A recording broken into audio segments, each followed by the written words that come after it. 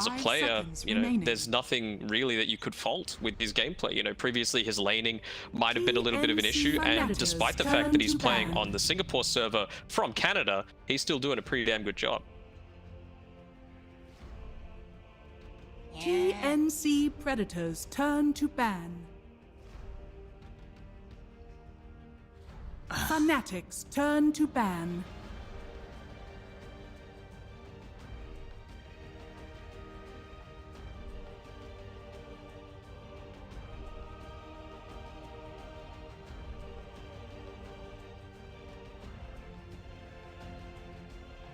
Ten seconds remaining.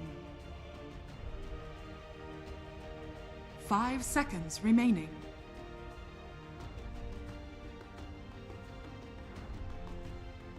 TNC Predators turn to pick.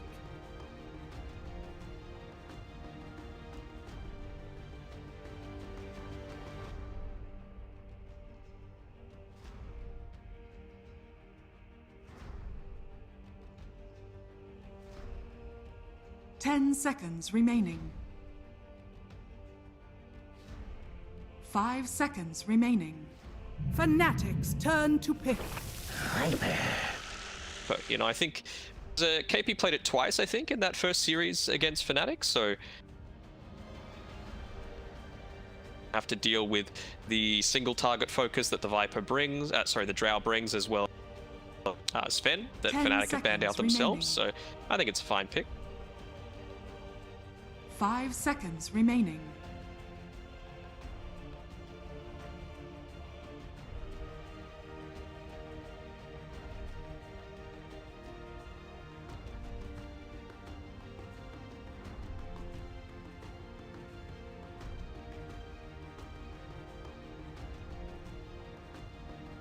TNC Predators turn. The Undying wakes.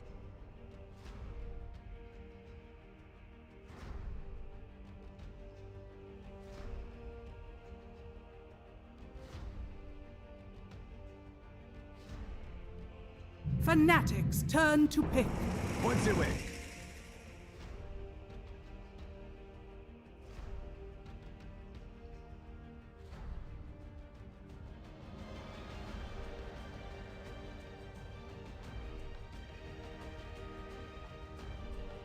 Ten seconds remaining.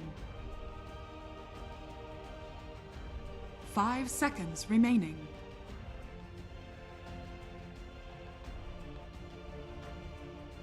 TNC Predators turn. Morphling.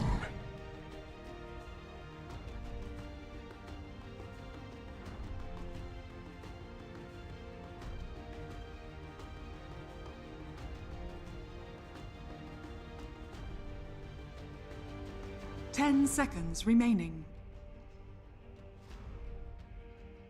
5 seconds remaining.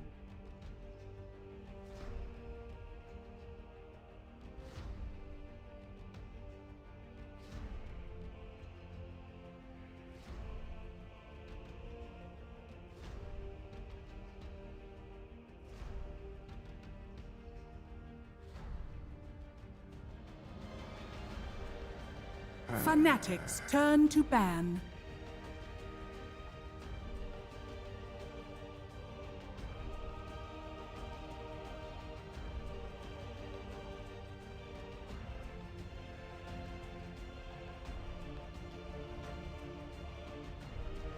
Ten seconds remaining.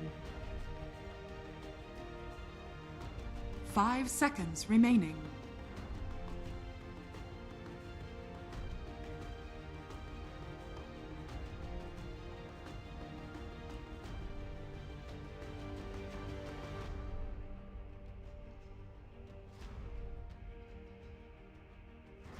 TNC Predators turn to ban.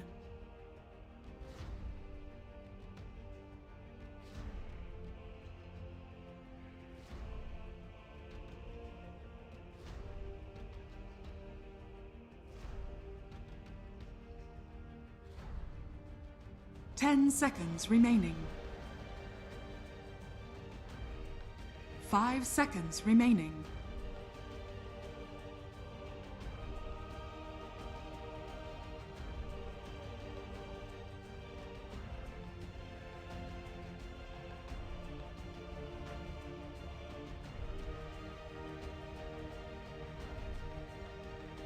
TNC Predators turn to ban.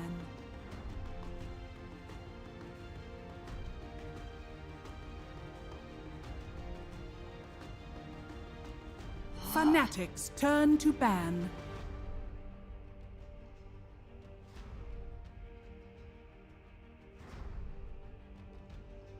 Fanatics turn to pick. TNC Predators turn. The sack.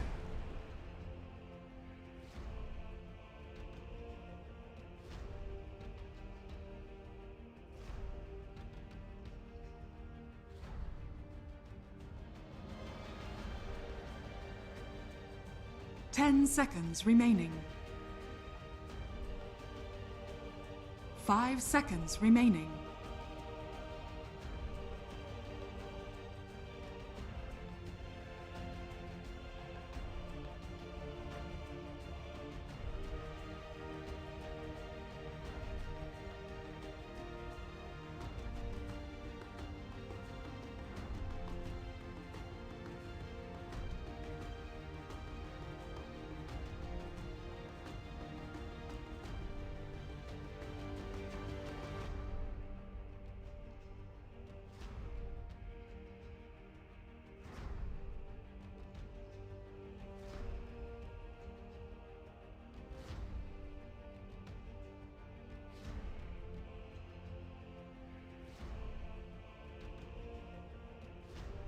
Fanatics turn to pick. Vengeful spirit.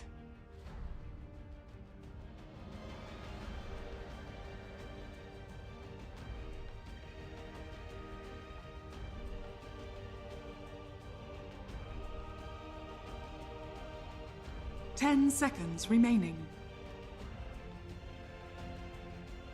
5 seconds remaining.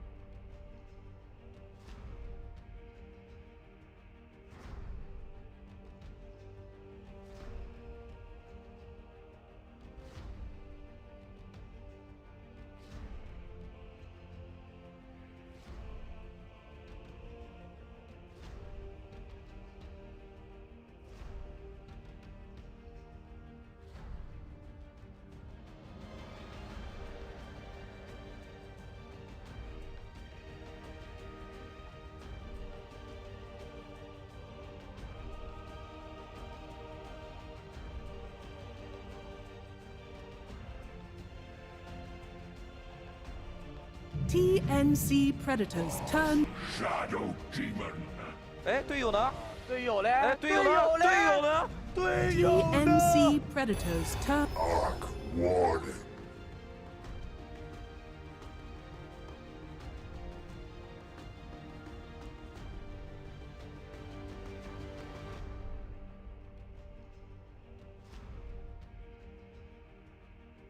Ten seconds remaining.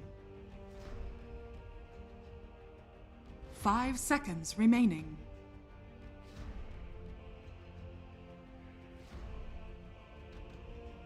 Fanatics turn to ban.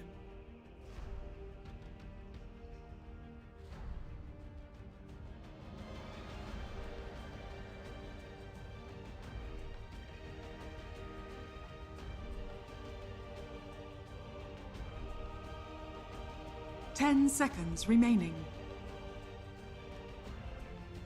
TNC Predators turn to ban.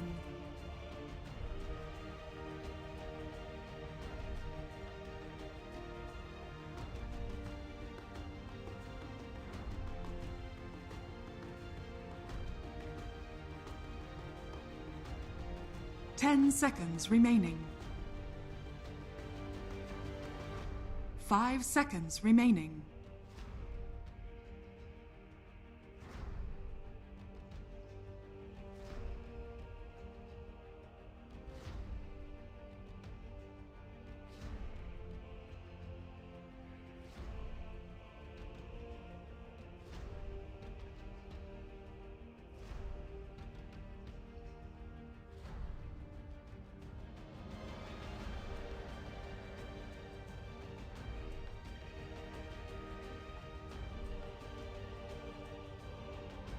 Fnatic's turn to ban.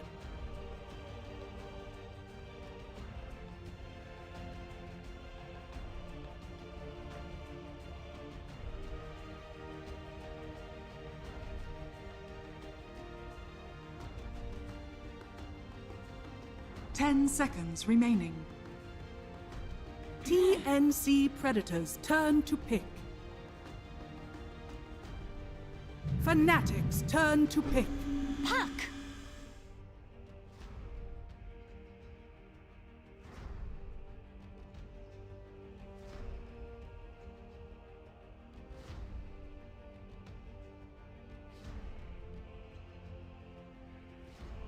Ten seconds remaining.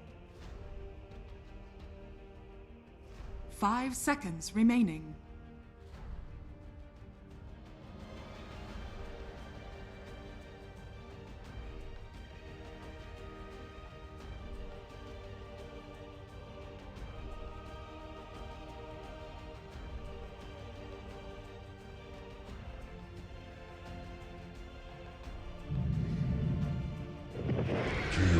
Choose your hero.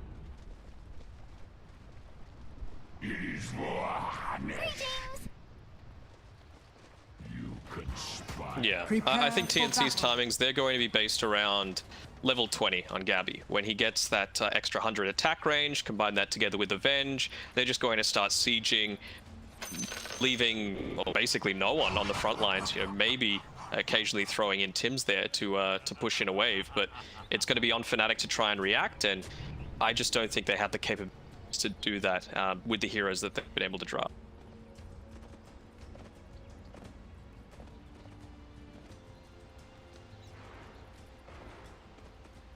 I think so. I think that's pretty standard with the Lesh as well. It's going to be pretty safe. Deep ward there, placed down by Jabs. Is he ever... I guess he does also kind of need the Yule Scepter for survivability, but you've got Febby as well, not just for the defensive potential here with the Arc Warded saves, but also to swap anyone out of that Yule, so it's suddenly not quite a safe haven.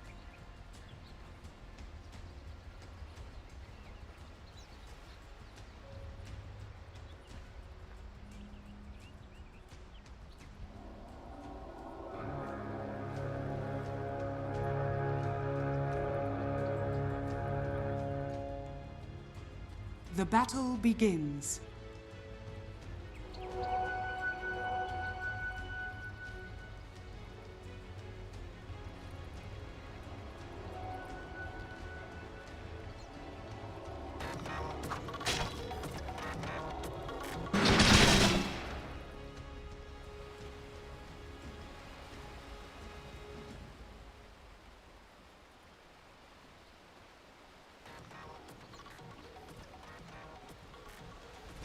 There's enough thing to do.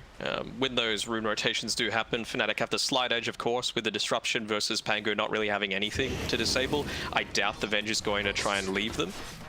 He's going to be babysitting as long as he can.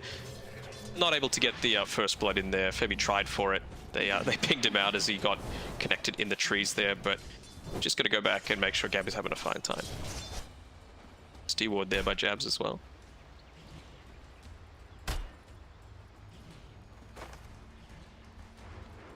Forbidden.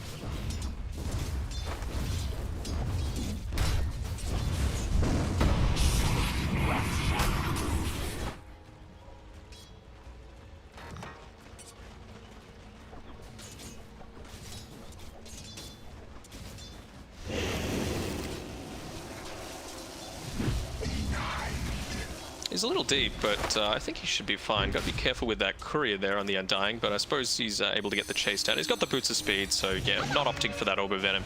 Just trying to harass out KP as much as possible, but show how much difference a second makes. Febby ate the tree to be able to try and block up that small camp with his body, but it was just a tiny bit slow, which means that this equilibrium is going to go a lot more in favor of Fnatic, so big win coming through to them.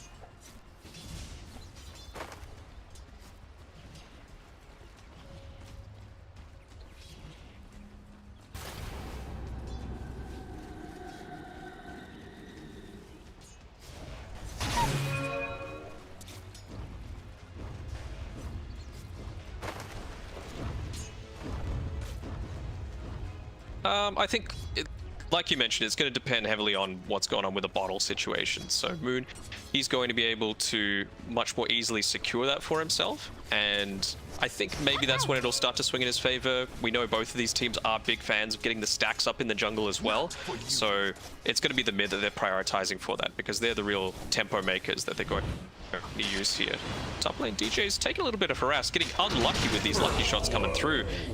Dead. First blood.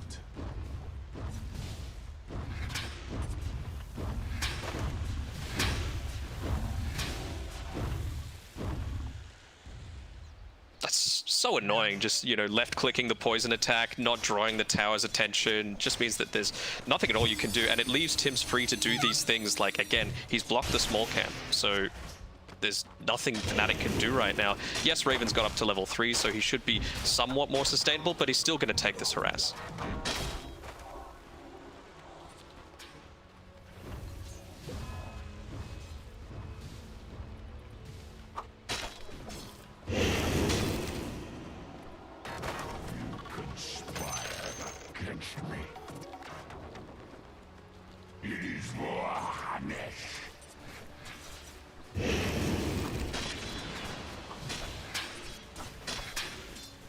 Yeah, and Tim's has the luxury of being able to go for the Orb of Venom. He just ended up picking up his boots, so you always have the ability to reposition yourself with a swashbuckle, whereas Undying, especially against a Viper, don't have that luxury. Being pushed underneath his tower here, and this is exactly what I was talking about, right? Like, they are not free to make any sort of moves, even towards the runes here. So what should have been a free rune coming through Fnatic is going to be picked up by Tim. So that's double damage. He might even get the kill onto Moon if that connected. Oh, the lucky shot again.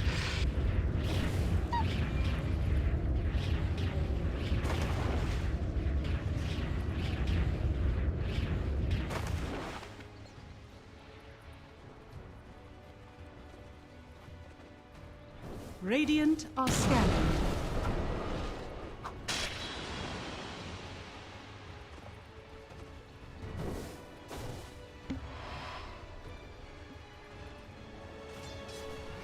Radiant's courier has been killed. Well, they've just lost essentially 2 waves of experience for Moon. You know, first one was underneath the tower where he got no last hits because he was panicking trying to go for a rune after Armel had pushed it in. And then just now underneath the tier 1 tower as well. So big win coming through from TNC for that mid lane, and great play by Armel to make it happen.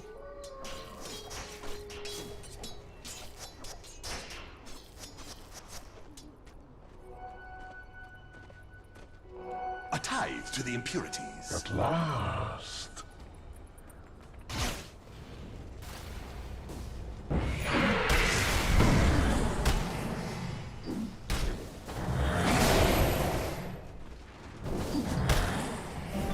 They fall. The shadow grows me. Oh, DJ's dead again. Maybe?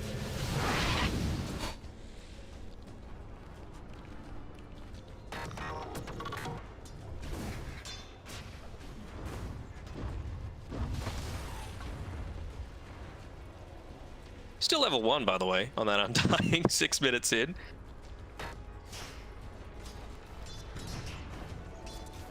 Compared to Tim's, he's level 3, able to put a brass on, he's getting stacks up even on the enemy side of the map, because like we were mentioning, unless it's the Lashrak taking it, way for them to take advantage. So when they start and get a little bit more aggressive in that top lane, that's going to be the C course that knife those out.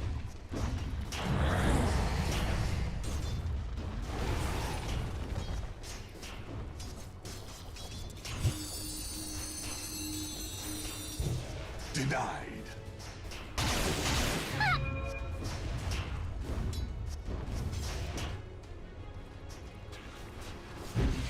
Yeah, even Febby was starting to make his way through.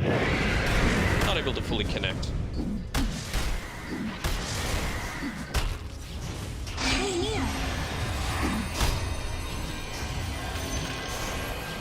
Right arm, Armageddon. You are now the ward of death itself.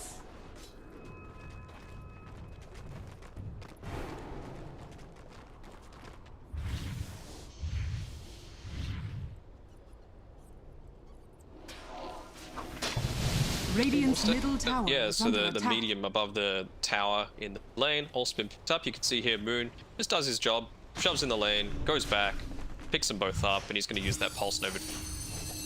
Despite the early lane, I mean, 800 net worth lead for the puck, he knows what's going on as well. This is something that is TNC's MO.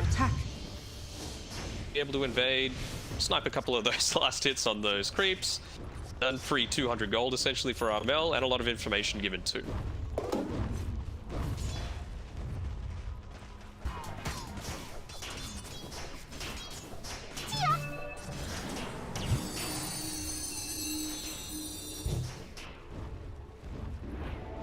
Dire's middle tower is under attack.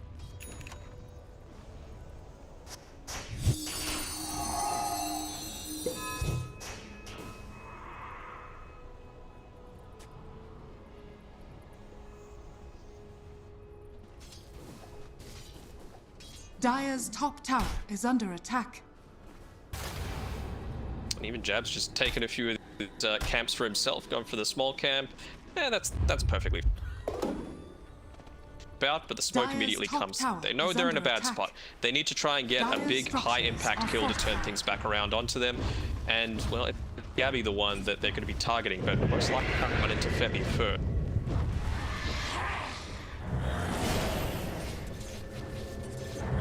They're coming. Dire's top Great tower TPs. is under attack.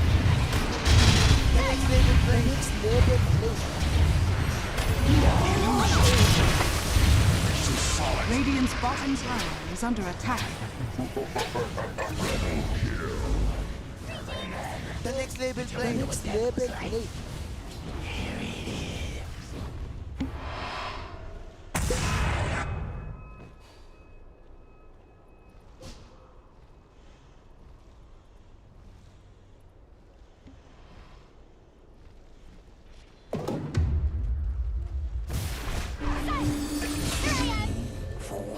That's for your impertinence.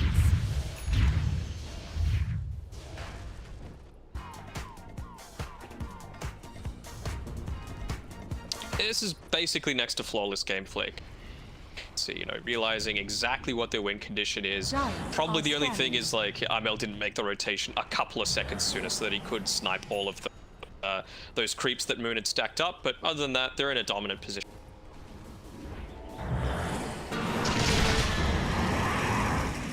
Death tax.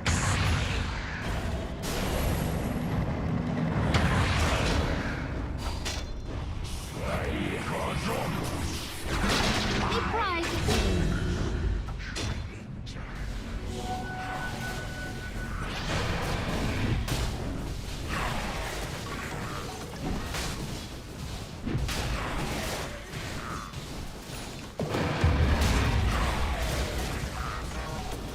Got Armel up on this top side too, so might be looking to assist with pushing into this tower. You've got the Siege creep already, he's got a Veil of Discord, that's going to be a ton of damage side the Bark Wraith that has onto Flux as well. It's not really anywhere that Fnatic want to be right now. Dire's top tower is under attack. in this situation if you're on. They've finally taken out that ancient stack, so a lot of farm being funneled into Raven, which is really nice. Service to imbalance. It got a lot easier for him once he picked up that. That's to be sure. Page. And kudos to him for not dying, but DJ had to be the sacrificial lamb going down that one time in lane. So that's probably the lane that I would say has gone best for Fnatic right now. Despite the horrible lane matchup, they were still able to salvage something up.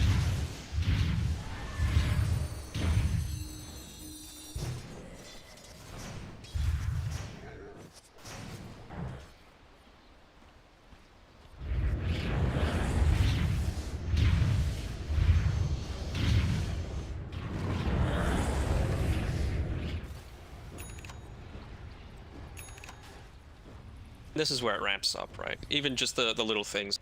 Knowing that if he dies, a big part of TNC's win can do. So not using the Spark Wraiths for any kind of faster neutral taking potential, he's just laying them down on the stairs to make sure that any sort of rotations that come, even if it's a smoke, it's just going to pop. And TP rotations to be able to save it. Dire's middle tower is under attack. Radiant structures are fortified. Dire's structures are fortified. Dire's middle tower is under attack. Radiant's bottom tower has fallen. Precious bounty. Dire's middle tower has fallen.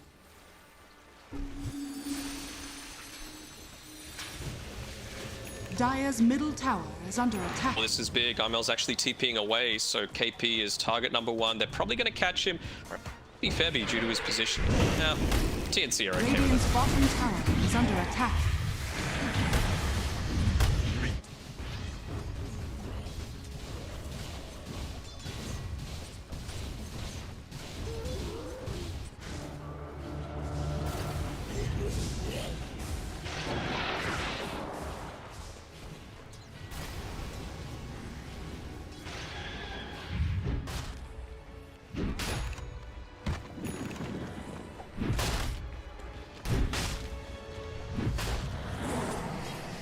And that was, what, 30 seconds spent on 3 Fnatic heroes? And if you're Gabby on this icon, you're like, alright, whatever. I don't care. Sitting up here on this top side.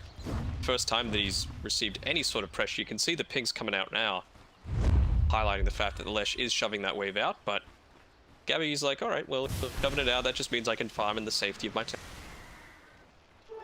Double harm shall I do? Dire are scanning.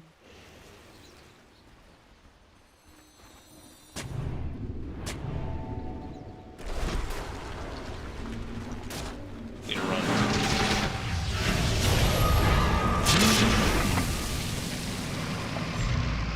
Dire's bottom tower is under Coming in. attack.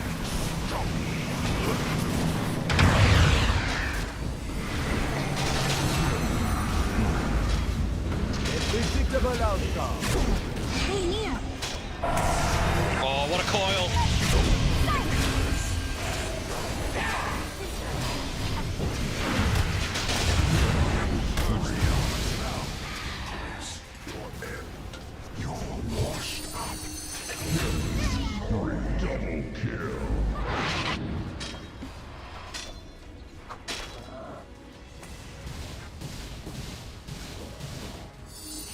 Behold silence.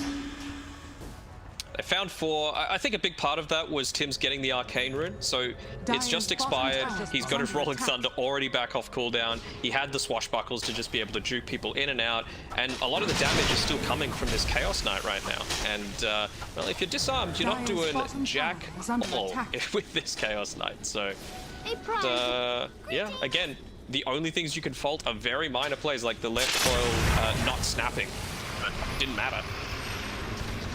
Another tombstone. Tim's is going in.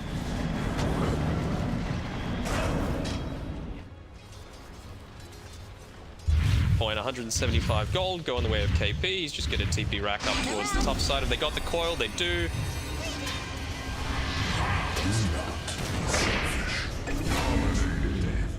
Will not rise in my present form of some sort.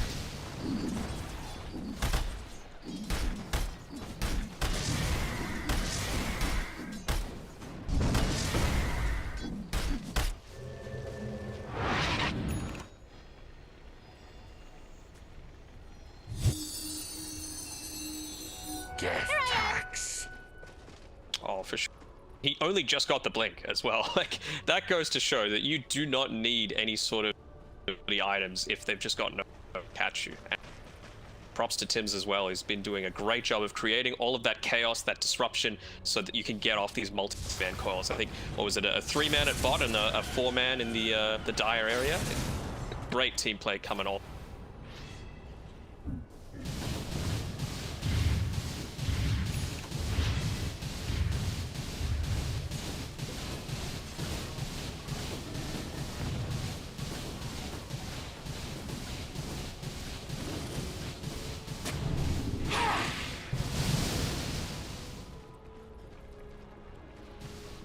Dire's top tower I is think under that's attack. just kind of a personal player preference thing as well, when it comes to, you know, do you go Manta, do you go gun build?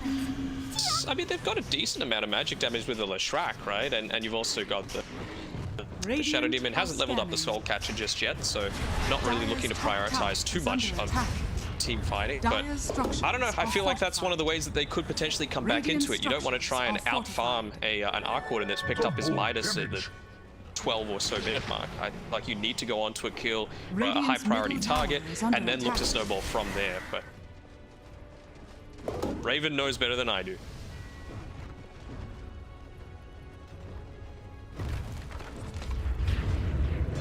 Dire's top tower is under attack. Radiant's middle tower is under attack. Radiant's middle tower has fallen. Dire's top tower is under attack. I don't think he will. That's the big issue for me. Like, Radiant's TNC are already winning these fights 4v4 without the Arc Warden showing up, and now you're just giving them more and more of a lead by going this build that's not really. It's more about farming, right? Than and having that safety net of, look, if the puck does go on me, I've got to save with. I don't know. You always go both items. It's just the order of which you go it in, and I'm quite sure if this is the way to do it for the. Radiant structures are fortified. Dire's top tower is under attack. Dire's top tower has fallen.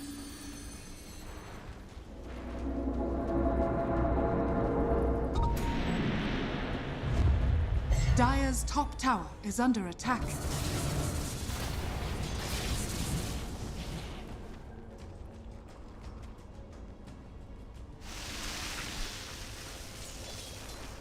Dire's top tower is under attack.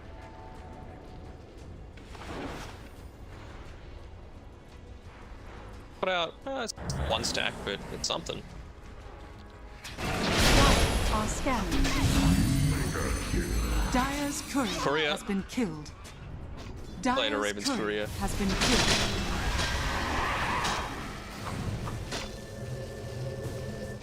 Oh, coil.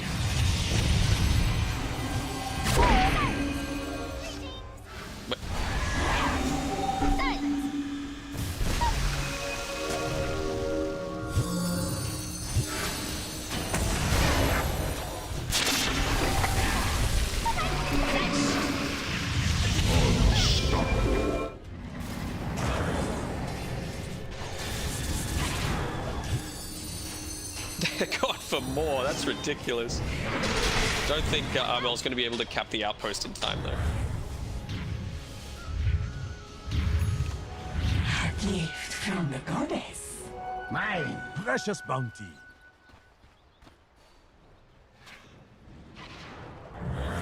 Amazing what you found lying around. Oh, for sure. And I mean, they had all of that information because of this Arc Warden. It's as good as having a 6th hero on your team right now, just purely because of the information.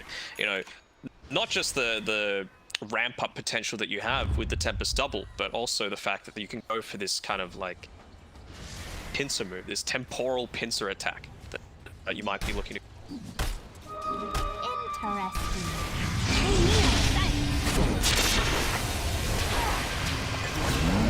See you in the spring.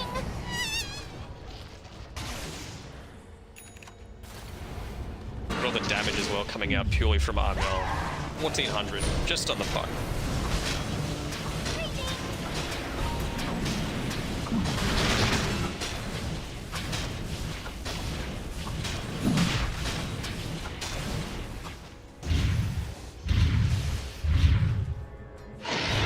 feels like, you know, Undying is good for all of these team fights, and, you know, I ask people to survive that little bit longer with a Soul Rip, but get popped before they're even able to make that kind of move. You know, TNC, they've been gripped up as 4 for the majority of the last 10 minutes or so. It's just not something that Fnatic are able to deal with this draft that they've got.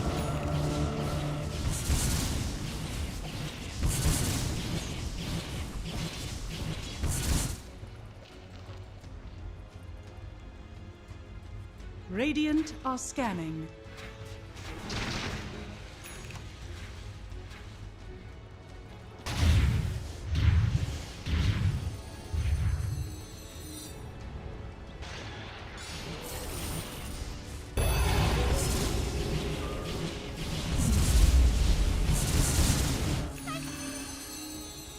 Exactly. Now, well, not even just the Tempest double, even now the real hero, since he's the one that got the Aegis, so going to be able to look to join any sort of team fight that he can. Armel might be going too far forward here, but no, he's got his whole team backing him up. Dire's main tower is under attack.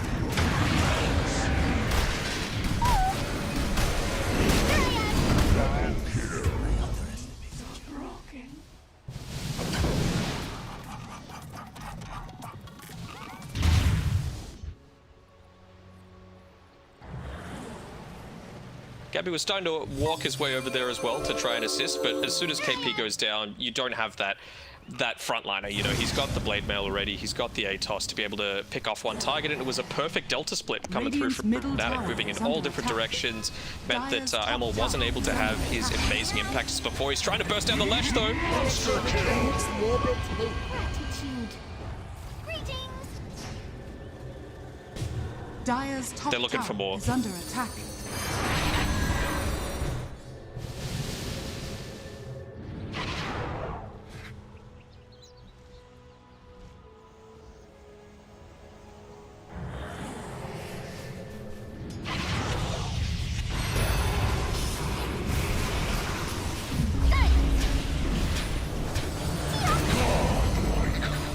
Dire's bottom tower is under attack. Yeah, even having the creep wave here, so if they wanted to, they can continue to push forward. It's that fortified. Dire's bottom tower has fallen. Misclick, it happens. Dire's middle tower is under attack.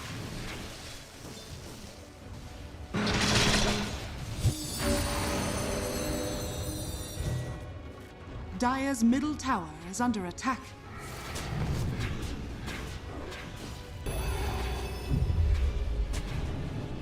Dire's bottom tower is under attack. Yeah, and Fnatic, they won that previous fight just because, you know, going that little bit too far with TNC. Obviously feeling very confident, and you have the justification too with the Aegis picked up on the Warden. It was just KP going down a little bit too quickly that time, so they didn't use the fortification on Fnatic's side just yet, realizing that, look, we're probably going to need it for a tier 3 siege, and we need to assume that they're just going to, again, dive that little bit too deep. Hopefully we can come back into this game. Armel is. And they do if he was to go right underneath them, but they might just dodge each other. Okay.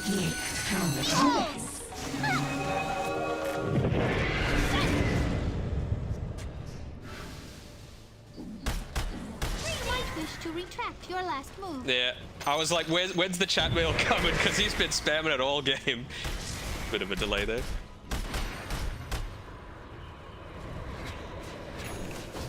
Radiant's top tower is under attack. Dire's middle tower is under attack. Radiant's top tower has fallen.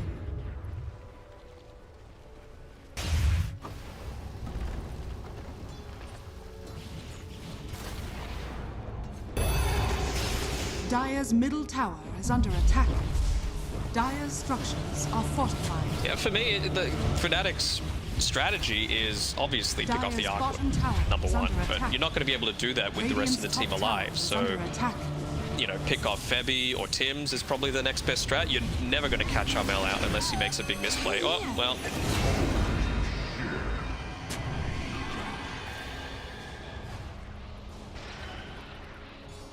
Radiant's courier has been killed.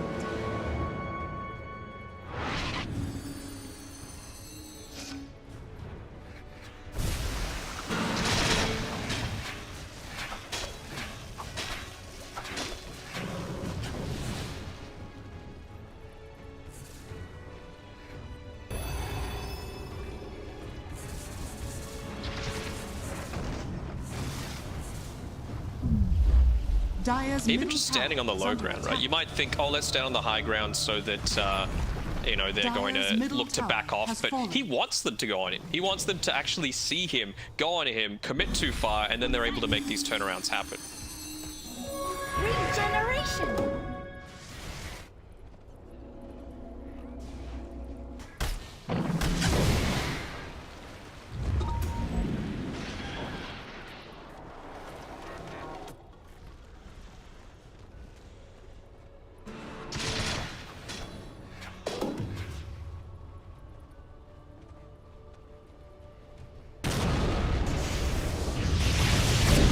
Where's the rest of the team? Oh, he's still alive. Dire's bottom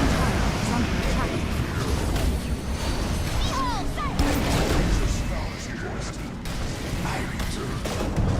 under attack. Dire's bottom barracks are under attack. Here I am. Gather round. Greetings. What is this? A game of some sort? He's just dancing around him. May you ride on nether zephyrs.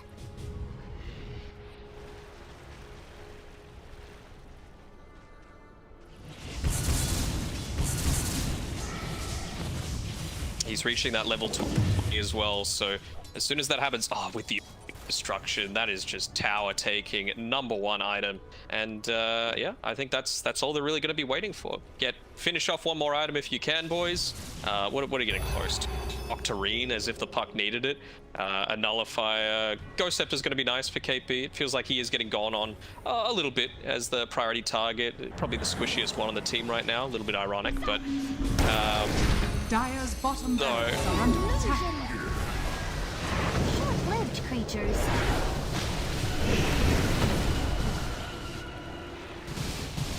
yeah. You don't even need to wait for the level 20 now for the extra attack range. You've got Febby already. There's no Shadow Demon. You can just look to go in. Even if it's just taking the range racks, they should be happy with that.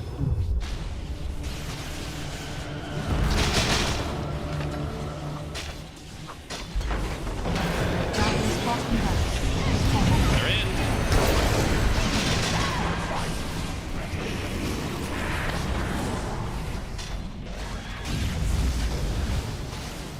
Dire's middle tower is under attack.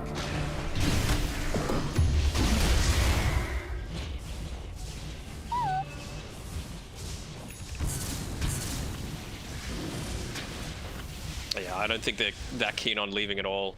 DNC's side. Dire Maybe just are waiting for scanning. the Sacred Relic at least, but no, Gabby, he's Dire's just top having Rat tower Dota is thoughts under happening. attack. He's looking for the top lane. And, well, yeah, you can see Fnatic, they're in a little bit of a panic. They're saying, God damn. Positioning by TNC as well. Roasted. Your desolation has Dire's top tower is under attack. Dire's top tower has fallen. Dire's top barracks are under attack.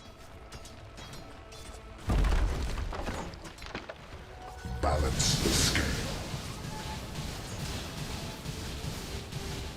Just in time. Radiant structures are fortified. Your baby used the glyph. Oh, it wasn't actually bombed. Dire's top barracks has fallen. Oh, Armel.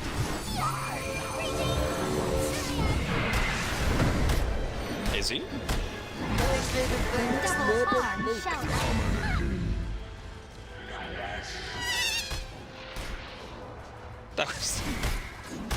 That was just the Tempest double, man. Even got the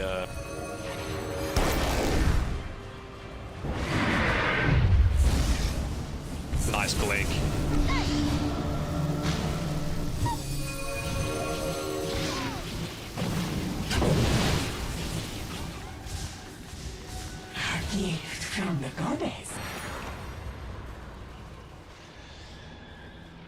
Dire's top barracks are under attack.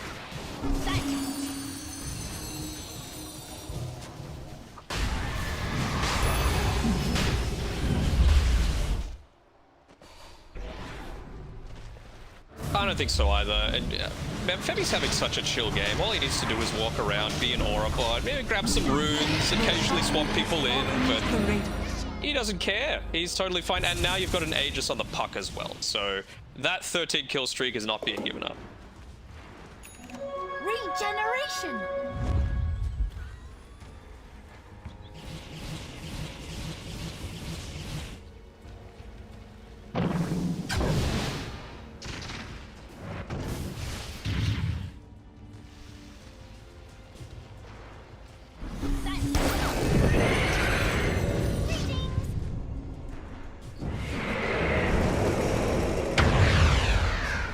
Who's caught who though?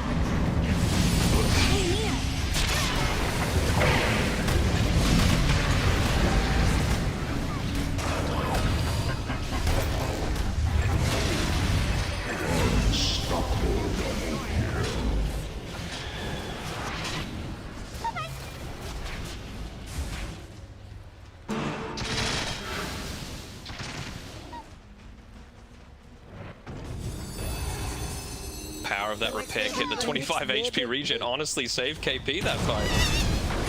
His priority was just live.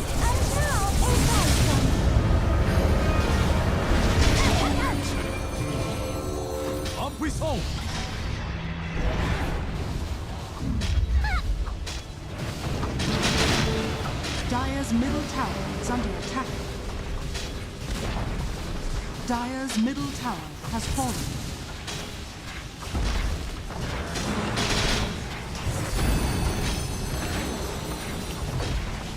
Dire's middle barracks has fallen. Dire's middle barracks has fallen. Do not be selfish. What a chat line. Dire's top barracks. There it is.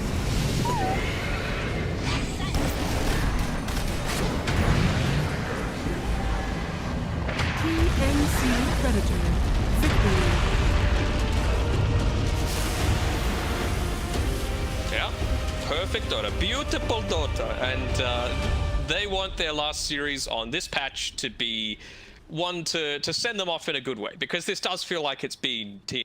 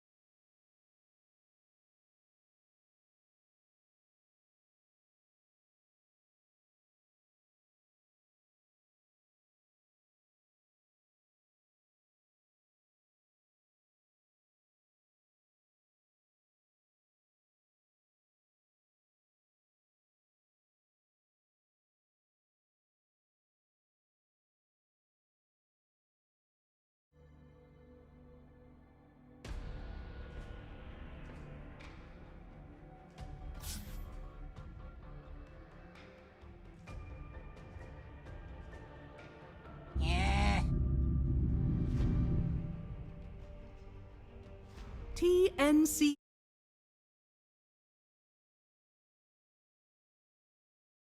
Basically, big issue that I saw with it. That's one of the big downsides of picking something like an Undying, even a Wisp, honestly, is that you just can't, even as a 5, push lanes out on their own.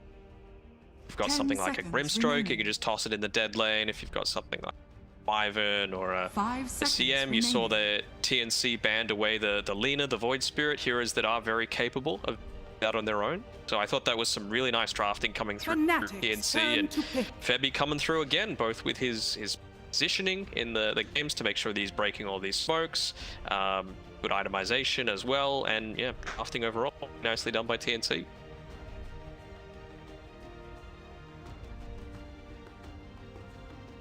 Ten seconds remaining. 5 seconds remaining.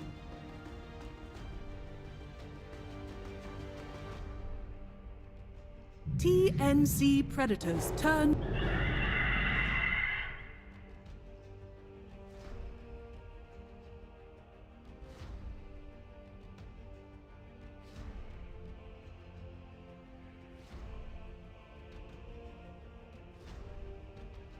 Ten seconds remaining. Yeah, I mean it's perfectly possible. We've even seen teams get things like a Fanatics turn to pair together with this Phoenix, just make the laning stage really hard. But well, the Drow wasn't banned out if the Arc Warded is, so we'll see if Fnatic opt to pick this one up in response to the Vengeful Spirit. But I've seen TNC just be so flexible with heroes that they're able to mesh together to make something that would. 10 seconds remaining. Honestly, I think the Mars isn't too bad of a pick here, right? Like, it denies out that steal for TNC, and even if you've got the Drow, yes, multi-shot works through the Arena of Blood, but everything else doesn't. And what you just need is something that's going to not even necessarily, like, lock the Drow in, you just need something that's going to prevent the damage coming through in these team fights. So I feel like Mars is fine. They're going to go with the Ogre instead, though. I don't like it. Like, not just the fact that I feel like Mars would have been a really nice pick here, but also the fact that it's probably going to be DJ's hero. And I think they picked it twice paired with the Mirana in the first series that they played in the entire tournament. And didn't work out too well, but they go the Juicer instead. Well, Ogre not great against Juicer, that's for sure.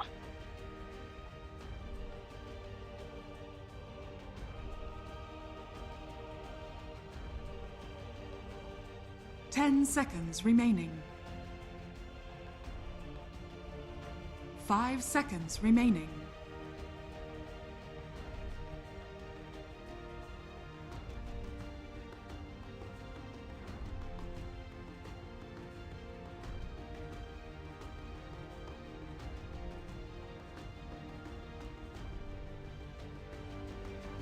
TNC Predators turn to ban.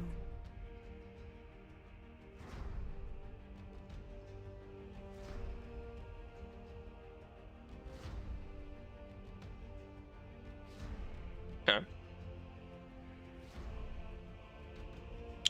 10 seconds remaining. 5 seconds remaining.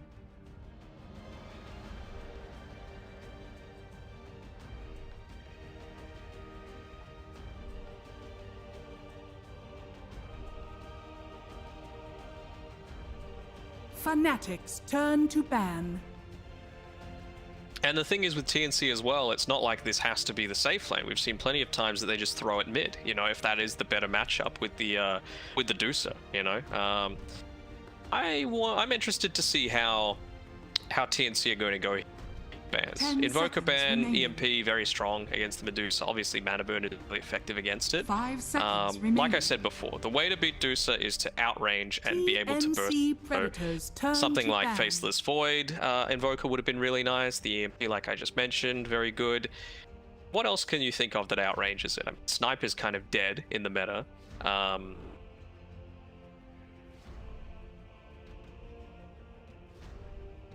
10 seconds remaining.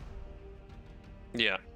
So you have to think of like what else is left that really wants to be doing things from range, or Vectors go there. But one other hero that they have to be careful about not picking it too soon, but the Zeus is very much viable here because 10 it's long seconds range, remaining. right? You always want to be long range.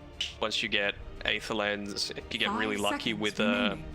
a keen optic or eventually a telescope, it's really nice. But also, you know, obviously the Nimbus pick-off potential, Thunder God's Wrath, but the Static Remnant, that's a real underrated ability, Dusa, right? Because when you think about it, when is Dusa going to be taking the majority of her health damage? TNC Predators turn to pick. Fanatics When her mana's turn gone, to right? pick. So you need to burn through that mana first. And static field is based off of your current HP. So you're going to burn through all of that mana first, dealing a crap ton of damage, Medusa, with a Zeus. And then once you burn her mana 10 really seconds quickly, remaining. that's when you can actually start to burst her down. So I think that might be a nice little 5 heads-up play seconds coming through remaining. here. TNC do eventually end up picking up the Mars. Probably a little surprised, to be honest, that they were able to TNC let it all the way through. Predators turn. Tide Hunter. Fanatics turn to pick. Shadow Demon.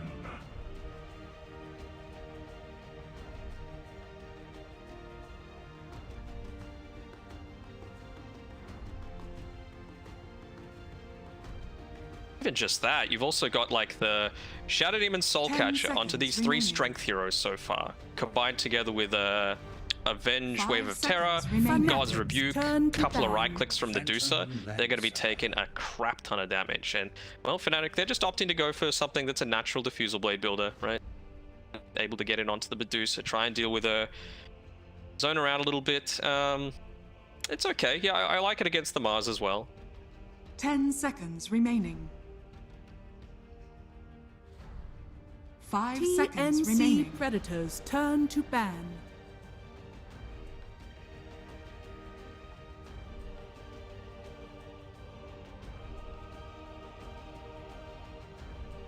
Fanatics turn to ban.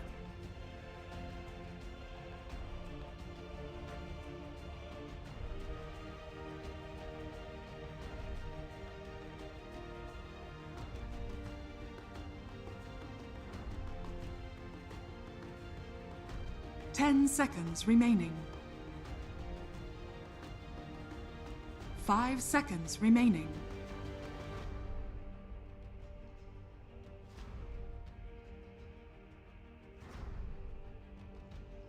TNC Predators turn to ban.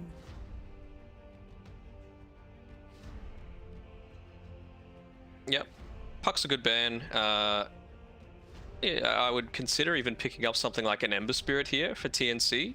You mentioned very little lockdown, very easy to dodge out a lot 10 of what seconds they've got. remaining. You know, Fire Blast as a bit of a wind-up, Ravage. Once you get a lot 5 of seconds PL illusions as well, turn you to can pick. go for something a little different, like a Maelstrom build and chunk down the enemy team.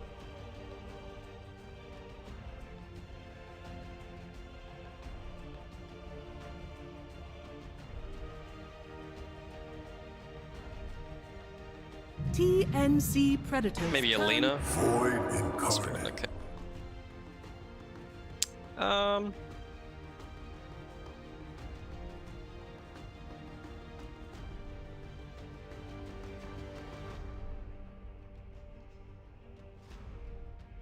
10 seconds remaining.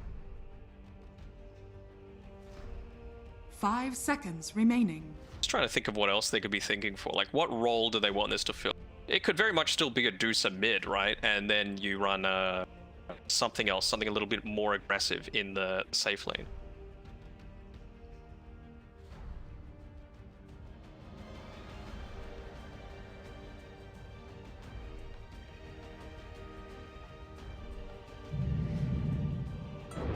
Ember Spirit. You may now select your heroes.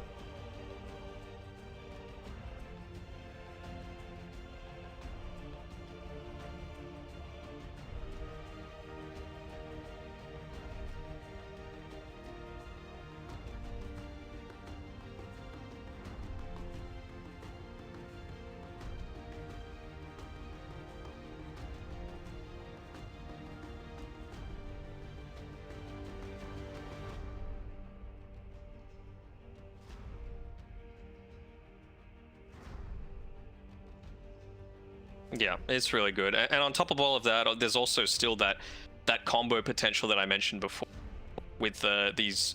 Well, honestly, any of the heroes that are 10 caught in the range of remaining. the Soul Catcher, right? Now you've got an Ember Spirit that's 5 going to be dishing out seconds a lot of Maelstrom damage on top of the Sleight of Fist that can quickly be used to burst people down. So I'm going TNC again. I'm liking the synergy as well with the Mars shield. It's got the snakes on it paired together with the Deucer. Just synergy all around, you know?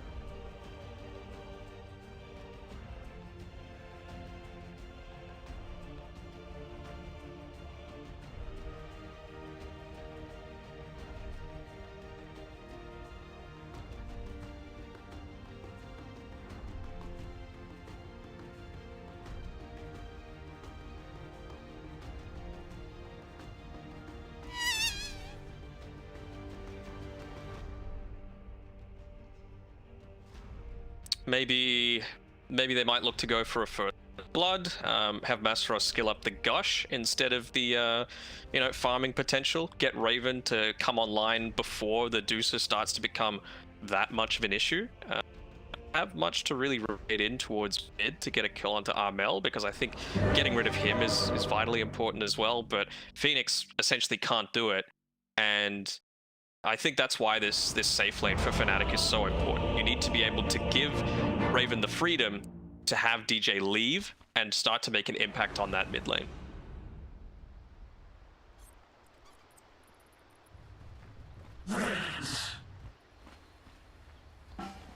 Prepare for battle. The next label play. The next label play.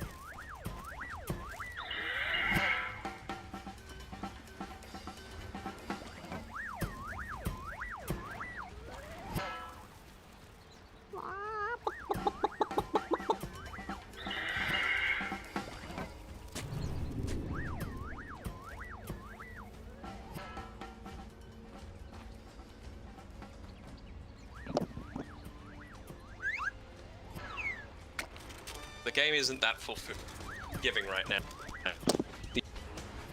The decent stuff. Probably Chaos Knight's the only.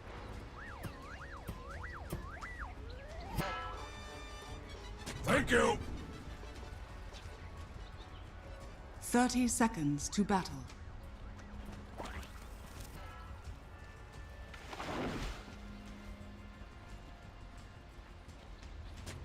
Prepare for a lesson.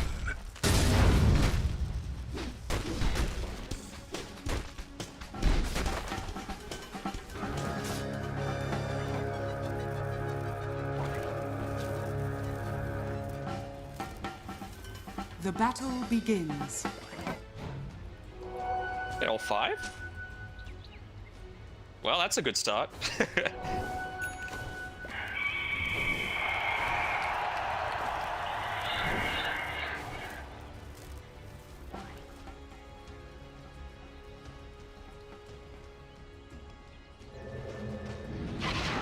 KP is going to TP back to lane, perfect, healthy.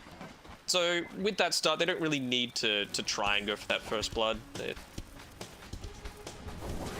Yeah, the disrupt. Be a little bit careful about getting just run down out of position.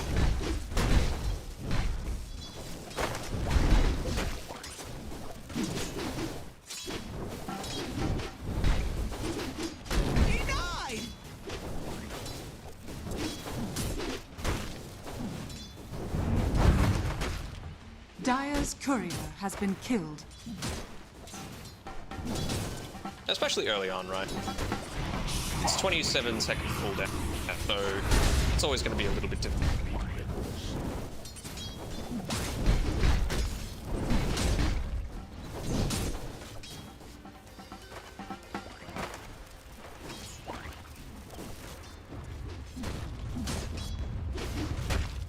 Yeah, I don't mind it, and I wonder what Tim's is going to start ferrying out. Prepare for a lesson. Clarities, he's just got the one coming out right now, but that's the slight issue that I see with this, is that eventually when you mass with Shadow Poison, DJ and Raven are going to magic stick by then, and you're going to have, you've got a smallish mana pool as the Shadow, right? So you're not going to be able to use the Shadow Poison.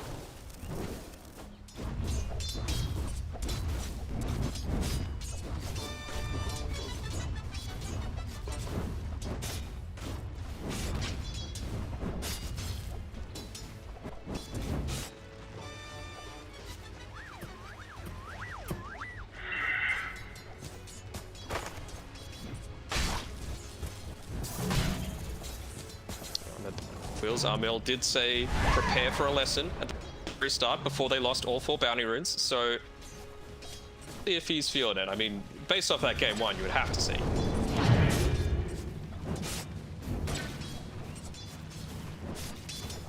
Assigned to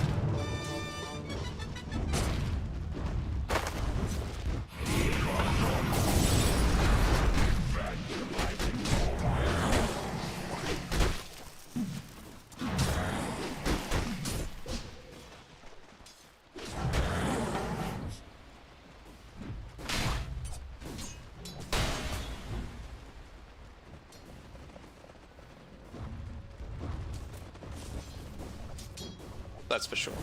They just need to be able to get into the mid game. I mean, Febby, he's doing a good job of making sure that he possible, funneling as much experience into Gabby as he can. Once Gabby starts to get a few of those items, eventually, deal with that Phoenix, it's going to be way too tough.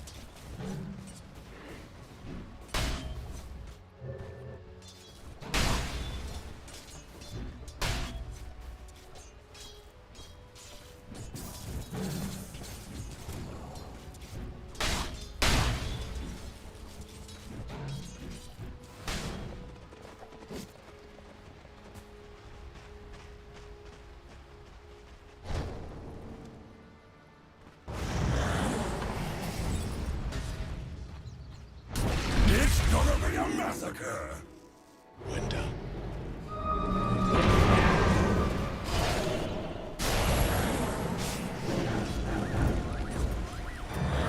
Radiant's middle tower is under attack.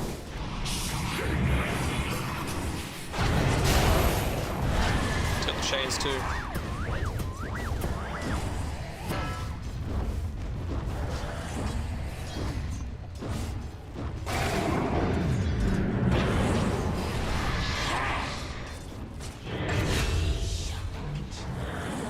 Five stacks on Moon.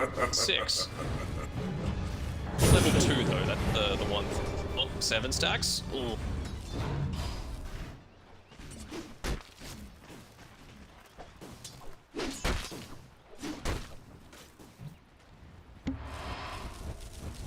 Radiant's middle tower is under attack.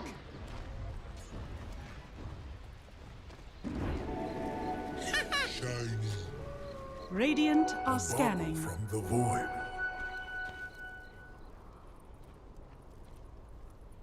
That's fine. You don't have to go for something like the Soul Ring. Trolling around, making sure that a lot of that attention that Febby drew for, yes, he ended up dying, but doesn't really care because, again, Gabby's just having a fine time up here. He's a little behind the tide in experience, but he's gonna... I can go it.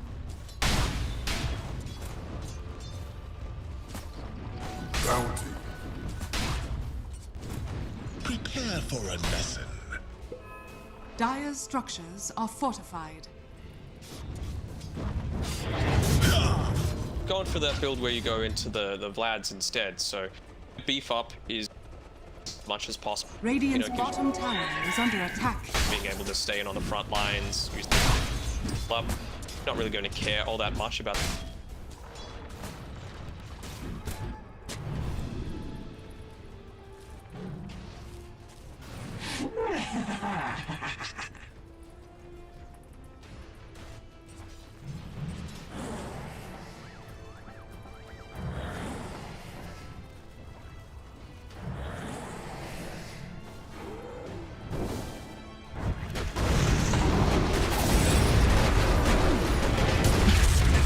Dire's bottom tower is under attack.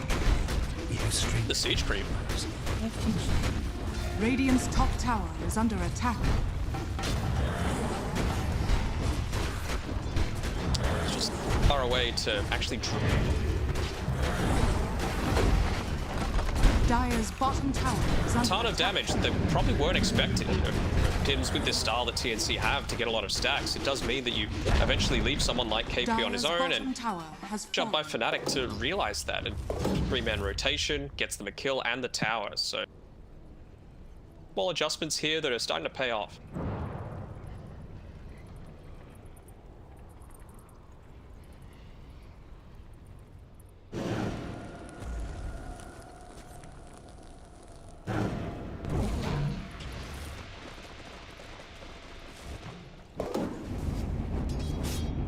This one was always mine.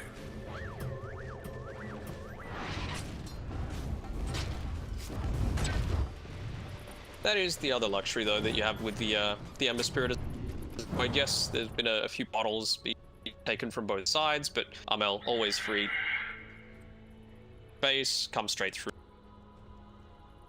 With the bottle totally refilled. So now we've got 10 seconds or so until the 8-minute bounty, 8-minute power runes. Both of the support TNC around that top area. Probably test, but Jabs is there. Fight. It's just a question of what are they going to prioritize.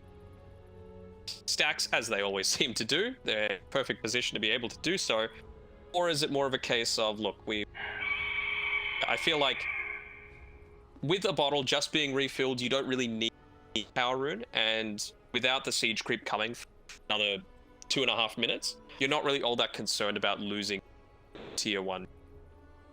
I feel like they're probably just going to give up these power rune, get the stacks up. You've got the maxed out flame guards or the Deucer to take the stacks, and Babs has to realize, you know, the scouting mission going. They're going to get only one stack. He gets the illusion anyway. Dire's top tower is under Amel.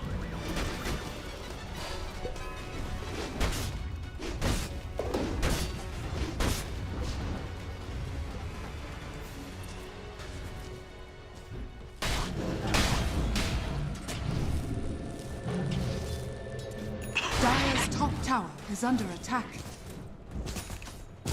Dire's structures are fortified.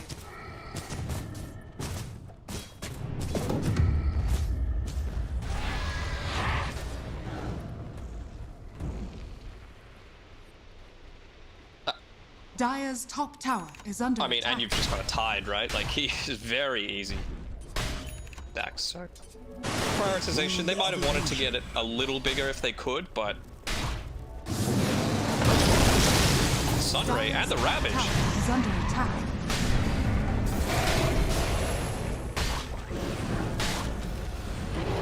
is coming. Dire's middle tower is under attack.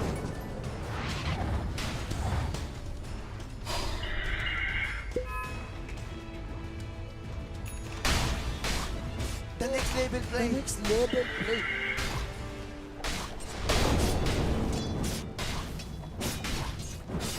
A lot of TPs committed though from not a top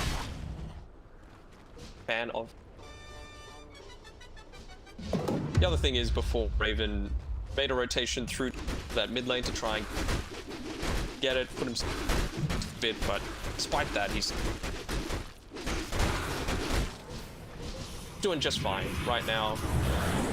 Dire's bottom tower is under attack. Can't fault him. Dart, although he's just head on back, straight to lane, keep it pushed down tower, go back, keep the farm up. Great use of the he just expired the map, but he just placed them Dire's inside. top tower is under attack. New treasures.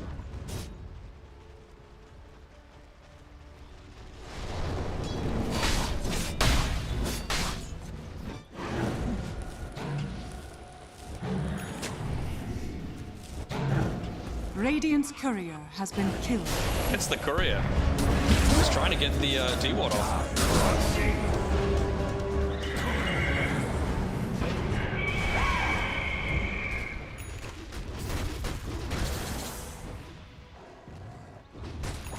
Radiant structures are fortified. Dire's middle tower is under attack.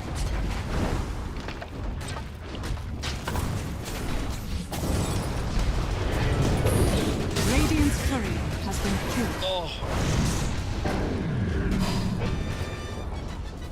Tower. Dire's middle tower has fallen.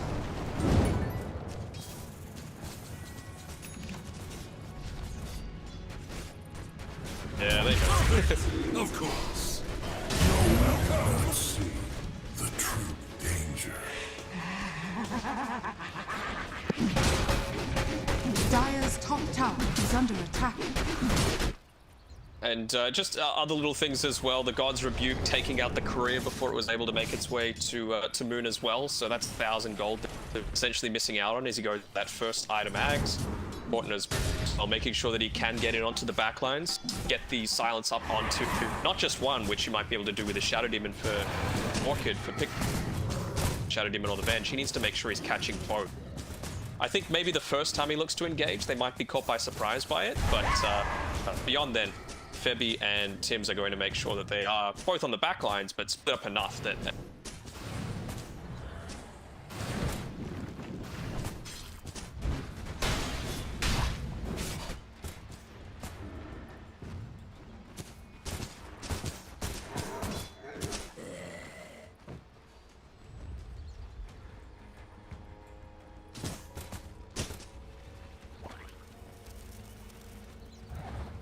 Radiant are scanning.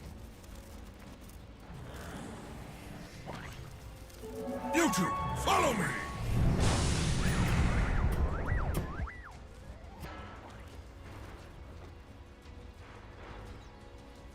The itemization.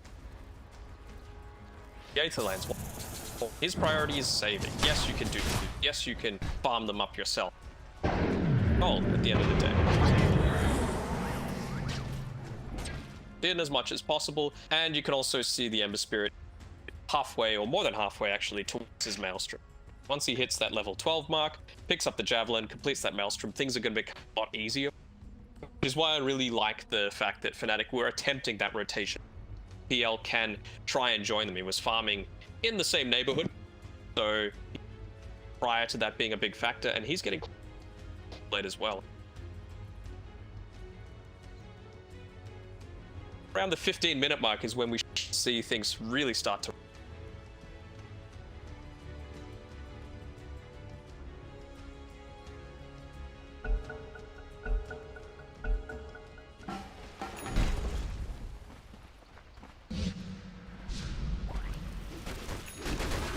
Dire's bottom tower is under attack.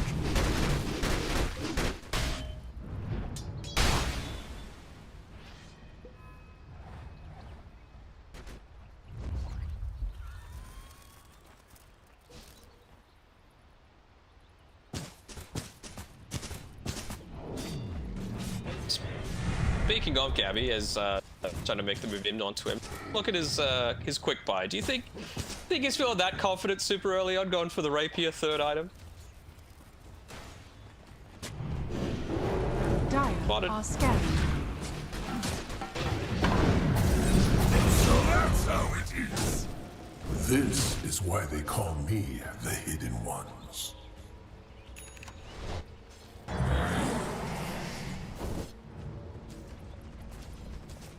This is the difference from the last game.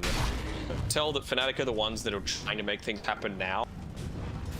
Got their timings. Fine yet, the yet, but got a hero like the Shadow Demon. Radiant's bottom tower Shadow is Poison under man. attack. So this bottom lane, they're not all that Dire's concerned top about it. It's tower actually is under Fnatic that attack. probably need to rotate back. And if they don't, they're just...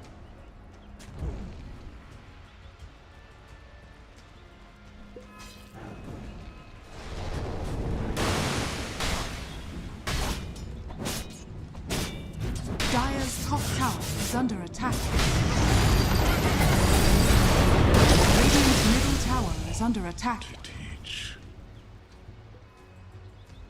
Prepare for a lesson. Gold for me. It's a little costly, but I think it's all just about funneling farm into Gabby. Just hit onto his level 12. He got his Manta finished up. Curry was right there at the secret shop to be able to deliver it to him. So I think as soon as he's revived, he's way very, very close to see some sort of...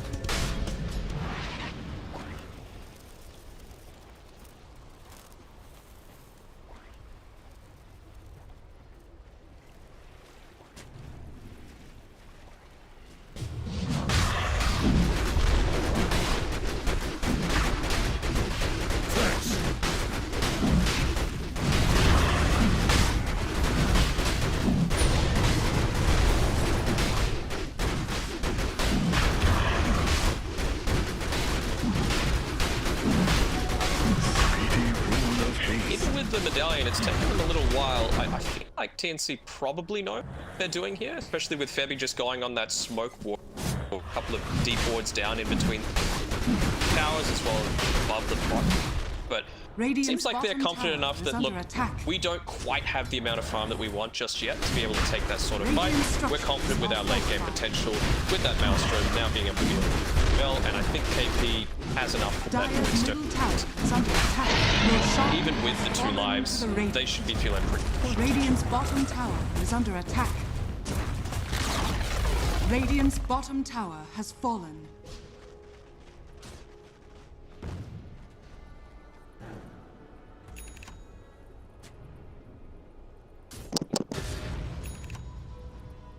Radiant's bottom tower is under attack. Dire's structures are fortified.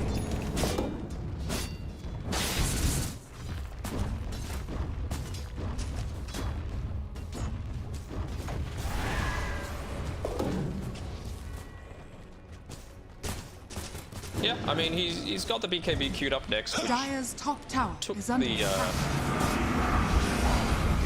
top, although trouble here for the void spirit unless he uses those. He does.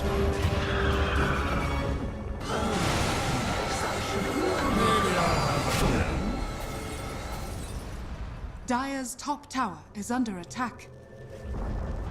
Dire's top tower has fallen.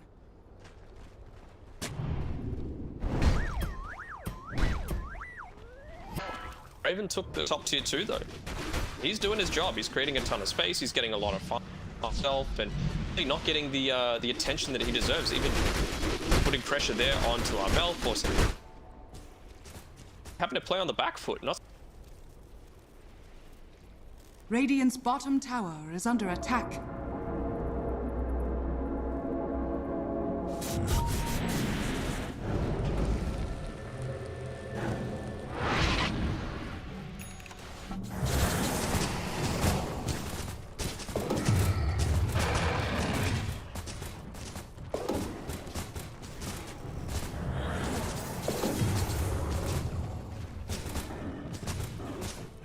Dire's middle tower is under attack. getting that growth speed as well as the range. I mentioned speed, it is just outranged. Maybe he's dead. Look, just let me go.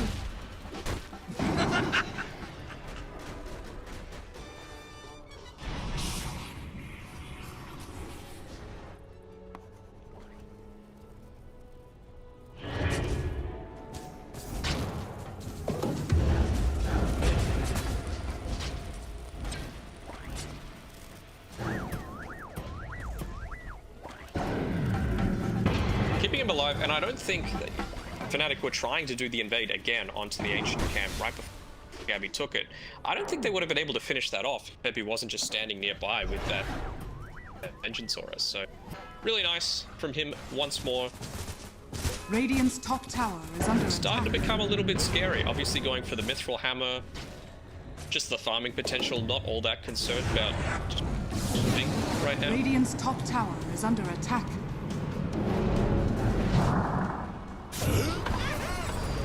Here's my delight. Dire's bottom tower is under attack.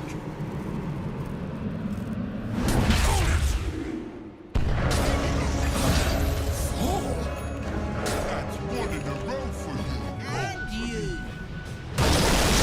No?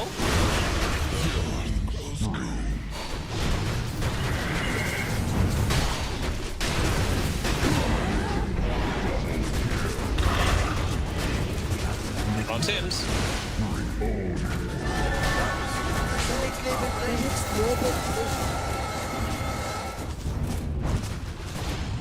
They're still chasing.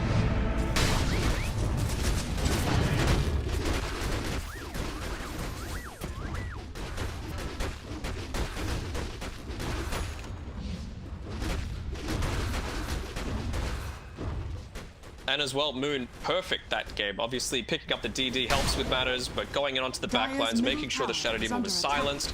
No way to stop the constant aggression coming at it. It seems like a much more well thought out game plan. couple of times now. Amel being caught out means that Maelstrom not able to. Well, it just feels like that's the strategy every single time. Finish off this Ember Spirit, and then there's nothing to deal with these PL Dire's illusions. middle tower has fallen.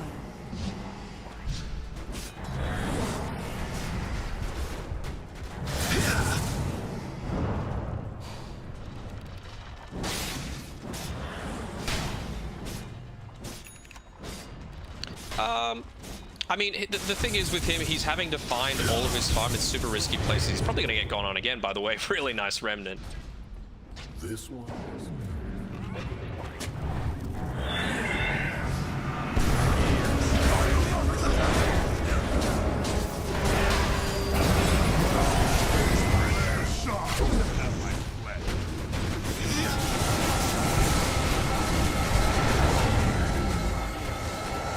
You cannot escape that. Oh, what a Nova.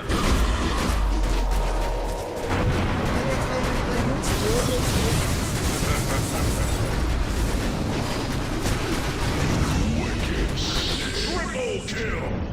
Dire's bottom tower is under attack. Dire's courier has been killed.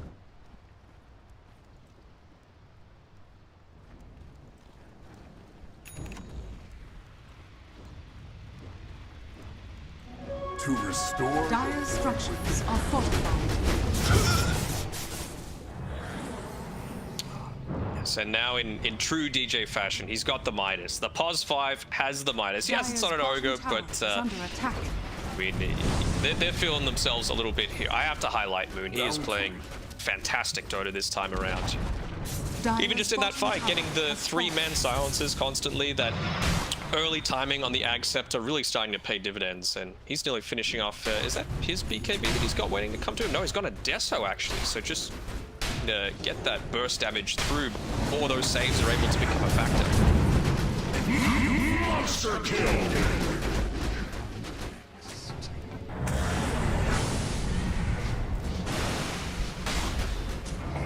Blinks in.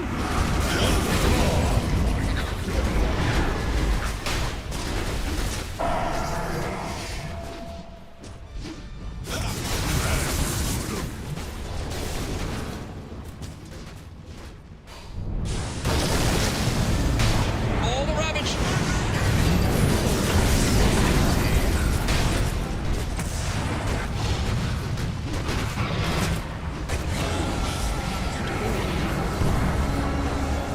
Oh, another supernova.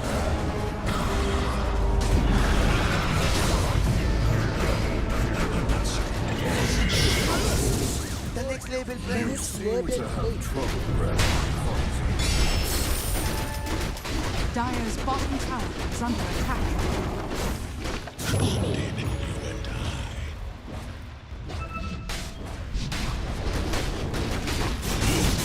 I mean, they got the Deso. They could start taking these towers. They're going in, though. They're realizing they're pretty weak.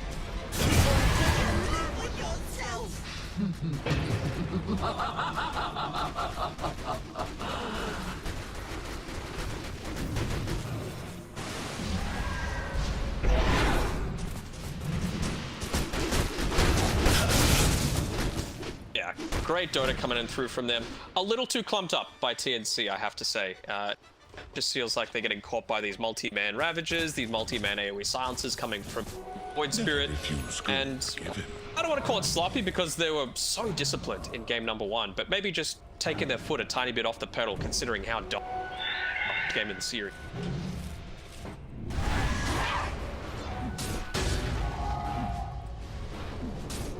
New treasures.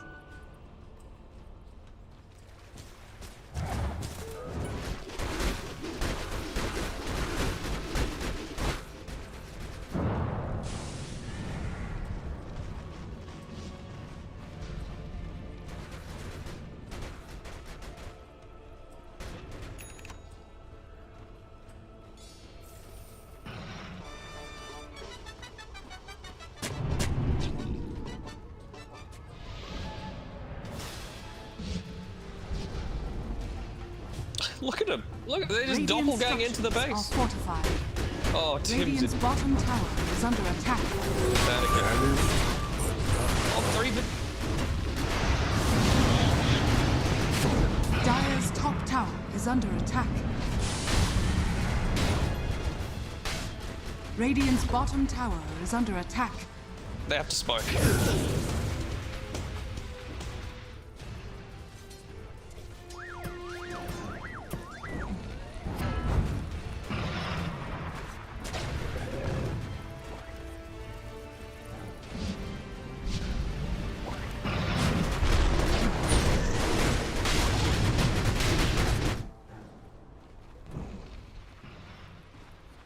Not with the Solar Crest, not with the Desolator.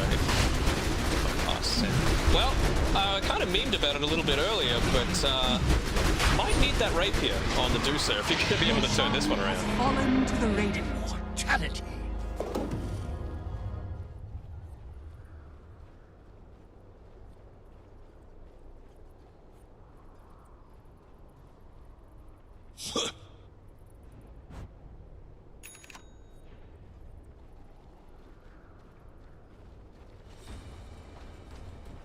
Radiant's bottom tower is under attack. I'm never surprised Jabs at this one. He has just been so good for so long.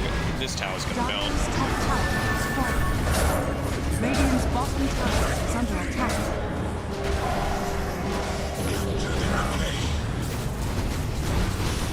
Debbie's in trouble. There is nothing outside. Space created. Dire's top barracks. Dire's top barracks has fallen. Dire's top barracks has fallen.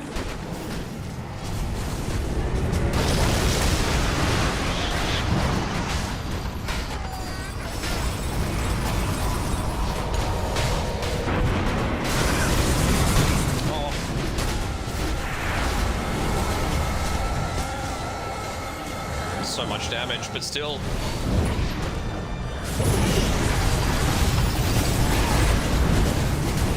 Dire's middle tower is under attack.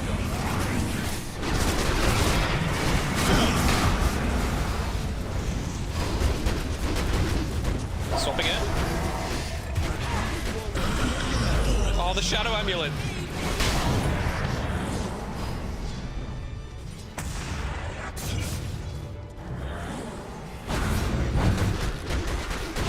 Oh, Femi, what are you doing? This fight is over. Man, normally when you see the Shadow Amulet on the C server, it's a very different thing, Dire's but middle tower is under they're just attack. playing really well on both sides, to be honest. To be able to survive for this long with the dominance that they've been able to show from Fnatic is credit to TNC, but I just think it's going to be way too much Dire's for them. middle tower No is under BKB, attack. no Stone Gaze for the next 30 seconds, and they just feel so much more.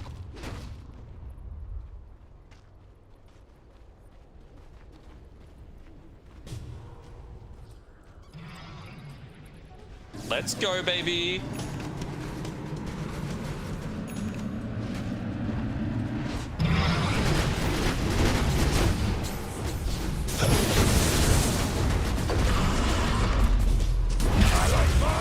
Oh, they're going for the pickoff.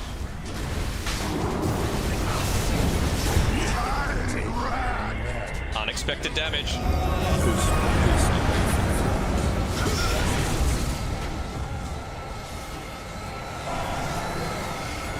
They caught. Got a blink.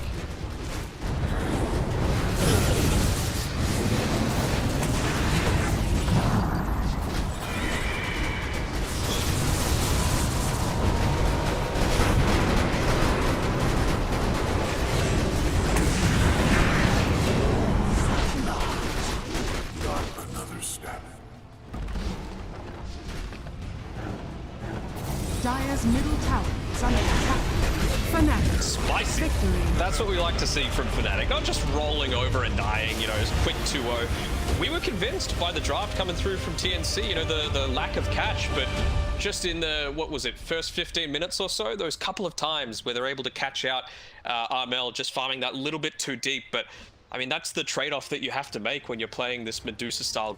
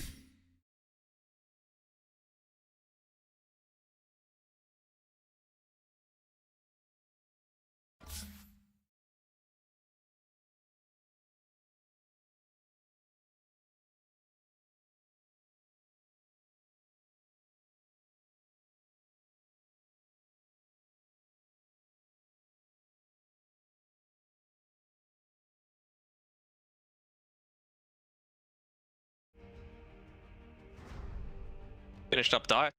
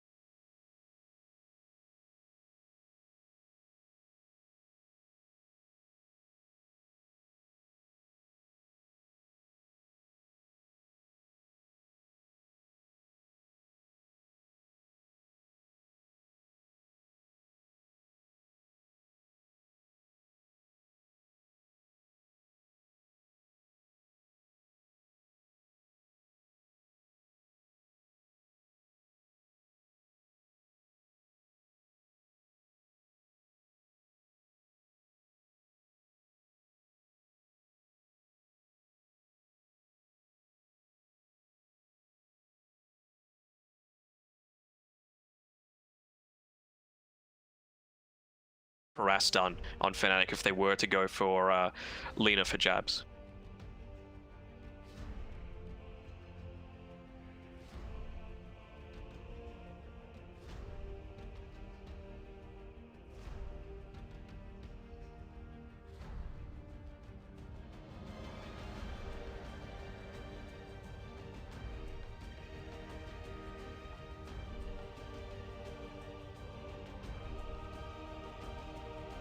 Fanatics turn to ban.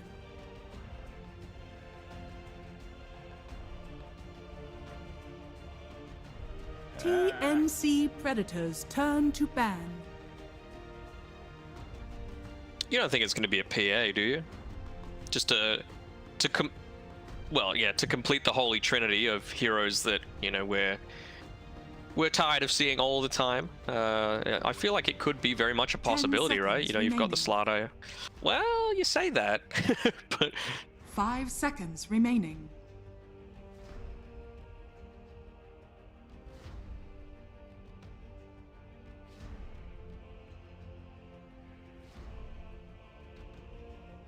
TNC Predators turn to Fanatics turn to pick.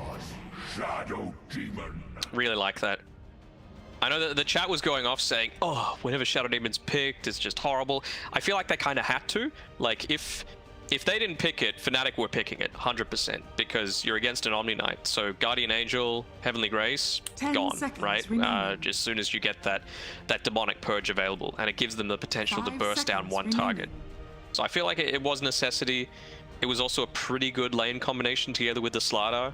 You know, we're able to get stacks on Shadow Poison onto multiple units. You've got an IO as well to be able to speed up someone's farming mechanics, and if you've got a Shadow Demon, all that stacking just becomes so much easier. So I feel like it was either necessary to go or necessary to be picked by TNC. I think they've done the right thing. TNC Predators turn. Enchantress. Enchantress, huh? I feel like this is a 4 Enchantress. Just pair it together with a Slardar. Like, 2 melees already have difficulty. 10 seconds Now you've got an remaining. Enchantress slowing them down, lets you get another hit of the Bash of the Deep. You 5 can, you know, seconds harass them out with the remaining. Impetus. I feel like it's going to be pretty good. They're going to be praying for, Fanatics. let's say, turn a to Hellbear Smasher just for the extra 15 attack speed. Just going to Timber right back into it. Man, it feels like all of these heroes are normally banned out in the first phase, and they've just all been let through.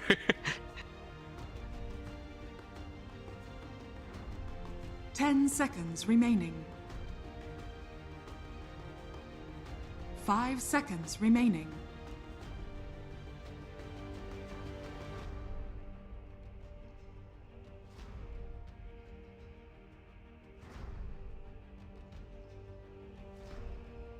Fanatics turn to ban. Phantom Assassin. I just want to think what other heroes are left that are normally always banned. Lina is pretty high up there, I would say. Well, what are they left? You need a mid laner on 10 seconds TNC. remaining. Leshrac has not been banned.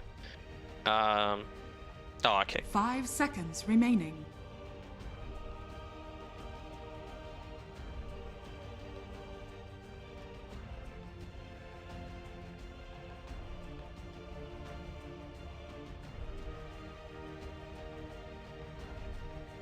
TNC Predators turn to ban.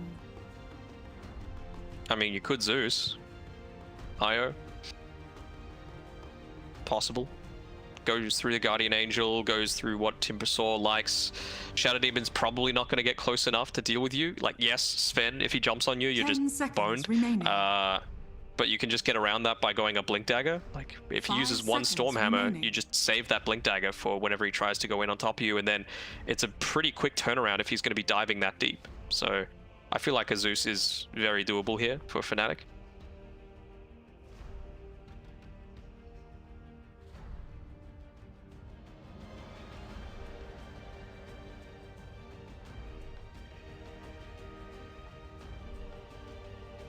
Fanatics turn to ban.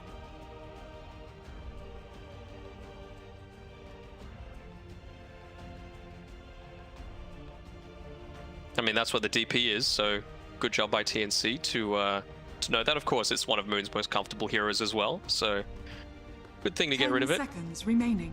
2 of the spirits are gone. Lesh is 5 gone, Puck is seconds gone. remaining. TNC Predators turn to ban. Go on.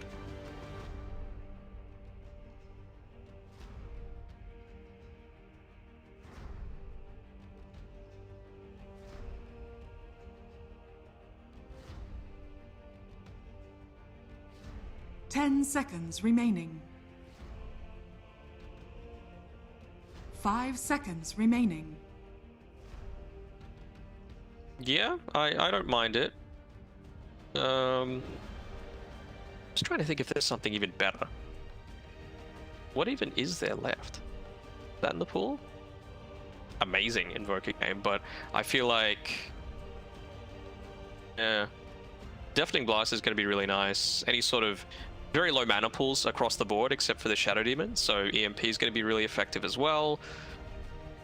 I agree with your point though. They need something to kind of rally around on Fnatic so that the relocate can have its maximum impact. So what is that? It's not going to be an Invoker because that's, I mean, maybe something like a It's not really a Pugna game. It's a Fanatics horrible Pugna game, turn to actually. pick. Yeah, Kunkka is probably another one of those. It's not Meepo. They don't really play Lone Druid all that much. TNC Predators turn. Sure, you can just pop a slider in on the backlines. Mid-snap.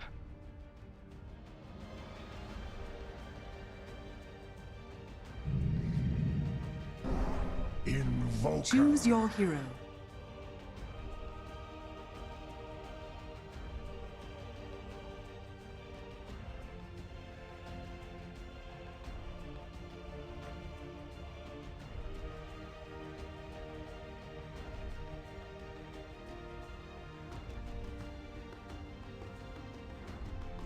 I mean, I feel like that's just Ice Frog's way of doing things, right? Like, let's not nerf anything too hard. Let's just make everything OP in some way. And if it comes down to this, it can come down to something as simple as luck, you know? Does Raven get a lucky coup de grace? And is that able to influence a big team fight? Does that get him an extra item timing? So in his lane is going to make things a little bit more challenging though, and it's actually going to be Jabs playing the IO this time around, so it's not going to be the 4-inch like I was thinking. I was just wanting to put more pressure onto Gabby with the range damage, and like, you're not going to bully a Timbersaw out of the lane as an Enchantress. It's just not going to happen. So I don't know. I felt like it was more about just Raven surviving the lane, whereas it's more about disrupting the lane on the off lane for Fnatic. So, oh, who do I think? I'm gonna say TNC, and that's gonna be 3 times that I've gone for TNC now. But I feel like, you know, not too many ways to deal with Timbersaw super early on. You're gonna have the Guardian Angel for dealing with the PA. I guess you have Enchant, which is nice, you know, for a bit of an offensive dispel. Functions in a similar sort of way to the Shadow Demon, but can just reapply straight afterwards. But so they're going to need to hold it. So DJ's positioning is going to be really important. It's so hard. It is literally 50-50 this game.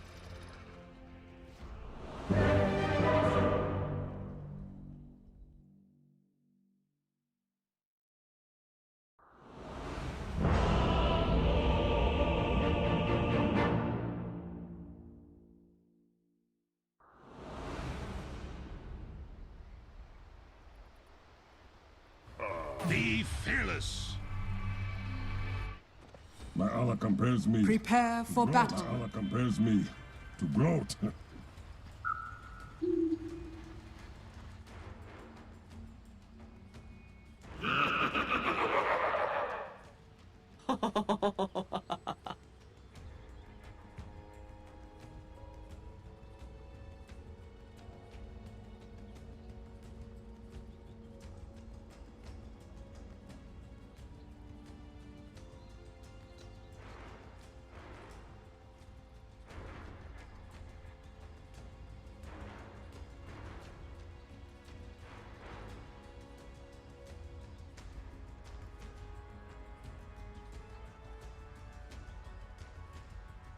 I agree. My concern is it going to get to that point?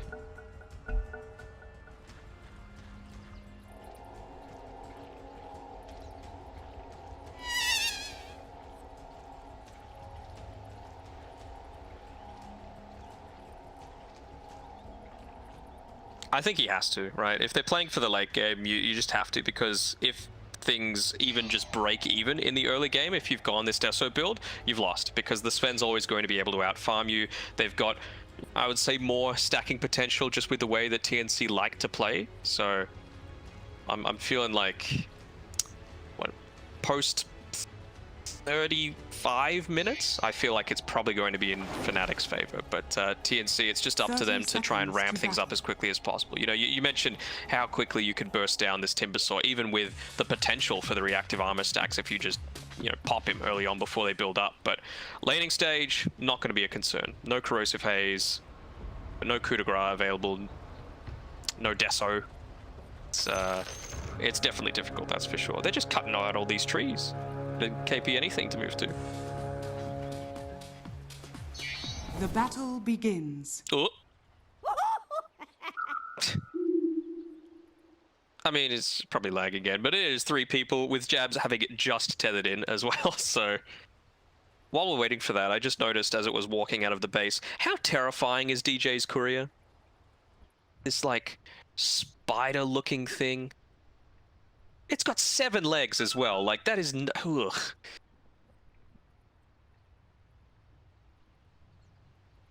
I love winning.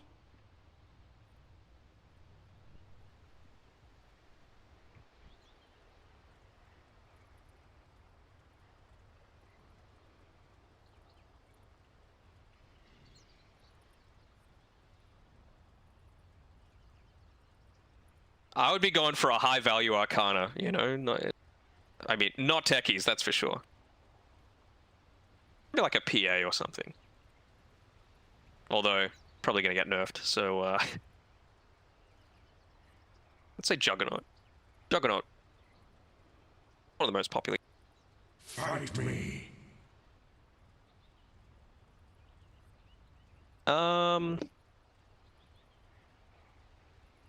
Worst Arcana. I want to hear chat's opinion on this.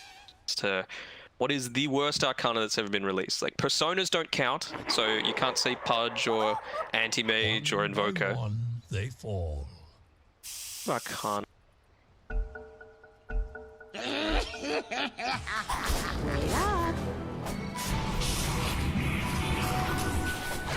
New followers. First blood. First victim.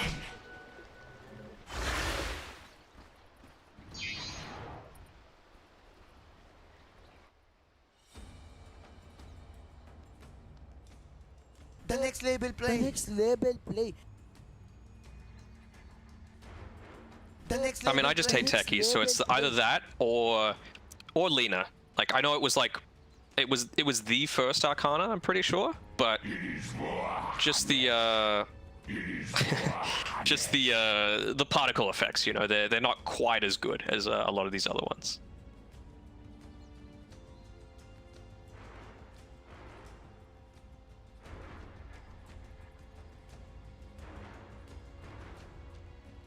Fight me.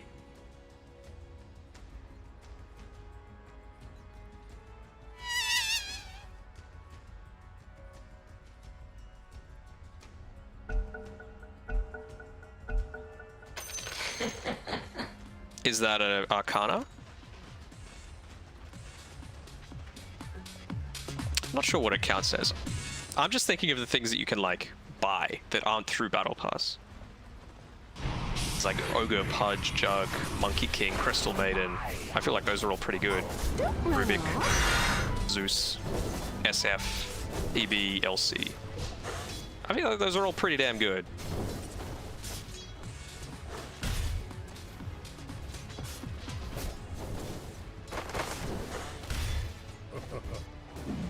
Unwarranted.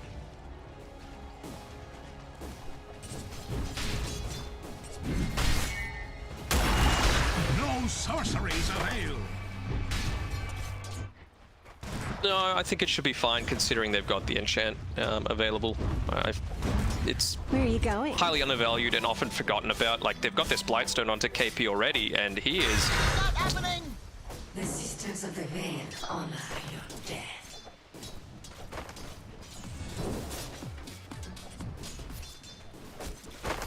I mean, he doesn't have 1 point. He went for the Whirling Death, so...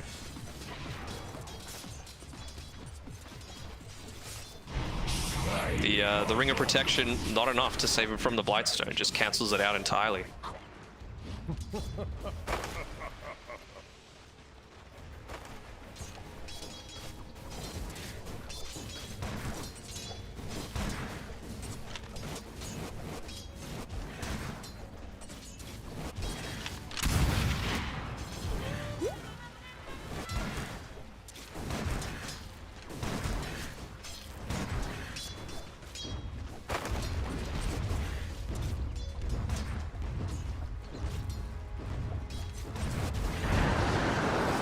Certainly very close, missing everything with the tornado.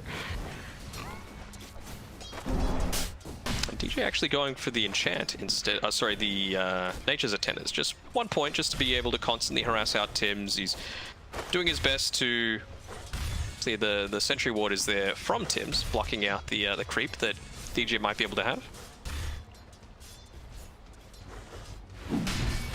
See KP, he's just like, please let me have level 3.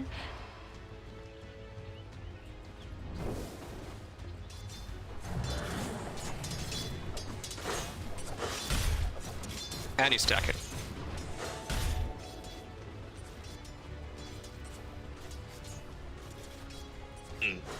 I think the Orb of Venom on Timber is actually pretty decent. It just means that, oh, getting rid of their own server ward, but no, Tims is going to be able to grab it.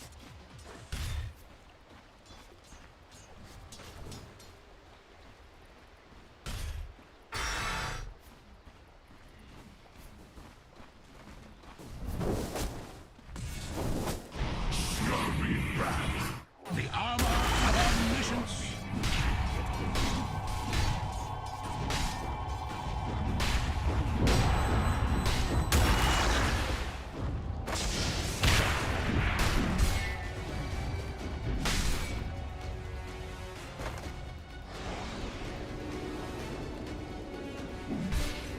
Well, just shows the effectiveness of that, right? You're forced to turn around because it's a 180 health conversion, essentially, right? You're healing yourself for 90, they're taking damage for 90.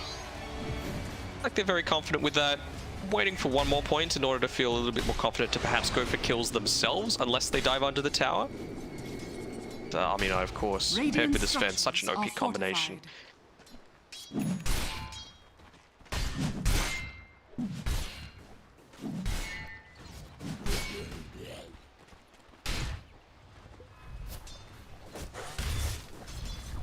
Come get healed.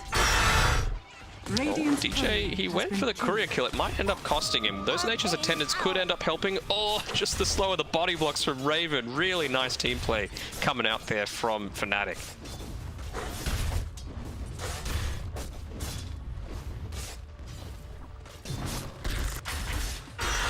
Ooh. Tree hugger.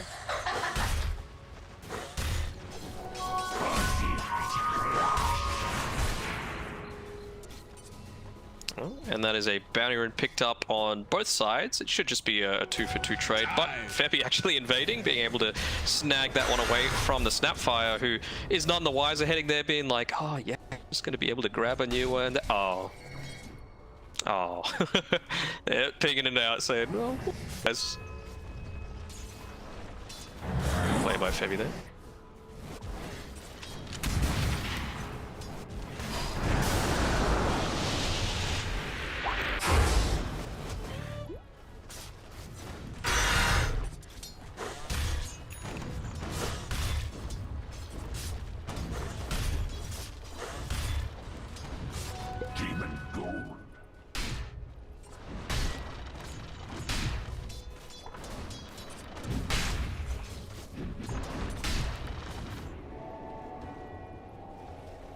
Yeah, despite going up against a Timbersaw though, that first blood, oh sorry, not the first blood, the kill in lane, a lot of work for Raven. He's sitting at the top of the net worth by about 400 early in against a Timbersaw, so you have to be loving life right now. The positive though is the stacks are starting to build up for TNC. You can see multiple in the triangle area, and to me it's more of a question of when is this invasion going to happen. It might even be a case of the first Mortimer's Kisses aren't actually used for a team fight. It's used to take away a lot of that farm potential from TNC.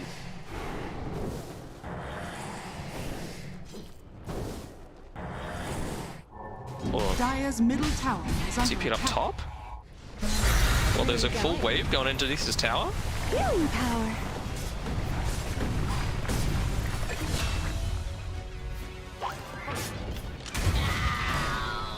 You don't have the start.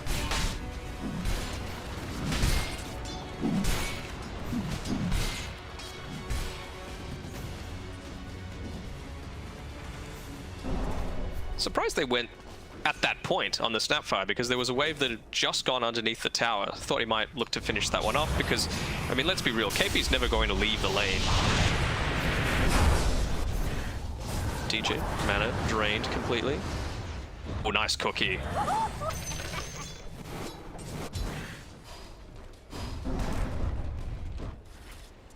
Yeah.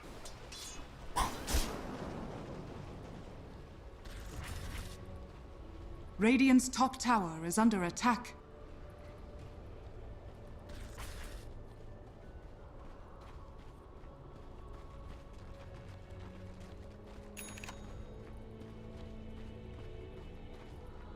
Dire are You say that, Tim's stacks them up again. I think he ended up taking the hard camp himself, just making sure that he's keeping up with all of the experience that he's just handing over to KP, who's already level 7 now. He's starting to invade a little bit here. Gabby's going to need to back off a little bit. He might be looking to go towards this, up the God Strength actually, so probably can't go and take the stack just yet. Febby, he's going to go down though. Total. Radiant's bottom tower is under attack.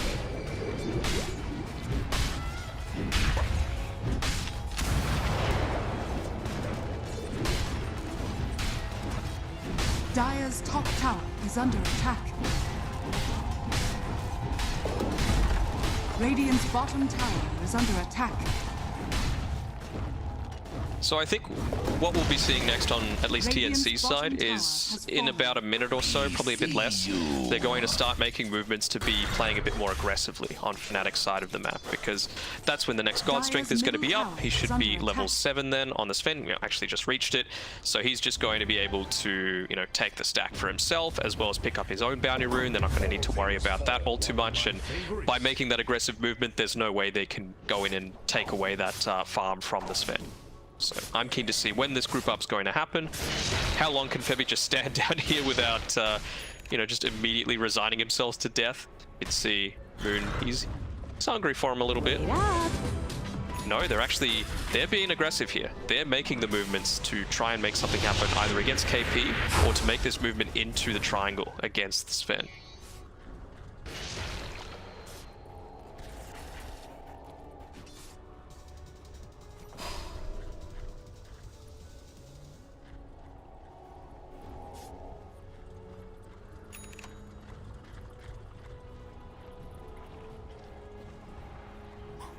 Radiant are scanning. Regeneration. A soldier's fortune. Yeah. Drawn on the map as well, they're like, he's farming here right now, but too late. Gabby tried for the extra stack as well, but there was one cheeky dragon that just didn't move, so ended up wasting about 20 seconds of his time, but he's still doing perfectly fine, getting a couple of levels just from that stack.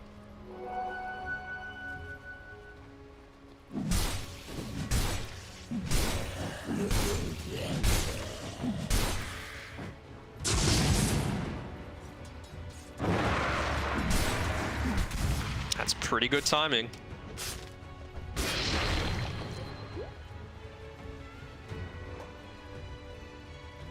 If you're not going to get punished, why not?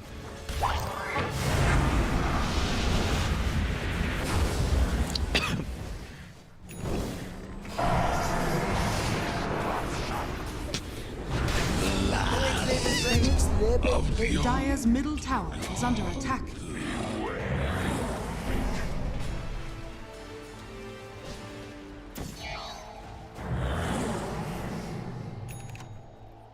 Yeah.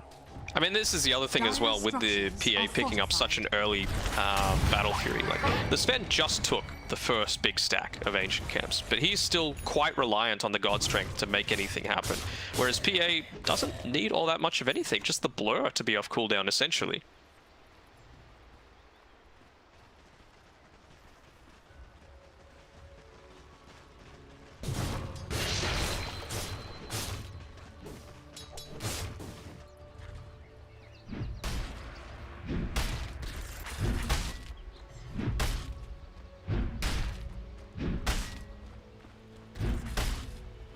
Dire are scanning.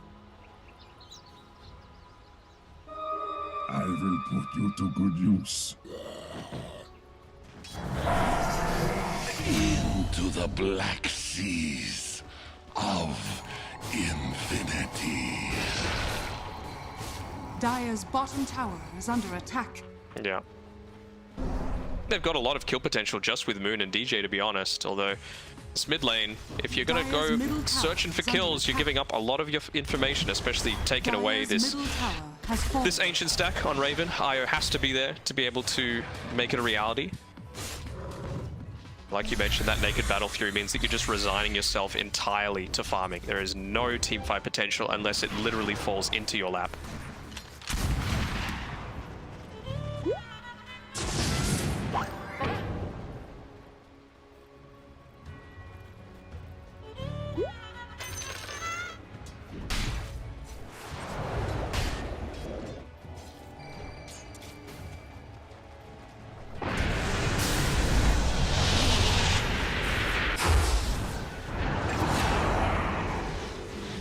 Or catches him.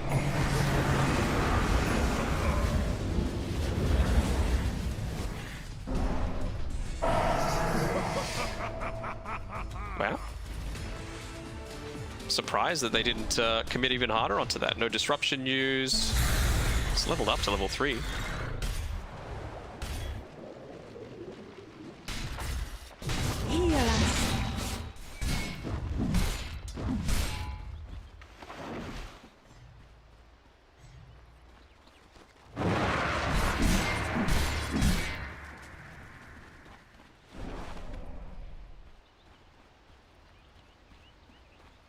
I feel like you don't need it quite as much because you've got the Omni Knight, which, you know, doesn't quite fulfill it entirely. Yeah, DJ's dead. But you've also got, like, the Heavenly Grace means that you're not caring all that much about, you know, all these stuns and everything else, right? It's just going to be lasting half the time on you, essentially, with all that status resistance that the Omni's providing to you. So I think you can just go straight into an Ags and be that initiator, allow KP to perhaps be following up on things.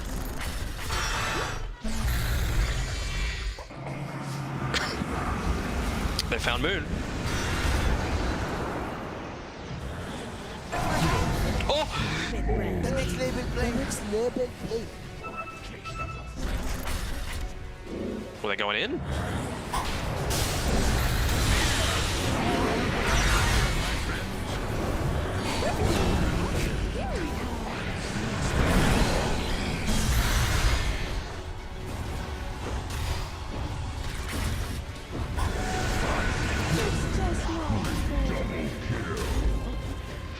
Yeah, and that's more bounties as well going for them. They probably should snare all 4.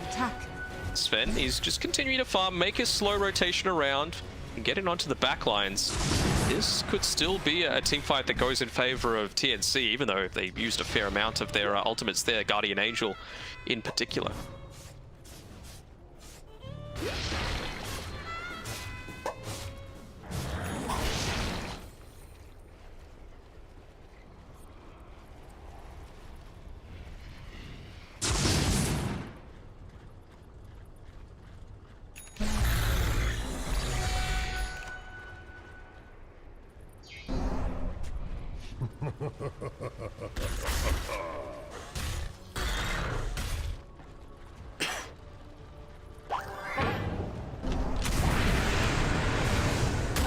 The bait.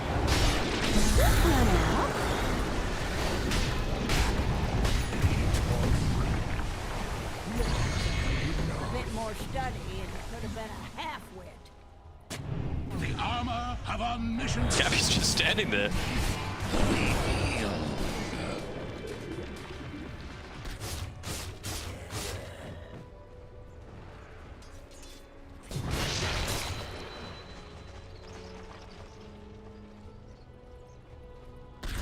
And they're going a Silver Edge here onto Gabby. So just wanting that way to get through a lot of the passives. Or, I mean, I guess it means you can man mode against the PA a lot more. This takes me back to my days as a road agent. Radiant structures are fortified.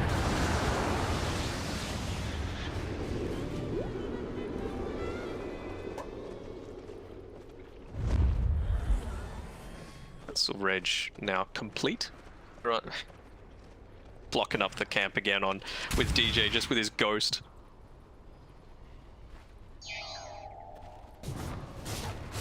Radiant's middle tower is under attack. Fear not heresy. Dire's courier has been killed. Amel, he has no defense now though. Sven's coming.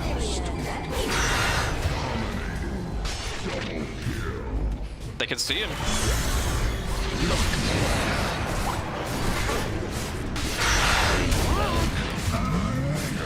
Triple kill.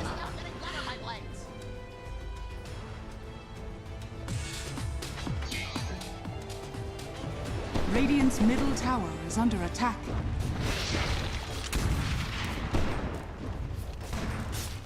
Yeah, a little bit too late, and of course that sentry ward providing a lot of information doesn't clip onto the high ground, but actually it being there reveals the Sven just as he's able to walk on through. The ghost, of course, getting him a couple of times. Not just the movement slow, but the attack slow as well, lingering into that fight.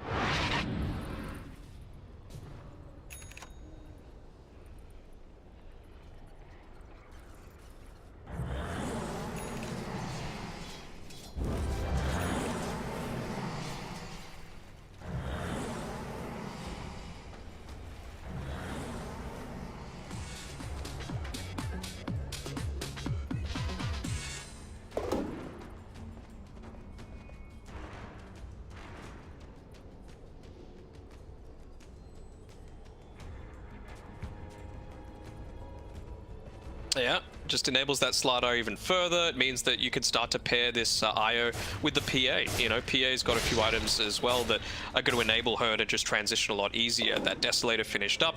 She's going the BKB. She doesn't need any sort of Aghanim Scepter. There's plenty of damage. They're definitely not lacking for it right now. It's just a game of survival. Dire are scanning. Dire's top tower is under attack.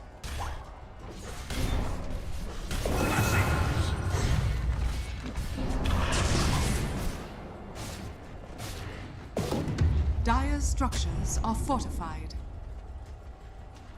Radiant's middle tower is under attack.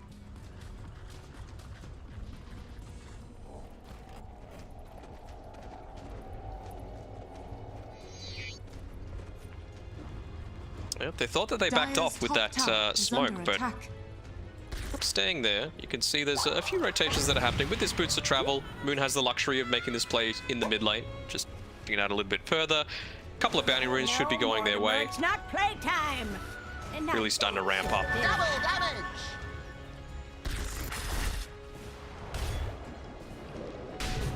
Radiant's bottom tower is under attack. I'm liking this build from KP as well, by the way. Going into the Guardian Greaves, he just wants to purge off that corrosive haze immediately.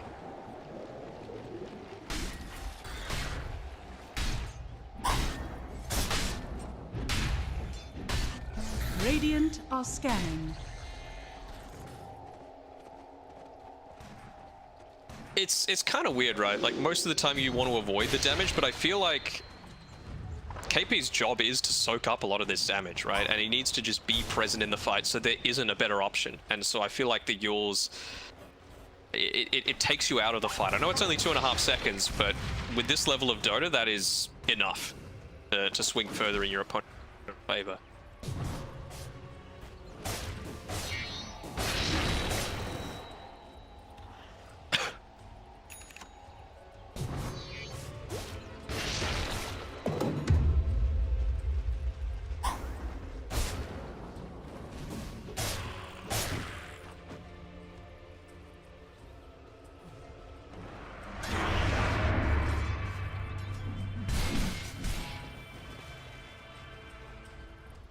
Damage though on Gabby, and with that Silver Edge it means that even if it does get to the super late game, he has the potential to just man fight this PA.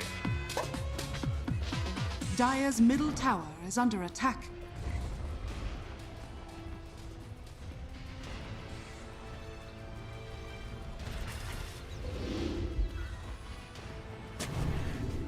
Come on, guys! It's only just... Asros is on his own.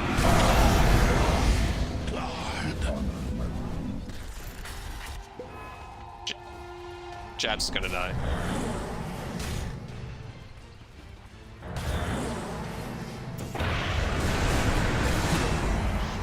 Triple kill. Fear not, heresy. super fast. It just, yeah. It's pretty deadly, and with the Silver Edge as well, they've even got some late game potential as well, just to be able to man fight against that PA. Well, if they try it. Roshan has fallen to the Radiant. Radiant's bottom tower is under attack.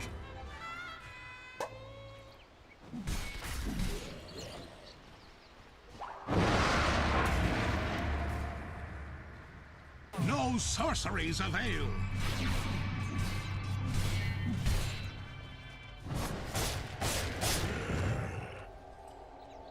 Important thing for Fnatic though, they didn't lose their two main cores. I feel like with Snapfire it's important to continue to scale. He's going into the Blink Dagger next. We've seen in the European region the E-Blade be a much more common pickup for the Snapfire, but there's just no combo potential with the rest of your heroes, so by wanting to avoid it, just going for that Blink Dagger to be able to quickly close the gap, escape when you're making those kind of aggressive plays like he just did to try and disrupt the Roshan. I think once he does pick that up, next thing could probably be yeah, he's going into the Daedalus. I was going to say MKB, but now is where you want to go for your damage item, because level 20 is when you start to use your attack damage.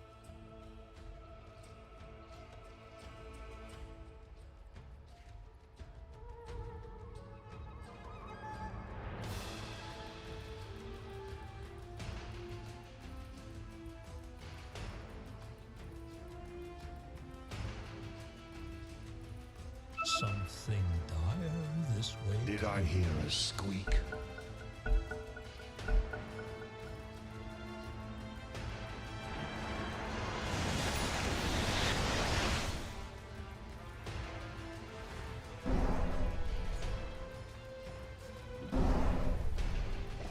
And now is where the armor starts to become a factor for TNC. We can see KP's got the place mail queued up, so probably going to be going into a Lotus Orb for that one there. If he can reflect some of that onto, that's going to be hugely impactful. And the AC as well. Gabby's looking to prioritize that one, not just for himself and the attack speed, but also just prevent someone on his team from being one shot. Clear cutting. No glyph for 10 seconds. They might be able to even take out this top tower if they're really quick. Radiant's bottom tower is under attack. Dire's top tower is under attack. Dire are scanning. Radiant's bottom tower is under attack. Here come the TPs. Radiant's bottom tower has fallen. Nice sentry. See you later.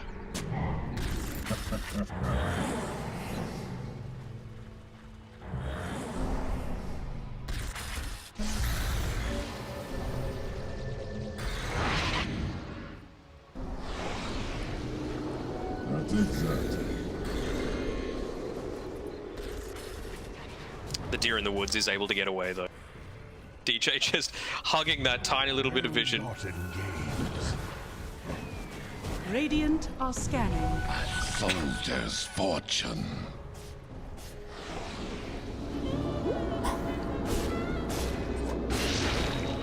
It's just a farm accelerator, you know?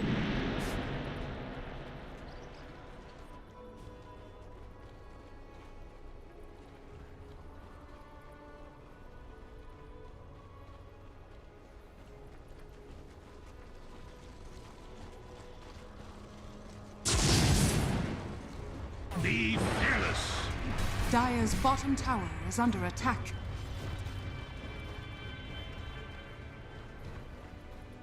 Yeah, definitely going to become a factor. And Febby actually changing up his game plan a little bit, going for the Ghost Scepter now instead of finishing up that Solar Crest, realizing that, look, if I live, Sven's going to be better off, as opposed to just having the Solar Crest, which feels like, sure, you've got the initial burst potential, but I feel like this is just much safer to have, you know.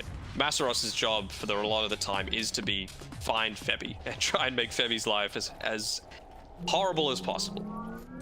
Locate's coming in, just farming.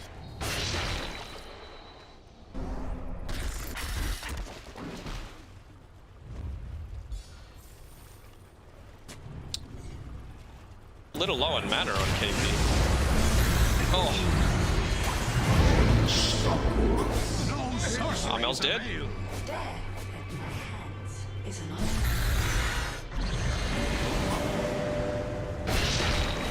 Part of us all.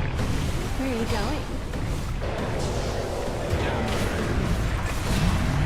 Die back.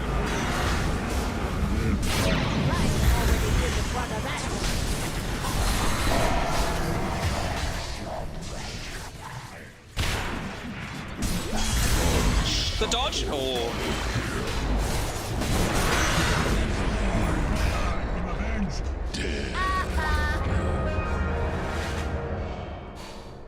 The next label play. The next label play.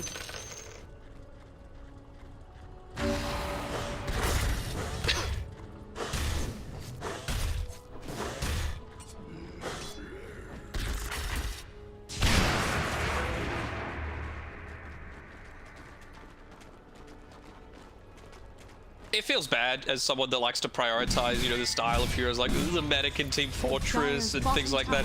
It's just priority number one, you know, and both teams have been pretty good at executing that sort of strategy.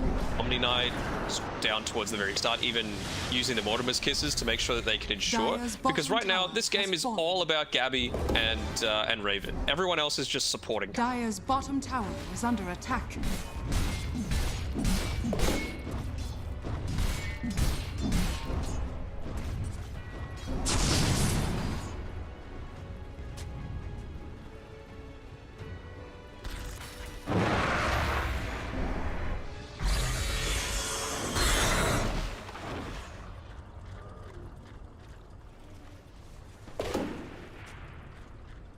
Dire's bottom tower is under attack. If TNC make a rotation right now, they're going to be in a really good... Gabby, he's gone into the MKB next, doesn't have it just yet, so PA only level 19 and 3/4.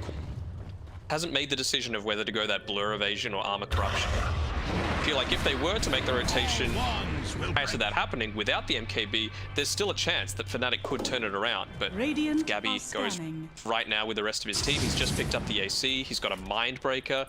He is easily dealing out the most damage in this game right now.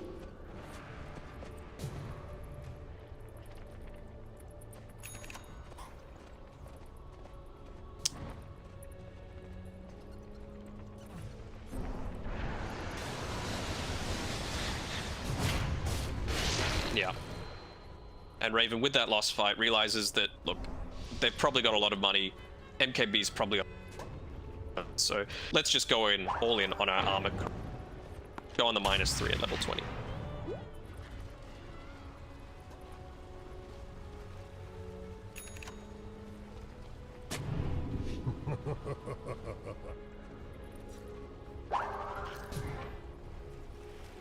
Gold!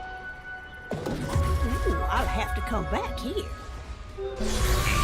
Invisibility.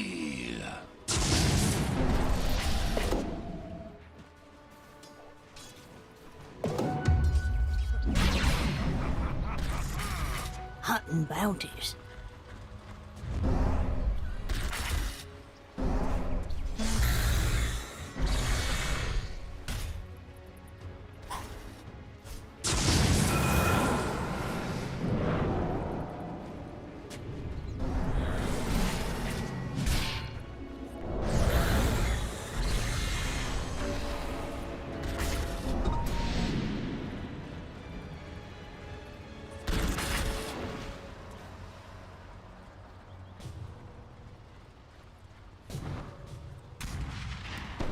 He's level 2.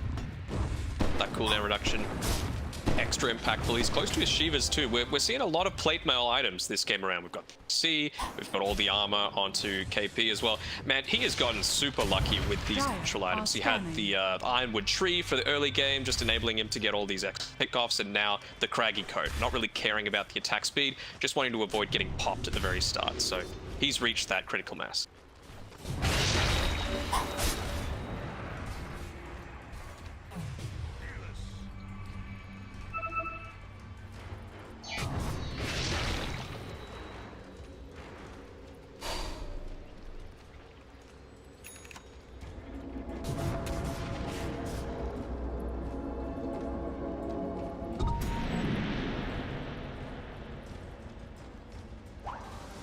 And with Fnatic, they're needing Masteros to be this true third core, right? He's not a supporting cast member for that, right? You can see just with his item builds going, he can't afford to go a Lotus Orb. He just needs to be able to dish out damage, blow up the Omni Knight, blow up the Shadow Demon first. An honorable day.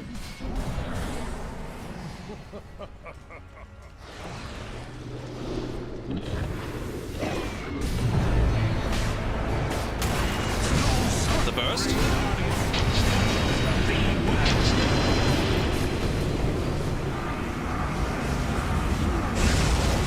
It's gone. Oh.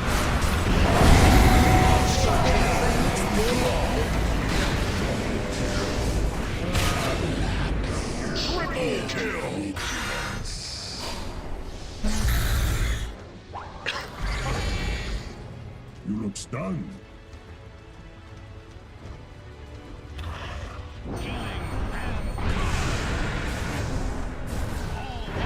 Dire's middle tower is under attack. Dire's middle tower has fallen. What? Dire's middle tower is under attack. Dire's structures are fortified. I was thinking when TNC was starting to make that that little bit of a retreat straight after the Guardian Angel, like, well, what are they doing? Because DJ had just fought back. That's the only way that they had to deal with the Guardian Angel at that point. So they were fine just to continue the fight, but just waiting out that BKB, baiting them in that little bit more by that hunger for blood that Fnatic have, and that BKB running out just at the worst time, diving in, connecting onto two, and yeah, there's not too much you can do against a Sven Omni Knight combo when you come online. Like,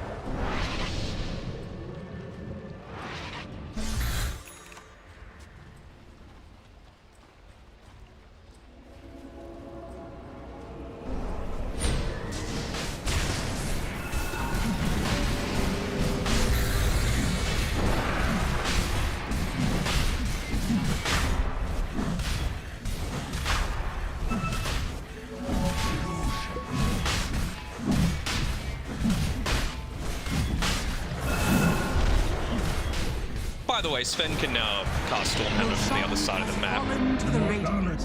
That telescope. And he's got the Abyssal Blade. And with another kill, he'll probably have level 25.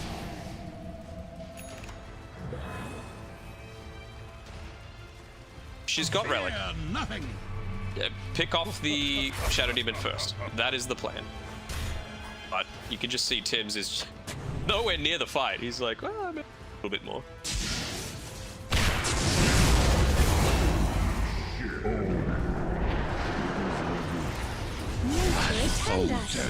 The Abyssal. Dire's middle tower is under attack. Straight for throne.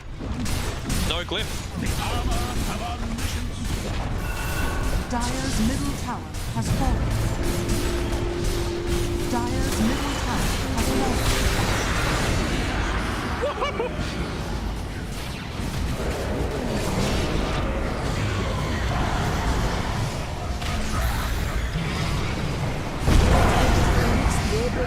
Dire's ancient is under attack. Dire's courier has been killed. TNC Predator. Victory. See, we're not just TNC fan, right? Like, it was a good draft, and, well,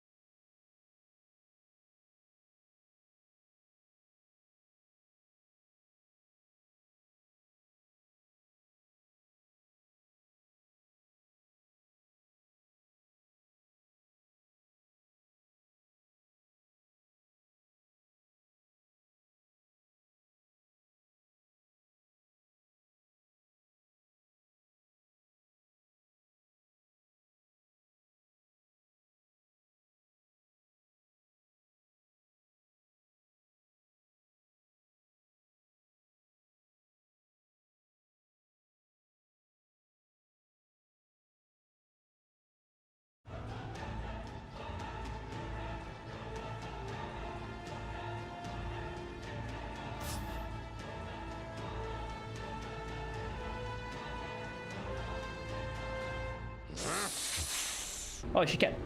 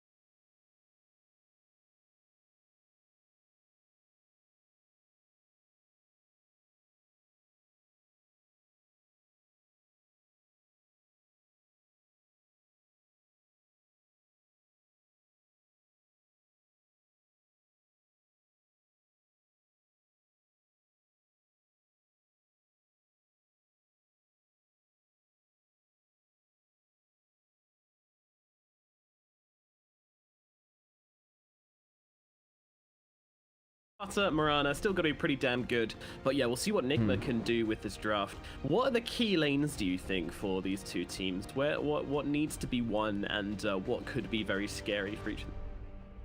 I think the Crystal Main Anti-Mage, like Anti-Mage is probably gonna have free farm anyway. The key lane is gonna be definitely the top lane, or bottom lane.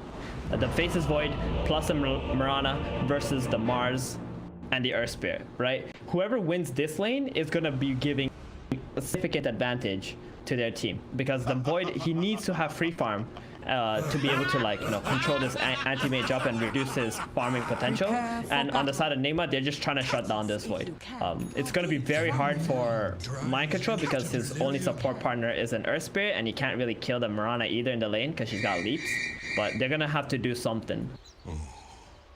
They are indeed. Alrighty, folks, let's get into it. It is game number 1 in its best of 3 series here in the lower bracket between Nigma and Mud Golems. Will Mud Golems be able to take a surprise victory here, or is it going to be Nigma walking the floor? I do feel very good about Nigma. I think their draft is looking pretty damn good as well. However, there is possibility for Skidder to really kick off, and I think it's a great kind of draft for Mud Golems to prove themselves here, because when we look at this Mud Golems team, we always say the same thing. They don't really prioritize Skitter, and he often ends up having a bad game. Not entirely his own fault, they just don't really seem to prioritize him very much. And this is the kind of game where he needs to have a good game. If he's not doing stuff, then I don't think his entire team's going to be doing stuff. But they do have this Magnus to try and enable him just a little bit. But beyond that, they don't really have much amplification come. Honestly, I would have loved to have seen this Mirana. Oh, Milan gonna get gone up for a bit. Nice arrow though. GH gonna be arrowed. Yeah, that's gonna be a lot of damage onto GH. Oh no, the tag team as well. Goodbye, sir. But Tusk is probably gonna be trading his life for this one, as Kuro should be able to bring him down. Wee's gonna come across. He wants the gold, and he's gonna be able to take down Miracle. Needs to be careful. Miracle taking a decent amount of damage. They've got the arrow available in 2 seconds. Will they land it? Let's see. Arrow tempted. He doesn't actually go for it, realizing that it's just not gonna happen. Miracle's gonna be able to get himself away, and that is gonna put an end to things. Meanwhile, the bounty rune should go to 33 if he can run there in time. Yeah, he cannot. Kuro's not even going for it. So that's going to mean the bounty runes going 3 actually for the Mud Golems.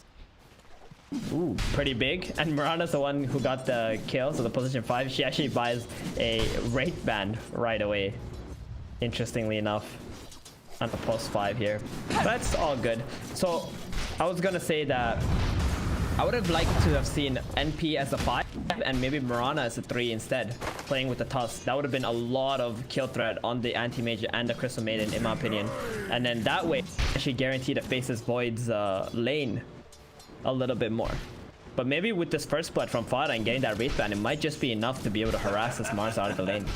Yeah, that's what I'm wondering as well. And starting off with this arrow landing onto the Mars is a really nice way for Fada to enter the lane, just gets him down nice and early. Doesn't have a salve, only has one on GH, so either forcing that out early or just kind of putting the harassment onto Mind Control and giving Skidder a free time is exactly what they want to do. Meanwhile, in the top lane, Miracle's in some trouble. Frostbite comes out onto the Nature's Prophet. Milan is on top of Miracle though. Does he have the blink? He does not. He's still level 1. He's just going to get run down by Milan at 33. Massive kills, and they might not be done here. Moving forward onto Kuro. They have a lot of damage to output here with the right clicks are going under the tower for it. Kuro's going to turn around, get the Frostbite out onto Milan, but the right clicks come in from 33. He gets a double kill on this Nature's Prophet.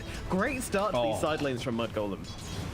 Absolutely huge. If 33 goes back, gets an early power treads, this Anti-Mage is going to hate his life. And not only that, he's walking back to the top lane because he had to TP, right? And now... Oh, no. Oh, no. That's it. This is terrible. This is literally the worst possible situation. Like, that level 1 play that occurred created such a big ripple effect. Like, Mud Golems have already got 1,000 gold lead now just because of this. Yeah, that is a bit problematic. Meanwhile, we got a roll in down in the bottom lane as Skitter connects onto GH. The GH connects onto Skitter. The Spear's going to hold him still against that tree as well, but we'll be able to make it back under the tower. They don't have the damage to actually kill him off. Do they have a south between them?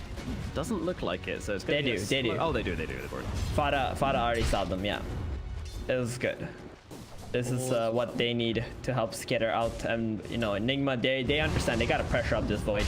Especially if they're struggling the way he is right now. He's going for pulls. He's still level 1 on Miracle. I've never seen Miracle have this bad of a lane. And it all started because of that level 1 play and having to TP onto the tier 1 tower. Yeah, this is the worst possible start any carry has had in the tournament so far. I feel fairly safe in saying that as well. Very rough. And also, Kuro has spent a lot of mana as well on the level 1 engagement with his frostbites. Oof. Yeah, it's not the dreamy scenarios, but you know, he's going to start hitting some creeps, Miracle, and they won't be able to keep him down that long unless they can continue the aggression onto him. Might be easier said than done. Milan even looking now onto Kuro. They want to try and drop the Crystal Maiden. Miracle coming in to deal a bit of damage. Meanwhile, they take down Mind Control in the bottom lane. Kuro goes down at top. Miracle has to jump himself away here, but they lose their Crystal Maiden. They don't get anything in response for it. Meanwhile, down at bottom, they do get the kill onto Mind Control on the Mars, so really, really strong side lanes coming out from Mud Golems. They are absolutely walking this laning phase currently.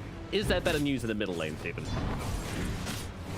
Well, we're checking out the mid lane. Looks pretty even. It's as I expect. Magnus can't really have a lot of pressure onto Zeus unless we walks down to the river in front of Magnus and he gets screwed into the tower. So GH gonna take the haste and try to kill this Supreme right now. Supreme and we are kind of going Supreme's on each other now, but yeah, there's a spirit coming through. Okay, things liven up in the middle lane as Nigma able to get themselves a kill. I'm not entirely sure why the Magnus kind of stuck around there after seeing this Earth Spirit going for the other rune, but just kind of felt like he wanted to trade with Zeus, realizing it'd come off better if it was just the two of them, not really predicting, and now he moves up to the top lane. GH with the rotations onto Milan. They're not going to be able to save him. He is gone. 2 kills chained up with 1 haste rune from GH. That is value right there. Yeah, he realizes he can't make any plays bottom, goes for the rune, finds a haste, gets a kill, sees he can connect top for another kill. I mean, GH's rotations is how Enigma is going to be able to get back into this game.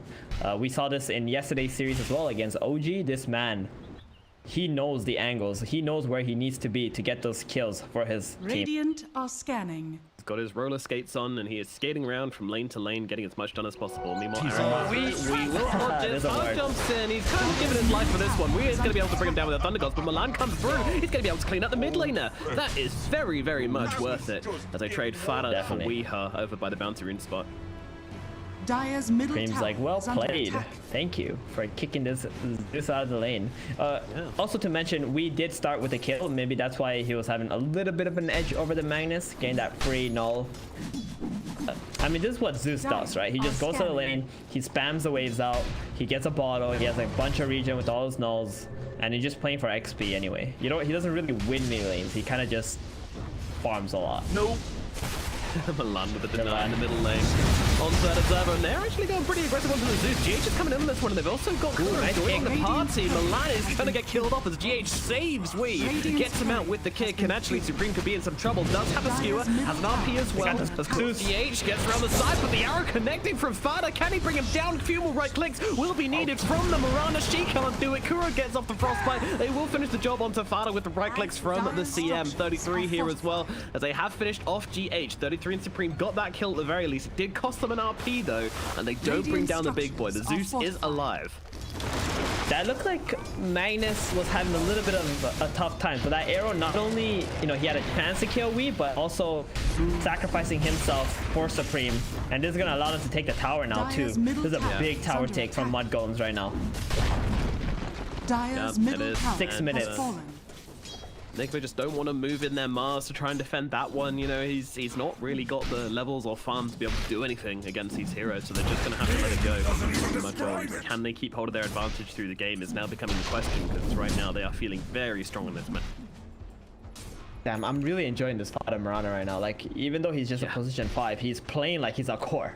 Just running around the map and creating some kind of chaos. And Skitter, he's gonna be level 6 soon. We're probably gonna see a play onto Mind Control. Oh, nice combination.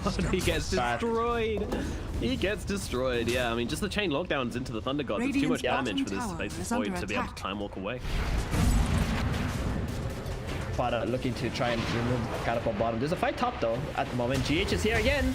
He is indeed, and Milan is caught out. He's going to get finished off, and now the roll forward from GH doesn't quite connect onto 33. Doing some nice movements here, 33, but GH with the body blocks gets a couple off. 33 will be able to get past him, and that means that the Nature's Prophet will survive and actually drop him down the trees. He's got some more heroes coming in. No, actually cancelling that TP. They don't want to turn this into a fight up in the top lane. Yeah, he's got 21 charges. Supreme just was trying to TP there. He's only has like, what, 500 HP? Wasn't really going to feel comfortable if he's laning with the Nature's Prophets. He needs to farm and cancel his TP out. We though, he gonna get? Nope, he's good. Alright, yeah, the shards won't quite connect. Milan, though, trying to make this happen maybe a bit too hard, trying to fight in for the room, but we's able to grab it. A skewer across his belly. Nice, though. Once again, the kick away. GH tries to get up the high ground. It's not enough to save the Zeus, but it is enough to save him. They'll get themselves away on the Earth Spirit, but they still lose the Zeus. He needs to be way more careful than this. I know he wants to go for the rune, but if it's just an illusion, maybe it's just better to just give it away. There's so much global presence for that Nature's Prophet. Magnus had like, what, 1 second left on the RP, so you had to have known like that RP was up or was about to be up anyway. And gotta say, you know, Miracle, even though he had a horrible first 4 minutes of the game, like one of the worst we've seen in the tournament so far, he's fine now. Like he is genuinely absolutely fine. Yeah, I'm very surprised. I mean, roll in onto Milan, controlling Mad Miracle coming in as well. He gets off the snowball onto Kuro in time, but there's no one coming to save him. They are leaving Milan for dead. Nice little shots coming out. One's being popped as well. Supreme comes forward. The turnaround kill is actually going to happen. Now Supreme really wants to get in and find himself an RP onto someone here. Sees GH, might be forced to pop it. Skewer come through. Miracle jumping on top of 33, trying to bring him down. He can't get off the RP because the Miracle actually brings him down with the Mana Void onto the Nature's Prophet. That was beautiful from Miracle. He gets himself a double kill, and now he is top of the net worth charts. How does he do it every single time? The 2 kills he got onto the Tusk, that kind of helped him a lot, and because Tusk has been roaming around, Anti-Mage has been able to pretty much fight 2v1 against the Nature's Prophet, so that kind of helped him out. I'm only imagining like what it could have been if Nigma had complete free farm on minute 1, right? Because they weren't going to pressure him up had he not needed to TP into the lane and lost all his HP. Miracle, he is so strong right now. It was really awkward engagement from Mudgolems too, because the Faceless Void did TP bottom, which is Chrono and Mask of Madness, so he couldn't really join up with his team onto the top play. Yeah, it's a little bit awkward. Not quite bringing the numbers to these engagements here for the Mud Golems, and that's really what cost them what was a huge early game advantage is now pretty much even. Enigma played it beautifully. Radiant's bottom tower has fallen. And the whole time we's just kind of been farming creeps. You know, he's been getting involved in the engagements a little bit, but mostly he's just been hitting these creeps, hitting the jungle creeps, pushing out the mid lane. He's having a fine old time.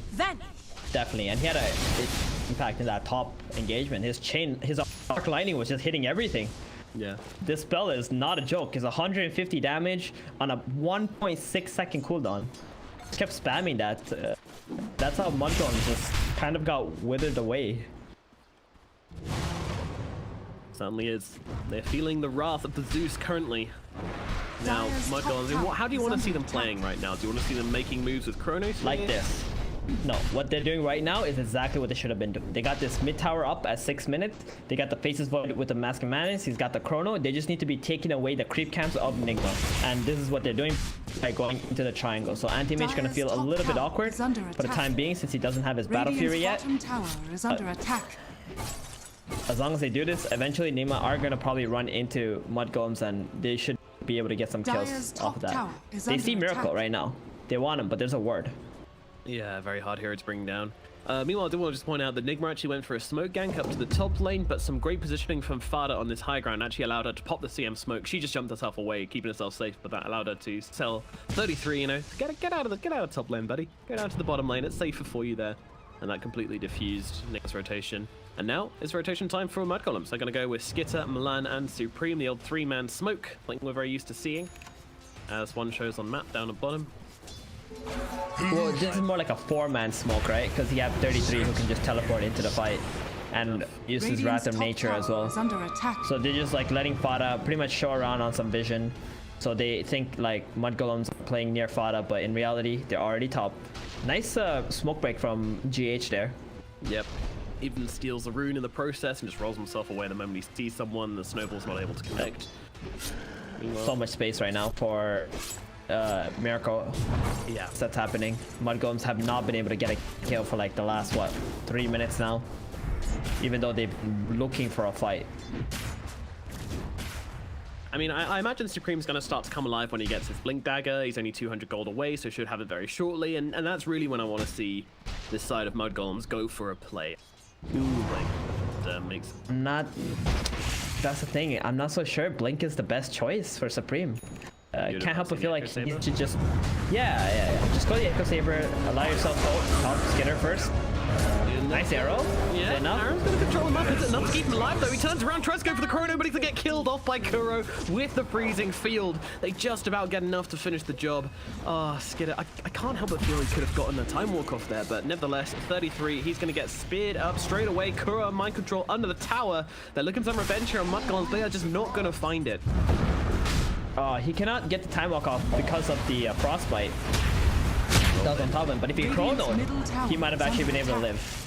There you go then. Kuro, meanwhile, in some trouble, being beaten down by Supreme. GH trying to find the angle. Of course, he finds it, but Supreme blinks ahead, tries to get on top of him. The Shark's going to come out and maybe help out, but actually forces Supreme to have to RP him. They're still not doing enough damage. Spear's going to come through as well. GH finally will fall, though. It costs them a lot, but they bring down the Earth Spirit. But still, it's only 2 support kills for the side of Mudgolems, and when Miracle's just kind of farming up, he's nearly hitting this Battle Fury timing.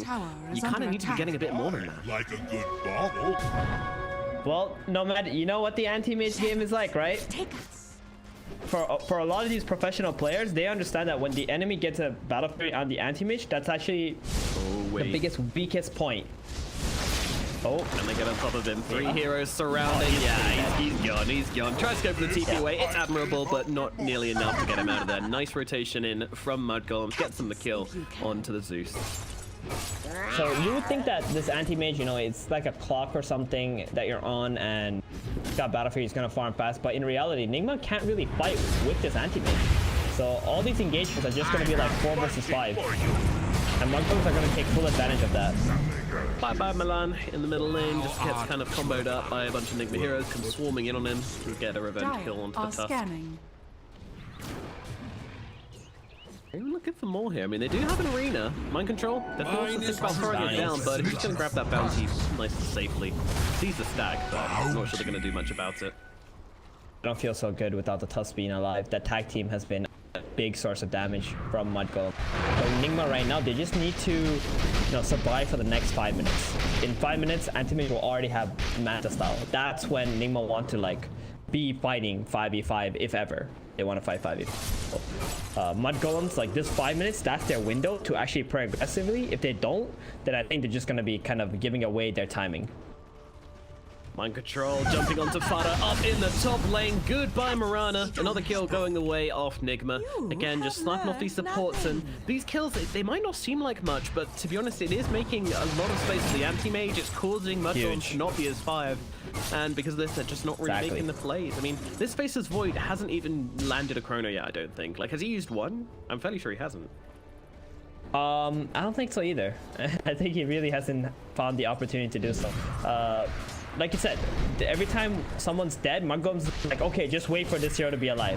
And then before that hero's alive, someone else died. And you're like, oh, let's wait for this hero to be alive. And all of a sudden, Anti-Mage has like, what, 2 minutes of complete free farm. Because his team is creating these small pickups. What Mudgolem needs to do is just group up as 5, control some area. You can even threaten Roshan if you want to. And make Nigma come out and try to fight you.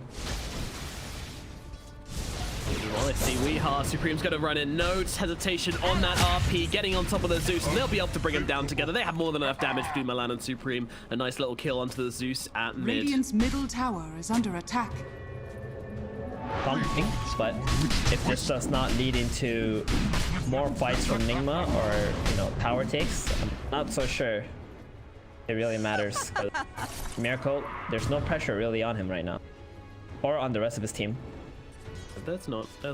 I mean, that said though, there is a Magnus and a Faceless Void on the enemy team. So they're farming very quickly as well. That's why we're not seeing Miracle really pull ahead particularly. He will be able to farm faster than them, but those two are going to be hot on his heels. If Miracle does make any missteps, then he is going to get out of farm. Radiant's top tower. Kidder also went for the Midas this game. I like this a lot, that he goes for the Midas here. Because you know Nigma isn't really going to fight into you. He really has no threat of dying for the time being. Wants that attack speed. Pretty good building, killing off Anti-Mage if he ever catches him by himself. Radiant's top tower is under attack. Plan, that's a dream. To catch Miracle by himself, but he's not going to make that easy at all. His game sense is too good. Won't be farming in anywhere where he can get caught out too easily. Here we Pressure go, a coming tower in the take. bottom lane. Yeah, they're starting to make some movements in, put some pressure. Dire's bottom tower is under attack. Radiant's middle NP. tower Oh, is 33. under Also attack. going for a Solar Crest now after the Glimmer Cape. I love this item build. A really good item against Anti-Mage as well. Removing his armor. Out onto 33. He's okay though. Packed himself away. Meanwhile, they're actually going to be able to connect with a snowball onto GH. They're going to try and bring it down. Chrono's Spear comes down as well, but the spear immediately connecting to the face of boy. He drops a Chrono and dies instantly. Skinner and Milan both taken out of the engagement. GH has dropped for this, but I mean, more than worth it. And now Supreme on the run from Miracle, who has a double damage, trying to hide, gets a blink away. Nice dukes from Supreme to get him out of this one. But Fada might not be so lucky if Miracle can find it, but doesn't look like he can. The nighttime vision favors Mirana. She gets away. Meanwhile, 33 might not quite be so lucky as he gets cornered by the Zeus and by mind control. The Mars and the Zeus will bring him down, making it a very, very nice trade for Nigma. And that was the Chrono fight as well. They had P, they had Blink, they had everything they could have wanted, and it just didn't go their way. I hate to say this, Nomad, but that was a pretty bad Chrono. You're throwing it onto a Crystal Maiden and possibly the Airspeed. He actually missed the Airspeed there, but you want to save that spell for the Zeus. Right? Like you want to be waiting for the Zeus to show himself where he bolts or lightning, then you get him, or maybe even a Mars, like a core kill. But you got a bit too anxious because he hasn't been able to use it the whole game. Adios Milan, although Kura's getting pretty low here. They will be able to kill them off without too much difficulty though. So. Snowball was no match for my foes. Yeah, that was one of those fights where you kind of really needed to win that one on Mud Golems. Yeah, I mean, you had all your heroes there. It was just a bad usage of their spells, I feel like. And Nigma, even Miracle, he doesn't have Mantis, but yeah, but he's like, wait, hold on. Anti-Mage just used Chrono, and he didn't kill any of my cores. This is like the perfect, sorry, Void used Chrono, he didn't kill any of my cores. Like, time to go in. Let's go. Let's take this fight. 4 versus 5. I don't mind. No Manta, no problem. Okay. Mind control doesn't pop the dust there. Gotta be tempted to, but The seeds of war. Meanwhile, RP coming down onto the Zeus and also the Kuro as well. Very nice difficulty as unfortunately Skinner jumps in immediately, gets silenced up and beaten down. Oh no! The Faceless Void falls once again. Supreme desperately trying to kill Wayne. Milan's gonna come in, finish the job. Will give his life for this one though, and it's gonna be a 2-for-3 trade in the end for the Team Enigma. Once more, they make a very, very profitable trade, taking down both the big cores on the side of Mud Golems and losing their Zeus and their CM. Radiant's middle tower I is mean, under it attack. was a nice pick from the Magnus, but unfortunately his team just wasn't there to really follow up on that one, and they ended up making a very awkward trade. Radiant structures are fortified. If the Tusk didn't just go in there for the suicide kill onto the Zeus, that would have looked really, really bad. They at least managed to get the Zeus off, but losing your position 1 and Radiant's 2. middle tower has fallen. And this Void's farm has pretty much just halted right there. He's been at that net worth for like, what, a couple minutes now. And the Anti-Mage has really overtaken him. It's Manta time. He's going for a Halberd possibly next on Anti-Mage 2. Like, this is where Miracle's gonna kick in. The time where Mud Golems were stronger than Nigma, they did not get enough out of the map. Trying to jump in with a spear there, doesn't quite land it. Dire's top tower is under attack. And Michael Joe's been having an absolute stonker of a game on this Mars, by the way. Like, he was the one who made that Chrono Spear extra awful by landing that spear the moment the Void jumps in. He gets speared up. Yeah. His Chrono is just completely useless in that early engagement. Radiant's bottom Exactly. tower I is mean, under attack. that Chrono should have never came out there. That's pretty much the base. Like, the moment it came out, I'm like, oh no, this is not gonna look good for Mud Golems. And on top of that, he actually did use the time walk in, right? Like, when you play Void, you need to time walk in when you're getting the hero who can actually kill you as well, or do a lot of damage to you. Radiant's bottom But he didn't do it. tower is under That's where the attack. Mars and the Zeus come in and just kind of destroyed him. Who spoiled that shot? Golem's kind of just chilling on the top side of the map. Seems like they were considering Roshan, and Nigma certainly thought they were up to something because they scanned the Roche pit, but doesn't come up red, so they know nothing's going on. But they are smoking themselves across. Radiant are Moonlight scanning. Shadow comes out from the side of Mud Golems as well. They're gonna pop Miracle Smoke. He's just gonna jump himself away. The Blinks Thunder God's out. gonna give them that vision, and they will know exactly where these enemy heroes are. That was a pretty good call on Miracle to just get out of there, even though he was thinking about doing something. If he got yuled up by the Mirana, then arrowed, it could have been interesting for Mud Golems to just commit to that fight. If they can somehow catch Miracle first, that's really good for them. Yeah, that huge, but hero catch. And the player as well, right? He's one of the most elusive carries. Yes, quite a slippery fellow. Precocious little scamp, this miracle fellow. So right now, it does feel like Mud Golems have kind of hit a wall. You know, they have their ultimates up and they're not going for a play. That's when you know things are looking pretty bad for a team. If they've got RP and Chrono up and they're still not really comfortable enough to go make some engagements happen, then, well, you know, there's been problems. And that's because the last player they made, it got scouted out, and now Miracle's pushing bottom, and they're a little bit slow to respond with the aggression on top. And yeah, this team's just really kind of not offering much at the moment.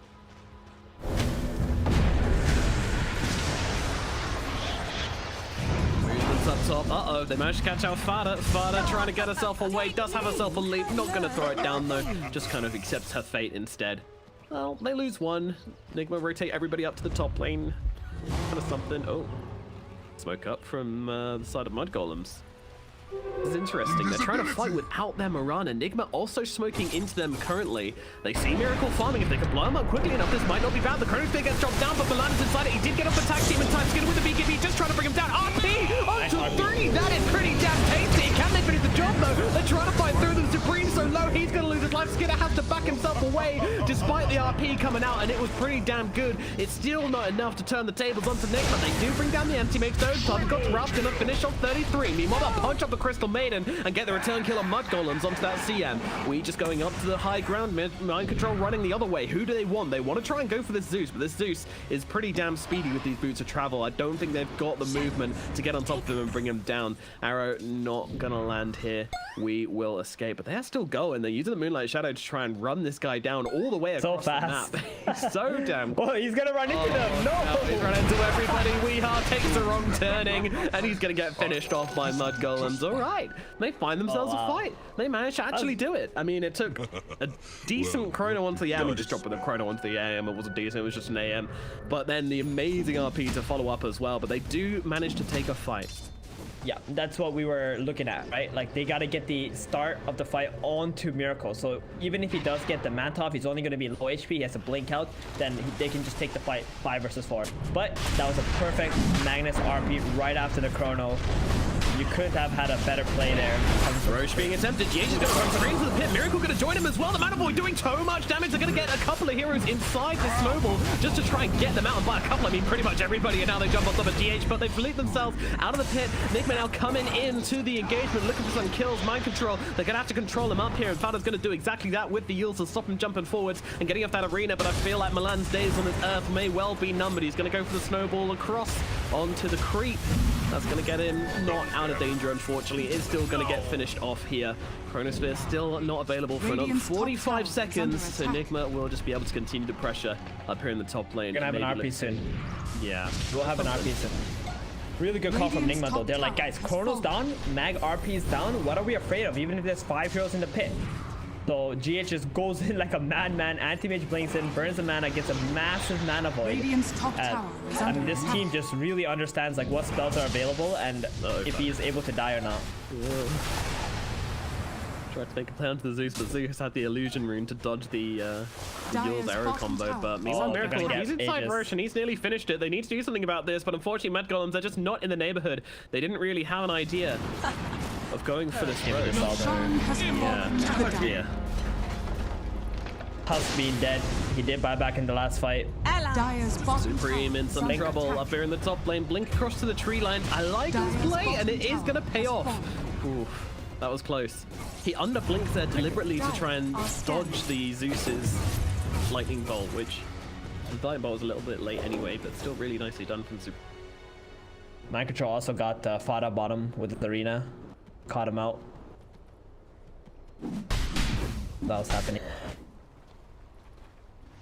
Alrighty, well, the difference between these carries is about 3k currently.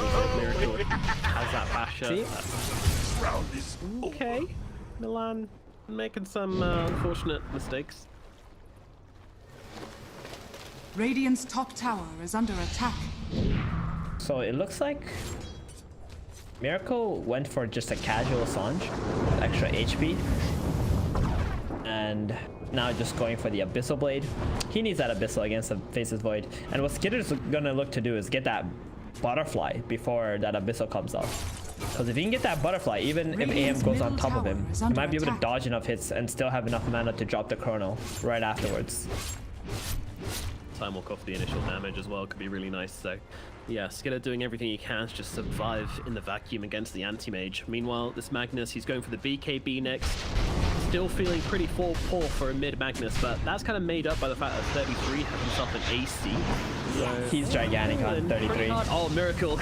Get down, Mr. President. Jumps on top of the arrow to save his support and actually able to turn this into a kill to Fada here. It looks like the Nimbus will finish the job. Fada's going to go down. A very nice little play from Enigma. And now, well, they're looking in towards the mag, but this might not be going the way they thought. But they're going to drop down the BKB in the arena of the Mars. They're going to come through. He's got himself the Chrono Sphere if he wants to use it, but the RP comes onto the AM. Skidder just can't make up his mind on what he wants. He wants the Chrono here. He's just faking it through the entire engagement. His indecision means no Chrono today. The mag dies for nothing and drops the RP and gets nothing for it. Did you want to see a Chrono there? Oh, I don't think. I think he just needs to hit the anti-mage. He doesn't need to cast the chrono. He already popped the BKB. He's got like 9 seconds or 8 seconds. Just hit the AM, right? He was thinking about dropping the chrono, but he knows that anti-mage has an Aegis. If he drops the chrono, then when the AM's alive, they're just gonna go straight into the high ground. So he didn't want to drop the chrono, but you can still man up. You have plenty of damage with the items that you have. Maybe you could have just tried to kill the AM off without popping the chrono, and next time you can try to chrono him. Yeah, very indecisive in that moment. I think he's feeling very pressured in this game with how things are playing out. I'm gonna drop it. No, it's not. And now we have Milan dying in the middle lane. Unfortunately, is having some problems with this Nimbus. Self-killed off. Still an astronomical lead from the side of Nigma. 7k gold advantage. Most of that is on their AM. As they see him though. Mirana, peace out. They're not really following up. They have got a Nimbus in 14 seconds, so yeah, Fada should be okay. I'm going to say she's fine. Might find some time. Guess though.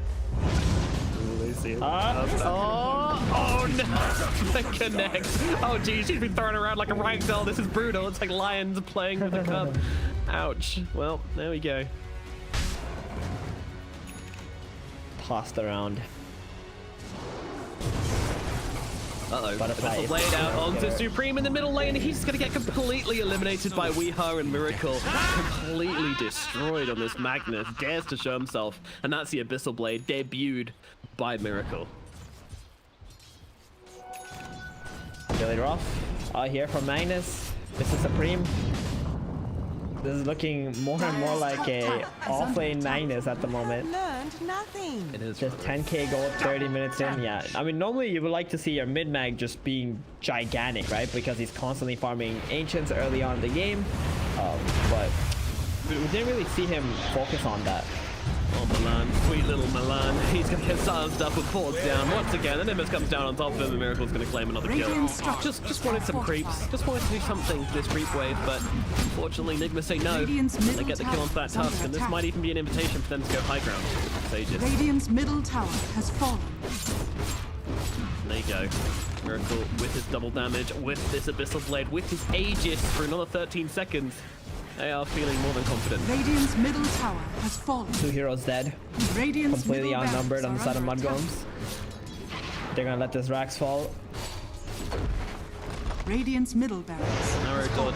Oh, what? Okay, Aegis is running out. Up he comes down onto 2. That's not bad. Now can they follow up? The arena comes down, but Skidder's on top of them with the Chrono Sphere. Do they have the damage to get through this anti-mage? I think they bloody well do. He's gone, but they get trade Supreme for it. But Kuro and Miracle will both fall. Nigma now just need to leave. They have lost their big carry player. Can they get any more? It's a question on the side of Mud Golems, and the answer seems to be so far no. The Eos comes down onto the Spirit, mind control, threatening with the Spear, just chasing them back a little bit. The Snowball is not going to connect as Milan just running forward. They want the big target. They get on top of him. They rinse him. And now GH rolls into the engagement, pops a Magnetize to trying to get one return kill onto Milan, but that's not going to happen. Now they move across, looking for mind control as well as he's on the run. He's got a Blink Dagger available in 1 second. They get the end on top of him. Nicely done from Milan. Snowball coming through as well. He's got that BKB though. This could be Milan in some trouble. Can they get the bash hitter? Oh! first hit bash, baby. There it is. Get him. And now, well, this Mars, unfortunately, is very dead. Mind Control's going to lose his life, and a big old punch to the face to finish the job from Milan, and that is going to be a full 5-man team wipe. Even though the Crystal Maiden has respawned by now, I can promise you it was indeed a full 5-man team wipe. Crystal Maiden with a Crimson Guard, which I've only just noticed, by the way. But let's talk about the last fight for a minute, because how did they... well, we know how they do it, but I want to hear it from you. I just want to ask you if Kuro might be just dead here. Oh yeah, he's super dead. No, dude, he's tanky. Crimson Guard. He's pretty tanky. This is stealthy though. Yeah. Okay, so did you notice how Miracle was about to blink out, then he canceled, then he just stood there for a second and let himself get Yuled? Right? Like, that's how it all started. I don't know why Miracle did that. I don't know if he was being cocky or something, but like, if he just blinked out, none of that would have occurred, right? They would have got a free racks, they would have backed off, they would have just reset, but instead, he got himself Yuled, RP came, screwed into the tower, Chrono came, I think Skitter even messed up his like time walk a little bit, but they just had enough damage, right? You got the Solar Crest on the NP to throw it onto the Void. Void has the Butterfly, he does an insane amount of damage, and once AM is dead, like, it's not strong anymore. It's that point in the game where anti-mage is pretty much everything for... So he cannot afford to be the first one caught out, and he cannot afford to die, actually. Like, if it's okay if they go on one of his teammates and he finds the angle to jump someone in the backline, but they cannot... Nigma cannot allow Miracle to be the first one jump. Radiant are scanning. Well, that's really weird. I don't know why he stopped there. Like, he literally just froze for like a second. Like, he canceled his blink animation and he just stood there. Yeah, Buster's trying to bait something. Who knows? Thunder Gods comes down as Mind Control jumps forwards, but immediately they're going to swarm on top of Milan, who blinked into this engagement. He's going to lose his life. GH trying to cause some problems in the backline. Supreme pops the BKB, tries to bring down the Earth Spirit, won't be able to do so. And now, well, it's looking a little bit awkward for the side of Mud Golems. They need to get themselves away from this one because they're currently outnumbered. They're going to jump in, drop the Chronosphere onto the illusion. They get completely baited. Skitter, no. They get the Crystal Maiden. Oh, the first hit bash. Or maybe no, it's actually just a bash. And they're going to attempt to take down Skitter. What a goddamn bait from the anti-mage, using the Manta Illusion in style to bait out the Chronosphere. I mean, that could just be... No, it's not game just yet. They still got another chance, Mud Golems, but man, that is so brutal. Yeah, they're hunting 33 right now, and the lanes are getting pushed out to... Oh, rip 33. Is he? No, they don't have anything to stop him. Okay. It's alright. It's alright. That was on cooldown as BKB. So that last fight, the first point of contact was Mind Control, right? So they weren't able to get onto Miracle. Milan blinked past Mind Control to go to Miracle, but he just got blown up right away with the help of the Zeus and the anti-mage. Next time, Mud Golems, like, they gotta find the right angle to catch Miracle. And if they see Mind Control, they might have to just ignore him first. So even though they've got RP, Nigma are going to be able to take this Roche for free because they just cancelled his TP out in the bottom lane. Supreme just tried to push the wave, went into the trees to TP away, and then they sniped him with the Nimbus, so he can't actually come and do anything about this Roche. So Nigma are going to be able to take it for free. Not that they would have been able to contest anyway with Faceless Void. They need the Void. Damage. Stun locks. Miracle with an Aegis. This is exactly what he needed. Radiant's middle tower. Do you feel like they could have just played the top and the mid side of the map and just waited for Aegis on the side of Mud Golems? So taking that away from Miracle seems like the best thing that Mud Golems could game instead of actually trying to make a play.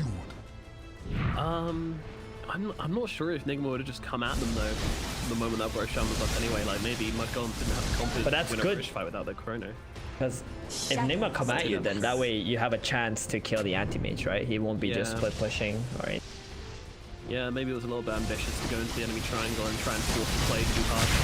Didn't work out for them, but they're actually going for the two-man support gank in the bottom lane. This might be successful. We've got damage coming down onto. Can they do the job? Yes, they can. Oh man, Fatter and Milan, the two-man support plays. I don't really care if they die here. This is feeling good. Milan. He's going to run into the enemy fountain for safety. Unfortunately, it takes no mercy. They will get the 2 return kills. Meanwhile, yeah, Kuro is probably in some trouble here. The little Crystal Maiden trying to run herself away. Come on, pop the Crimson Guard. Yeah, turn around, Kuro. They have to run away. It actually works. Dude, Crystal Maiden. That's crazy. Too chunky. Crimson Guard. Yeah. Normally, you would think that hero is just dead if a position 2 mag and a position 1 void is on top of you, but That Crimson actually managed to keep him alive. And Supreme now. TP away, but is there an anti-mage coming in? He's making his way over, but he doesn't have the blink, so there won't be an Abyssal Blade today. Still, though, BKB used. So 30 seconds more. 20 on the Mud Golems. This is just buying time for the Aegis. Like I said, it was a really worth kill. 2 supports for the Zeus. Forced Nigma all the way back to their side of the map, and time is ticking away. Only 3 minutes left now.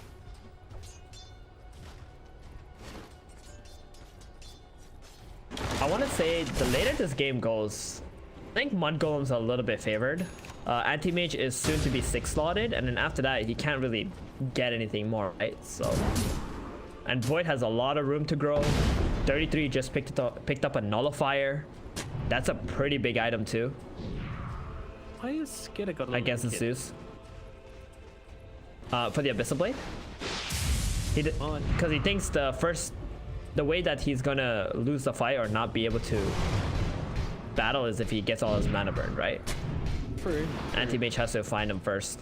Yeah, and I guess if the Zeus is close enough to cancel the Lincoln, then he's close enough to get Chronos.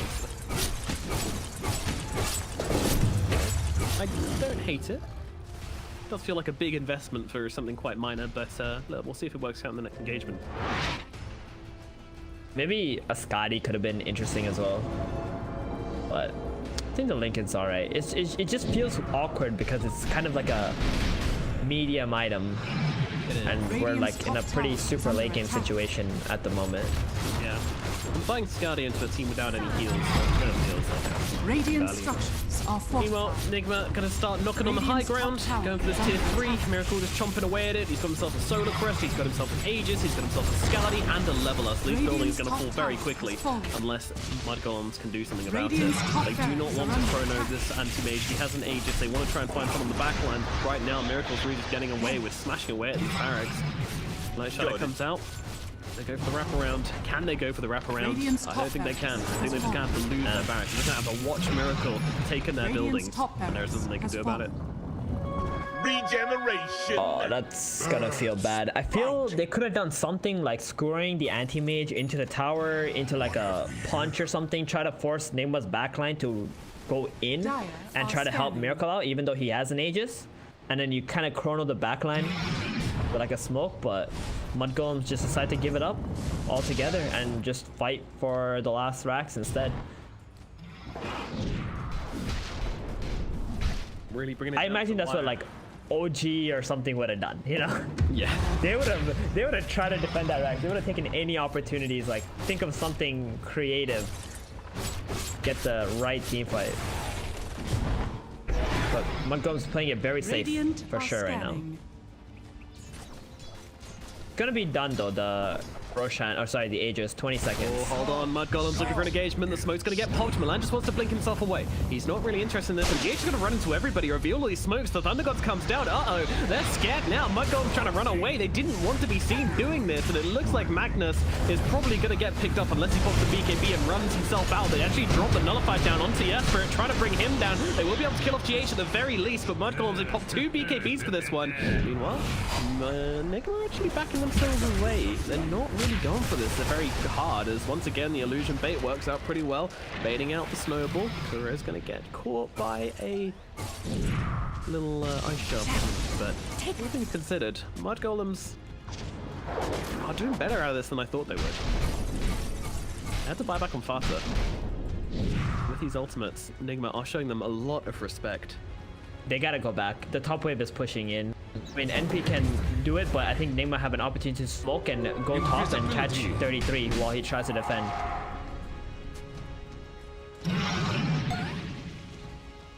Watch. Here we go. 5 seconds. 33, your days are numbered. Everybody channel your telekinetic energy to 33. Tell him to get out of here. 1. He doesn't realize the danger he's in. Oh no, 33 gets dropped like a rock. You just can't see plays like that coming, unfortunately. Blimey. Well predicted, but unfortunately that is your Nature's Prophet going down for a rather long time. However, the Aegis has now gone on Miracle, so Honestly, the play there, like when they walk into the high ground, if they somehow understood like how Nigma think and the moves like they like to do, they could have baited that NP there. That would have been big time. If when he gets jumped by the anti-mage, you drop a chrono on top and you just try to kill him out. Pretty sick as the Abyss Blade comes down onto this Mirana. Got the M. Trouble, but they're going to be able to turn around with the Chrono Spit. It is doing nothing. RP come through though onto the two. Surely they can get through. No damage. Don't seem to have enough to rip through this anti-mage's defenses. They move across towards Kuro. That's a slightly easier target, but she's still pretty damn tanky. The will finish the job, and now Skinner starting to lose HP. Time Walk across though onto Miracle. He's going to pop the cheese though, try and turn it around onto the face of Void, but Miracle's not exactly taking heroes down at any kind of rate either. Supreme is going to be the victim. He's going to get popped. Has himself a buyback if they want to keep this fight going, but it doesn't look like they do. Mudgullums retreat to their high ground, and they're going to try and play it out. Unfortunately, they don't have their ultimates now, so Nigma are going to feel very, very inclined to come up this high ground and start bashing away at this tier 3 tower. And this is their final lane of barracks. Mudgullums do not have any more options left. They have to make this defense happen. Magnus is going to buy back right now. Nigma, are they going to respect it, or are they going to keep on fighting? Well, they're going to see what happens. The Blizzard Blade across onto the Nature's Prophet. 33 in some trouble, dropping down the mana void on top of him. 33 to get himself away. He's not going to be able to do so with the Spirit Vessel on top of him. Miracle will finish the job. He's gone pretty deep for this one, but does he really care? Skin with the BKB gets on top of Miracle. Miracle's just taking chunks out of the Magnus, and in comes the arena from Mind Control. He's pretty low. Does he care? Skinner controlled up and brought down. He is gone. Everybody dead on the side of Mudgullums, except for Fana, who now gets beaten out of the fountain, and that is going to be everybody dead on their team. Nigma, they take game number 1. They did fight admirably on Mudgullums. Got to be said, it was a good performance from them. It is actually giving me hope that this team can actually bring something to the second game, because this team has been a little bit shaky recently.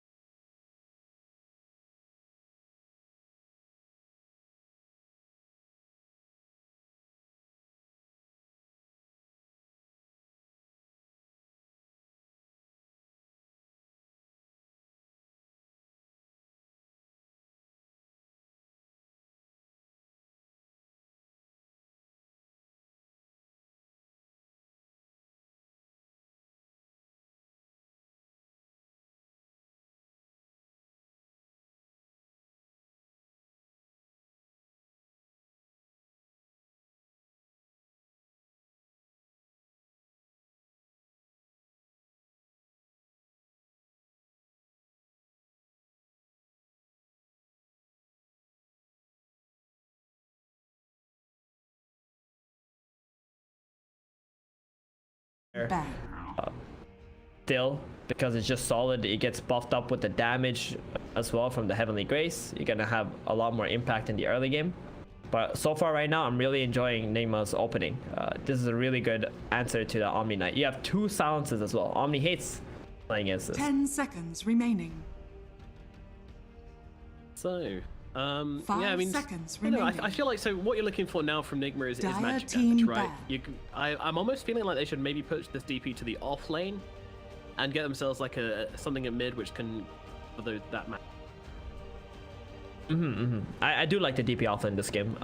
Either we or Mind Control play. I mean, Nigma's one of the teams. They were even one of the first teams who like swapped around all the roles. Like Mind Control, we seen them play mid before, Bat Riders and stuff like that. So it's possible. They will definitely flex his Death Prophet till the very end.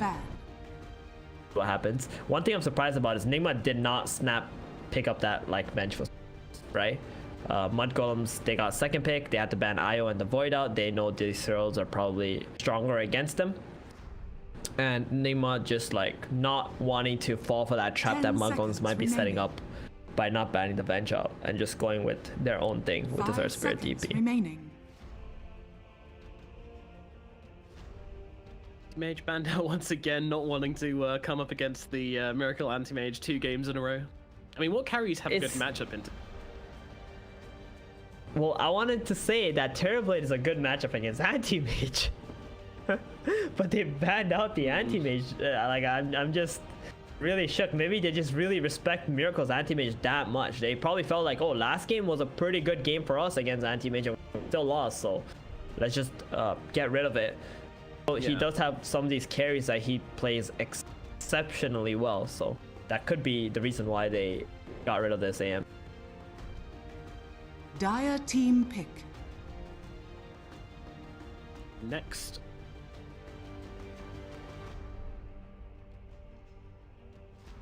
The Mud Golems to pick up their next hero. A lot of stuff still in the pool, like PA. I know there's an Omni Knight, but PA can still work around that. See PAs just go for Battlefield Dazzle into Nullifier without BKBs. Right now against Mud Golems, you don't need a BKB. It really depends on the next drafts. Shadow Demon, so this hero does not have a disable. That could be a problem. Nigma might look into even picking a Storm Spirit potentially with the Shadow Demon being picked up. I think that could be nice. DP can just go offlane with the Earth Spirit, and then you got like a Storm mid who can create a lot of chaos setups in the team fights. 5 seconds remaining. That could be nice for them. But they're gonna definitely pick Kuros here first. I want to see one more hero from Mud Golems before they drop that Storm. What do you think about his like one of the Spirit Bros? What do you think about his tanky Crystal Maiden build last game? That was pretty amusing watching this CM tank up hits from her Faceless Void and survive. It was good. Yeah. It was surprisingly a really good purchase. Like normally you see CMs go with Glimmer, 4-stars and stuff. Croach doesn't care. He just went straight Crimson, and like I saw 33 who had like 18k net worth TP to the CM and I couldn't kill him. Yeah. So it took a very long time, so it's pretty nice. Dire team pick. Underlord first. Oh wow. Okay, so this Underlord is very similar to Death Prophet, right? Does percentage-based damage. So the Heavenly Grace is not going to be so impactful. They're gonna take a lot of damage getting hit by the Firestorm. It's TB, 10 seconds and remaining. this Underlord could be either mid or off lane as well. Radiant We've seen quite a bit of Underlord mids Invoker. from the pro players, and Mud Golem's not picking up Invoker, so definitely not going to be seeing any Storm Spirits or anything like that. Quite surprised that they decided to pick like the Underlord first and not get their position 5, but maybe Crow just wasn't sure like which 5 he wanted to play yet. Remaining. Saving 33-0 remaining. for last. They really want to punish. They really want to punish Miracle if they could. Last Radiant pick. team back. There it is. There's the Zeus. So wait, what? The lanes are looking pretty funky here. Who's going in the safe lane? Is it DP safe? Oh, who's lane? the 5? Who's the 5? I think they haven't picked their 5 yet. DP 5. We've seen some really crazy stuff coming out here, folks. We'll have to wait until they pick up their heroes, but we can theorize. One thing I will is say it possible? Remaining. Yeah. Oh, I was gonna say, is it possible? Okay, are you first, sir? Me first? Alright, my point is very quick. Yes. I'm just going to say Supreme Invoker is very, very good. If you give this guy a good game on Invoker, he is going to absolutely perform for your team. That's my point. Now you. Okay, what I was gonna say was, this could be a possible Miracle Underlord, which would be insane because I've not seen a carry Underlord, or a Miracle Death Prophet, or maybe Kuro just wants to play position 5 Underlord just so he can Firestorm. I don't know, like, this is Nigma. They feel so confident right now. After that, winning that last game, they feel like, yo, we can outplay these guys no matter what we take. Let's just pick whatever's good for the game against what they've drafted, and then we'll figure the rest out later. Yeah. Screw it. I mean, you know, Nigma, they're very keen on just kind of messing around, playing some heroes in some different positions. I mean, Kuro has played, I believe, the most heroes in competitive Dota than anyone else. So, yeah, this team's always capable of pulling out these curveballs. Gons might not be ready for this. I think 10 they've seconds done. Do remaining. you feel like they've done a good job on kind of drafting into this terrible? 5 seconds remaining. Radiant team ban. They have all the heroes that can counter Terrorblade. Zeus, Dire Underlord, team ban. really good against TB. Percentage-based damage on both of them. Zeus is static field, so annoying for the TB. I'm expecting TB to go like some kind of SNY build this game. Just like 10 SNY, seconds remaining. no, BKB. Gotti is really good 5 against Death seconds Prophet. remaining. Just something like that. Just really tank up. It would feel Manta really seems nice. like it might die pretty quick. Yeah, it would feel really nice to not have to build BKB when you've got an Omni Knight on your team. That's often why you draft Omni Knight, so you don't have to build BKB on your carry. But yeah, I mean, when you're playing TB into heavy magic damage, Radiant that hero's team got a pick. small health pool. He's got lots of armor, but a small health pool. You really can't. Yeah.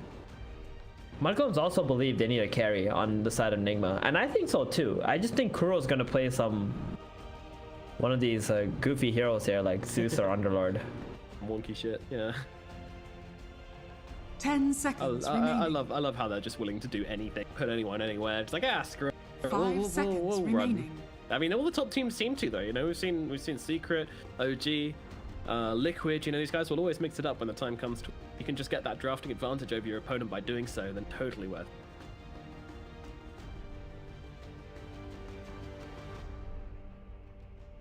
What should they go for? I like the Arc Warden back. But on the side of Mudgolems, I feel like they're really aching for some.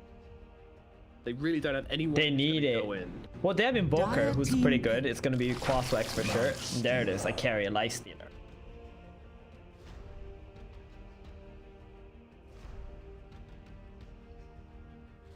A carry hero who's quite safe and can farm on his own to make up for Kuro playing like the Zeus or Underlord 10 seconds as a remaining. position 5. Maybe that's a Death Prophet actually position 5 5. seconds Okay, remaining. maybe it is a Death Prophet position 5. That's what with what I Life thought. Stealer That's carry. what I'm going for. It's also possible, and it's Zeus mid, right? Choose And they go your with the hero. Bat Rider pick. Oh, that's a like this. pretty.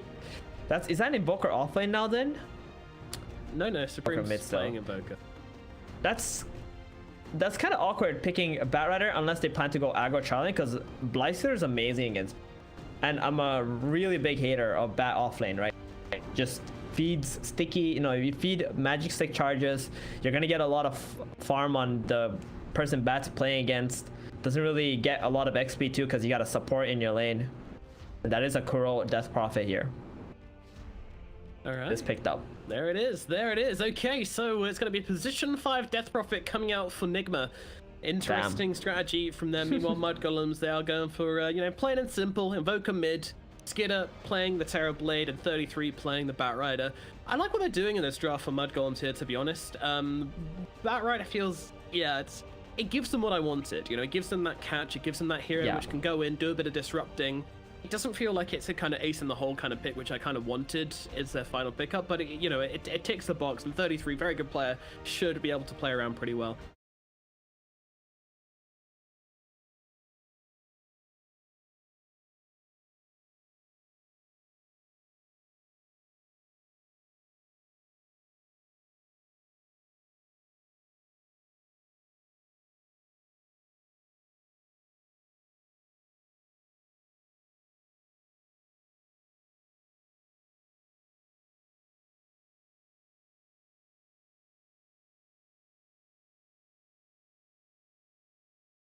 Game number Prepare for 2 battle. of Mud Golems versus Nigma here in the OGA Dota pit lower bracket. Loser of the series gets eliminated from the tournament. There are no second chances anymore.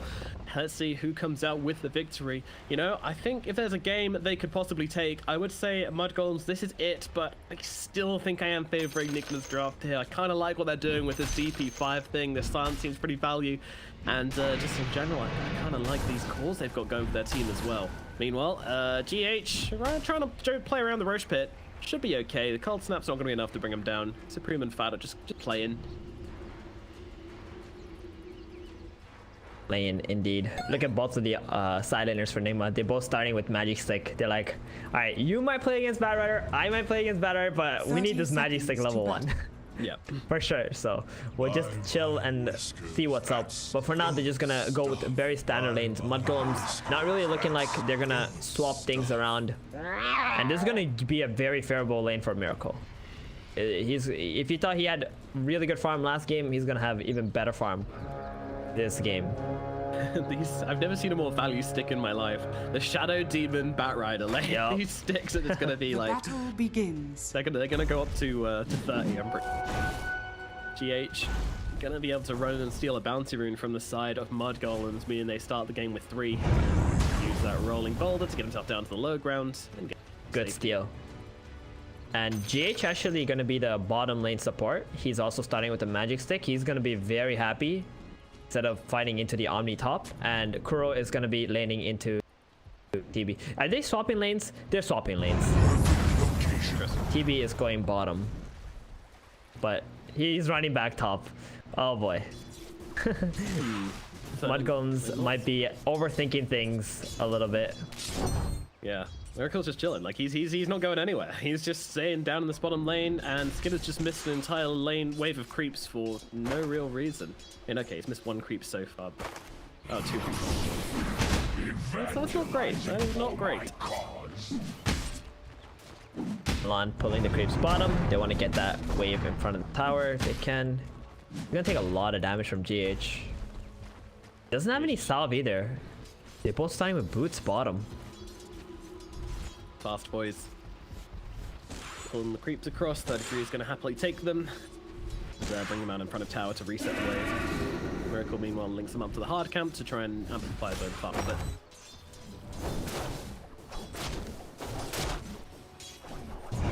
So talk to me about roll in. It's not going to connect in the bottom lane unfortunately. So that's going to push an end to this. So talk to me about this middle lane. It's going to be Evoker versus Zeus. Anyone favored in this matchup really? It should be Invoker. Invoker has always kill potential onto the Zeus if he lands those tornadoes into cold snaps.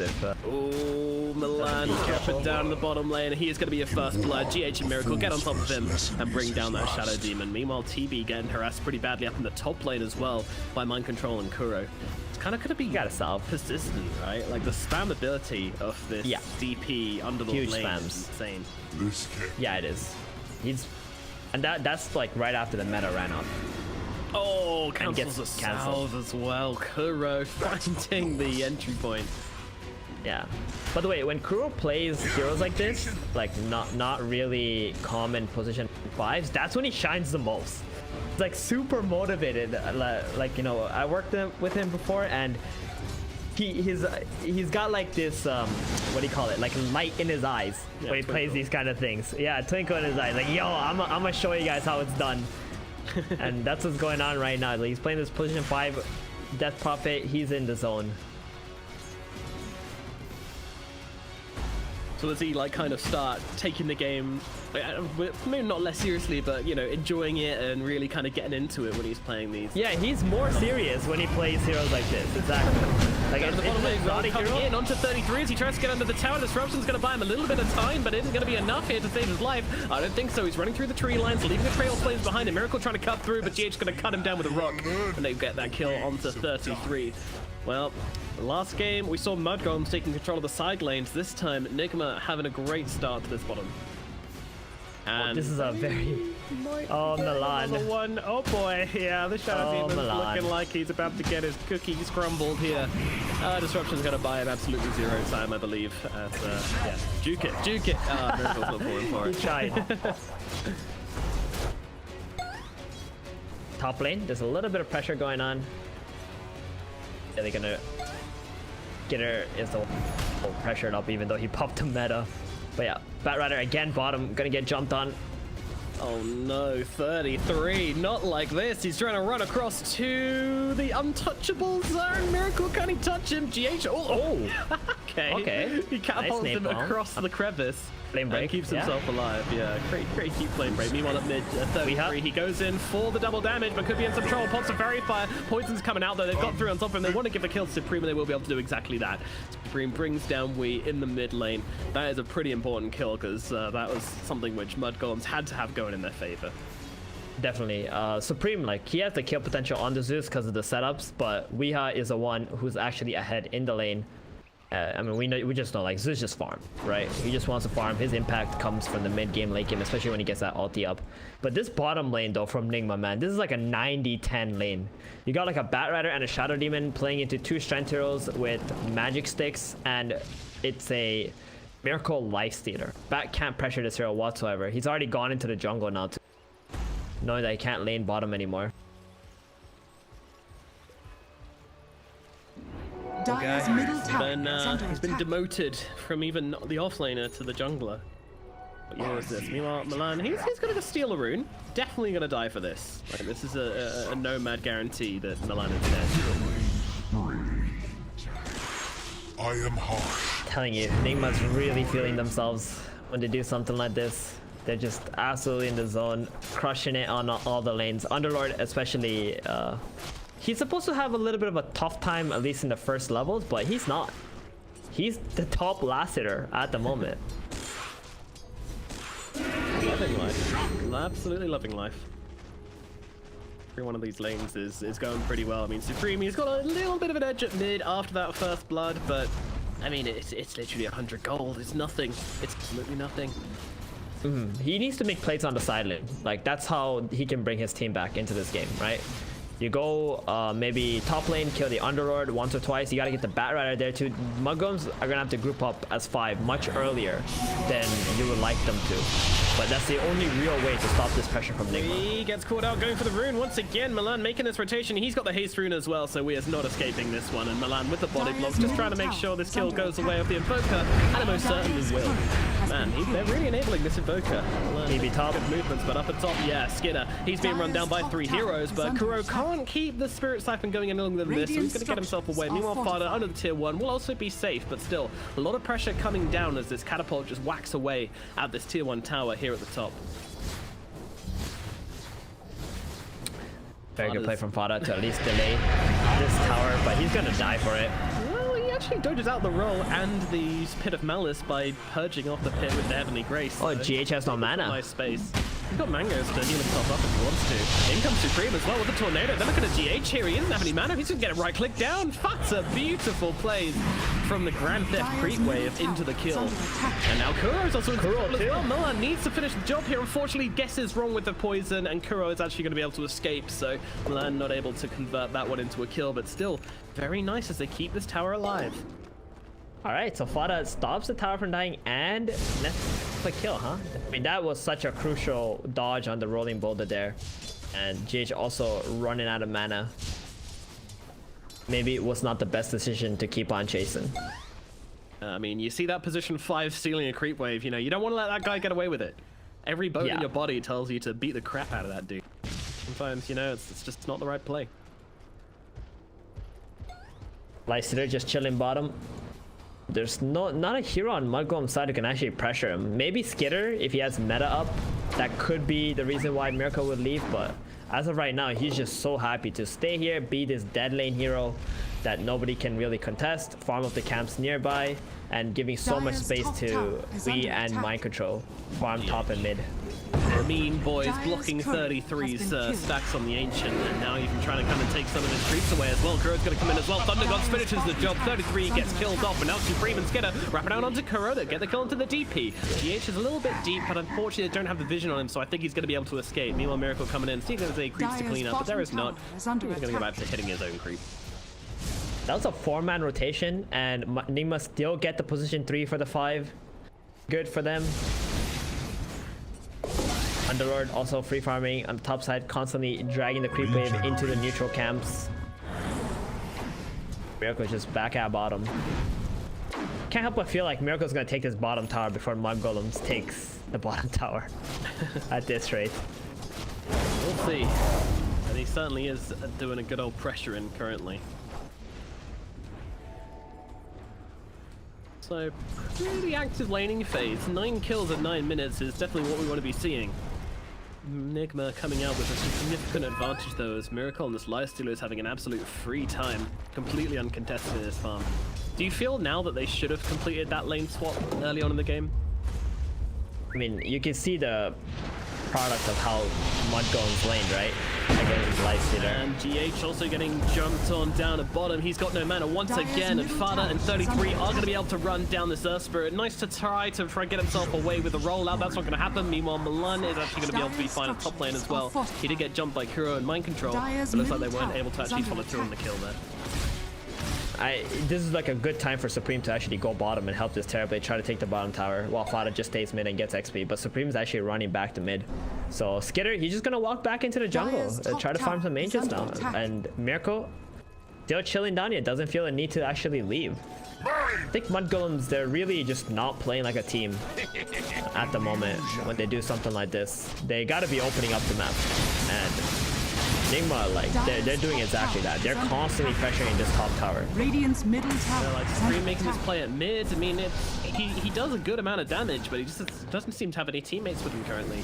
Milan's been the only one who's been rotating in to play with him. Admittedly, like, yeah, Omni Knight, Invoker, not the scariest combo in the world, but I don't know, I kind of want to see, like, someone else trying to play with him, maybe the Bat Rider. Dire's top They're making a smoke, though. This is a little unpredictable, I would say. I don't think Nigma really gonna expect the smoke to come up, but do they have the kill potential? They got the close snap? Yep. Yeah, they're gonna take him down quite easily. I like the way Weehow is actually coming in at the top there, moving into the fight, and then he's sort of, in the back lines. Hello, Fada gets dropped by the Lifestealer rotation. They're looking in towards Supreme as well. He doesn't have the Ghost Walk on cooldown, 7 seconds still, and he's gonna get killed by Wee. That's a double kill for Wee. I mean, they were both made by Miracle, but Wee, you know, doing some nice playing for himself. Meanwhile, 33 caught inside the root, no place to get away. He can't get up that cliff in time. He's gonna get killed off as well. And I look towards Skitter as well. He's just farming the camp nearby. I'm not quite sure this is the play, but he's gonna turn around, be able to get off the sun to get his health up to 4, but they're just gonna rip it through him the second time around, and they are gonna be able to kill the Terrorblade. I'm not too sure what that was, honestly. Well, the mid catapult dies at least. I'm really not sure either. He was just farming. Sometimes we make mistakes, Nomad. We are humans. It happens. Nobody's perfect. Yeah, I mean, I guess he felt safe because they have this ward up here, so he saw their movements and he was like, yeah, you know, they don't really know I'm about. I should be okay to just take this medium camp and then move on for efficiency's sake. But, yeah, I mean, we just kind of played a bit too fast. Quite ready for him. And Miracle now too. Like Nigma, if you have one hero dead on the other side, they're not gonna stop. They're gonna keep running at you. That's just the kind of team they are. He's got the Demonic Purge on him, so no ace to dive.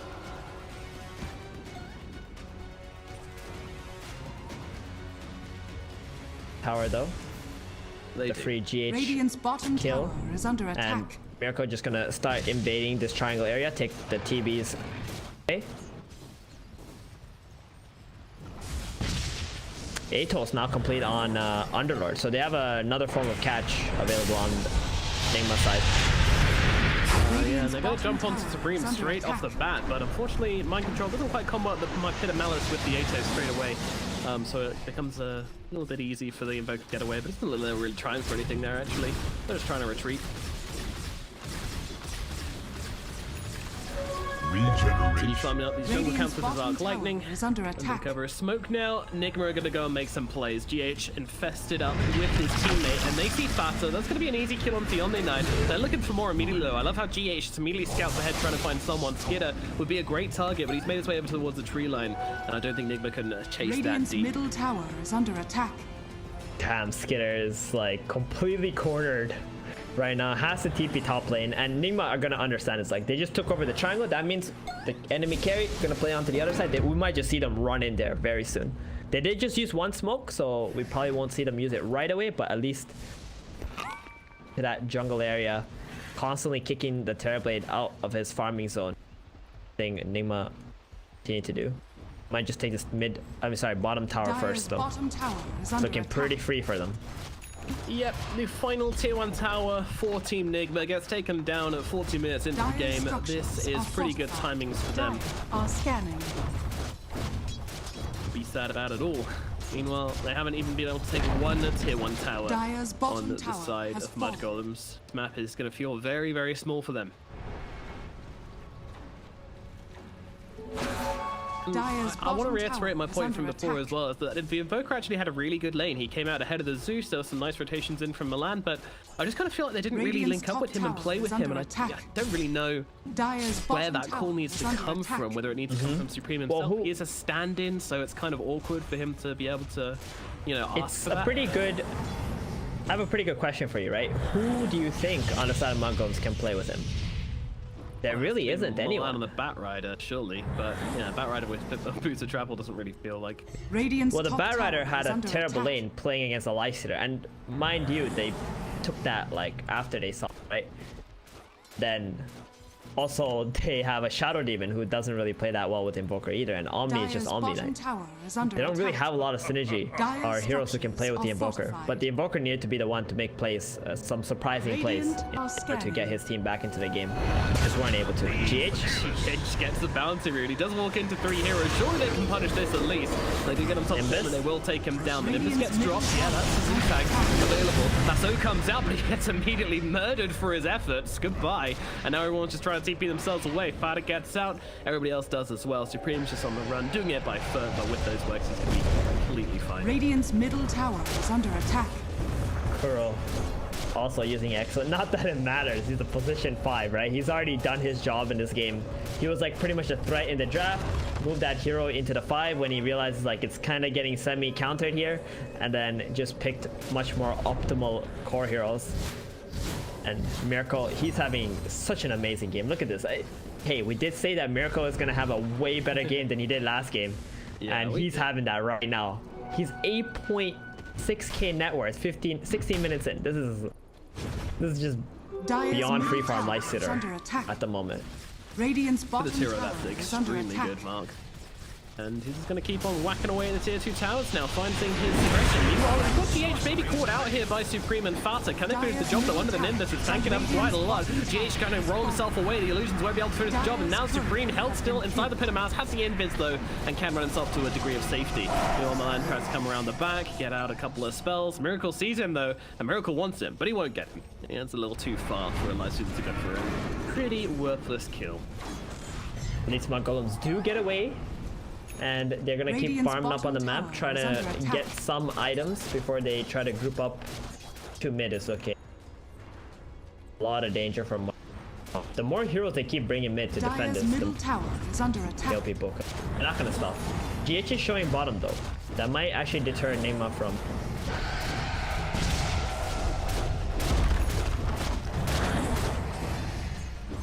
Smacking away at that tier 2 tower and infest up inside mind control. Maybe they do a little bit of a wraparound, see what there is to see. There isn't much to see. Jumping into his Uber. Ready for the ride, but nah, bruh. Ain't going right now. Farm up the triangle instead. Mid tower is pretty low, 400 HP. Yeah, it's still a long push for Nigma, but they will be able to take it, and the commitment pays off in the end as they take down the middle tier 2. Again, you know, just feeling less and less space to move around and farm up on the side of Mud Golems on this map. And I love the Lysander going for the AC as well. This is an item which TB hates playing into. Radiant's bottom tower. But TB can also steal it, right, with the reflection, which is kind of nice. But other than that, like, it's still a freaking insanely good item, like especially to have it pre-20 minutes. Well, for the solo kill, Mind Control's gonna come in and make it a duo kill, and Weeha's gonna jump in and yeah, make it the old 3-on-1. Meanwhile, Just Ubering top. Oh, it's because they want to make sure if Mud Golems do jump the Lysander top, because they showed all bottom, they're ready for that counterplay. But Mud Golems have no intentions of taking any fights at the moment, so they're just gonna walk up, probably take the outpost before 20 minutes. Or at least I would like to see them do it. Mud Golems, Mud Golems, Mud Golems. When is the point of their come back? When can they try and make a play and go for a team fight? What items are they waiting for? Radiant's middle They're just waiting for the tower is under angle attack. of fight, right? The way that Nigma's playing, they're so tight. They're not giving any chance for Mudgolem to get any pickoffs. And the only hero that can really pick off at the moment is, I guess, the Invoker. The Bat Rider still making his way towards that BKB and split pushing. Bat Rider comes into it to try and disrupt this, but yeah, no Bat Rider here. Supreme, he's just trying to make some space, but unfortunately, now they get on top of him. He gets the invis out though. GH does also get himself poisoned up a little bit.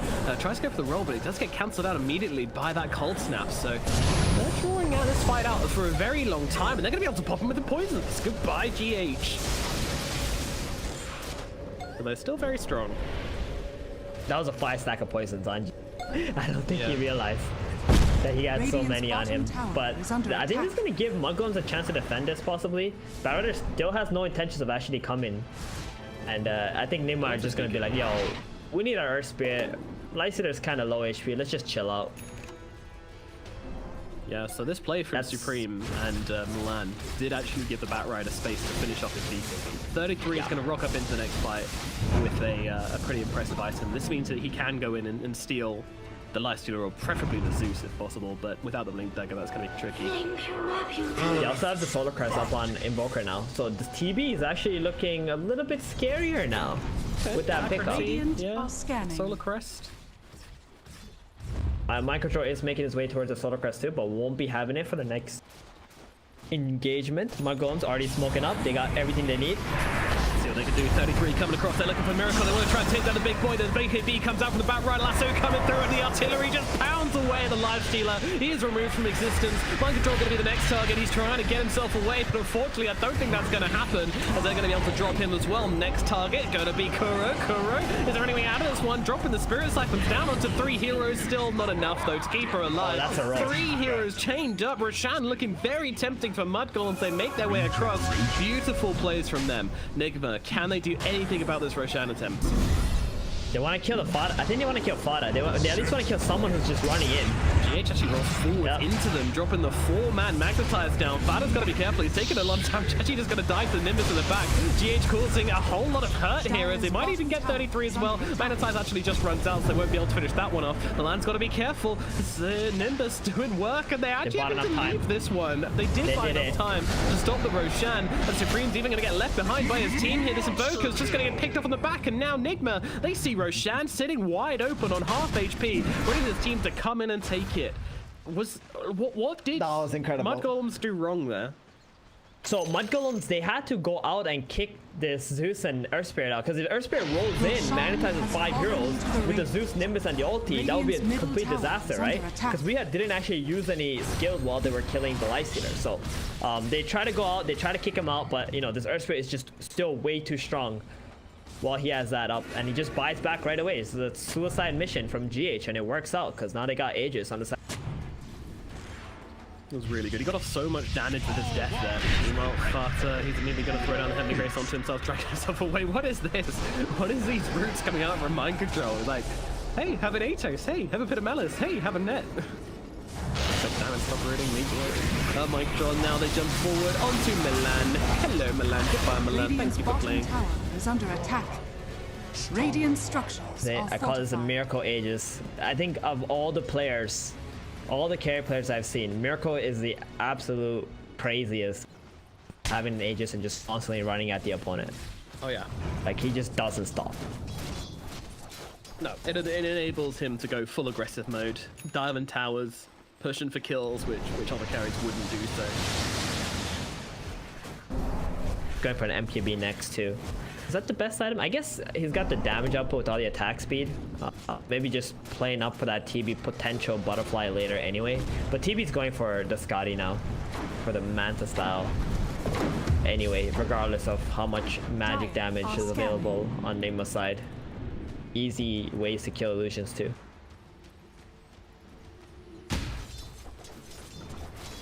Mudgolems are kind of just chilling, you know, waiting for this Aegis maybe to run out.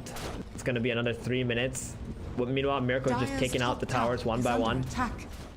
Blink Dagger almost up on the Bat Rider. Maybe once the Aegis is down, they will try to do that same thing again, where they jump and try to burst him. Terrorblade, Alacrity, Solar Crest. I mean, Mod Golems have to be enthused by the fact that they know they can bring down this lifestealer once. It's possible. I'm going to try and do it with just some gentle pokes, but he's just going to get inside this reinforced creep, so the freebie attained. It's pretty nice. Dire's top tower it's really has good. been denied. This Lifestealer ulti is one of the most triggering ones for. It's pretty broke. So hard, dude. What's Supreme? They're on the hunt. Oh, they have the dust on him. He is looking like he might be a little bit dead, a little bit French froze. Oh, and they go though with the lasso. They managed to grab out GH now. Well, the ultimate pop from Skinner to just blow him up. That's the ultimate. I mean, Metamorphosis, pretty much an ultimate anyway. Started running around in the middle of this fight. Dropping out the purification. Actually onto Skinner, giving his own life to keep Skinner a little bit healthier. Lycia's going to come in and try and look for Supreme. Supreme's just going to try and control him up though. He's got the rage available in 18 seconds, and now Supreme needs to leave. Skinner though, kind of isolated. He's away from his teammates, and Miracle is coming into him. He needs to find a way out of this. Meanwhile, Generic has dropped by Milan. Skinner gets off the ultimate onto the Lifestealer, but unfortunately it doesn't see the Mana Manta to get rid of the open wounds, but unfortunately just can't bring down Miracle, can't make the trades, and we is going to be able to get, Sunstrike nearly connect onto the Lifestealer. They can't even get his Aegis though, and that is going to be the end of it. Yeah, unfortunately with that TB dead, no more fighting really possible from Mud Golems. Yeah, they did not lasso the Lifestealer because he has an Aegis. They went for the Earth Spirit, who did not have a buyback. After that, I think Skitter almost brought down Wheat. He had like 200 HP, but then boom, regeneration rune in his bottle. Just pops that, gets full everything, goes back into the fight. Skitter can no longer take this engagement anymore, especially while Omni is gone. And I also saw Kuro near the tier 4s. He was diving a Bat Rider. Okay, I was wondering what he was up to, but yeah, going in pretty deep there, bud. Keen for it. Meanwhile, Miracle just having fun with his own illusions. Aegis still has a minute left on it. I don't think they'll be breaching high ground with this one, but maybe they want to move bottom and take the tier 2, but 33 doing the best he can to make sure that's not very easy. Just trying to set the creep wave on fire. Nimbus cuts off his retreat. He has got a BKB though, so he can TP away if he wants to. There's no basher available on Miracle, so he will be able to get access. So a lot of damage coming through. A little bit close.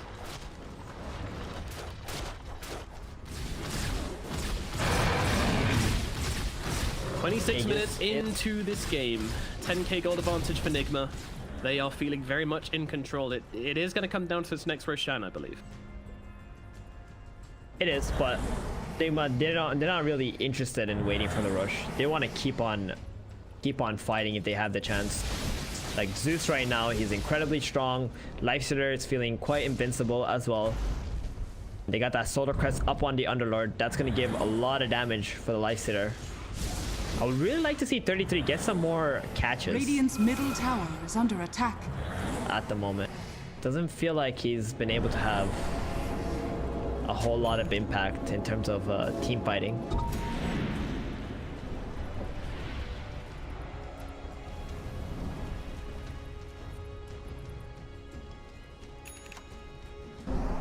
It really is just a case of Mud Golems trying to find that engagement again where they can grab the Lifestealer and just blow him up with the damage of the Terrorblade, but that's not going to be so easy, especially with the Zeus being a huge threat on the board now as well. He's going in for the Lincoln Sphere, so he's not going to be able to get lassoed as easily and can even throw it onto the Lifestealer if he feels safe enough to do so. Lincoln's also against a Cold Snap. Probably the other way that he actually gets caught out. He's got a lot of mobility with that Blink Dagger too. He understands all he really needs to do is be able to cast spells freely. Interesting choice to go for the Lincoln, but it seems pretty good. Are scanning. Radiant's bottom tower is under attack. Oh yeah, definitely. Dire's middle tower is under attack. Golems are looking to move into their triangle, but even doing this, they are so scared to do so. They don't have the vision up. They don't know if Nigma's here. GH, he has Miracle inside of him. They're waiting for the Bat Ride to TP top and get that catch. This double damage could be big. If he goes for it, he could be in some real trouble. And they go, oh, they don't. It's got a blink. Have the detection. They have no vision. He's invis. Yep. Okay. I mean, they didn't know that he was invisible, right? No, it's fair enough. I mean, why just sentry down there? But that's just unlucky, really. So it's got a dagger. So if he sees him, he's like, well. Grand Theft double damage. That could have been really nice for the TV to take this next engagement as well. I'm gonna go in. GH is... He's hungry, man. He's hungry for blood right now. Even Kuro at mid, they're like, hey, you know, this could be an easy one. They've got down the vision, Tornado, just about going to catch on Tim as well. The rest of Nigma start making their way over, but nobody TPing in. However, it's going to take them a long time to bring down this DP, and you see Mudgolems are so afraid of committing to this kill, to be honest.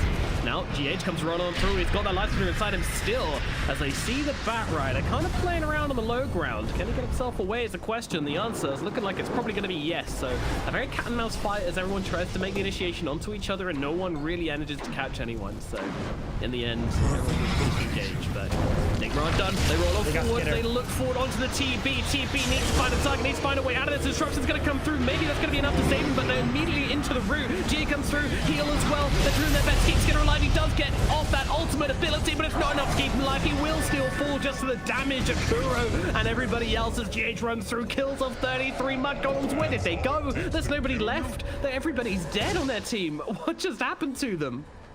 And they're going straight to the high ground top 2. I mean, they commit onto the Lifestealer. It was a pretty nice disruption, but he decided to sunder the low HP Lifestealer instead of maybe the Death Prophet or even the Underlord who had full health. If he got that sunder off on one of the full HP targets, he might have been able to just man up with his team and take that fight.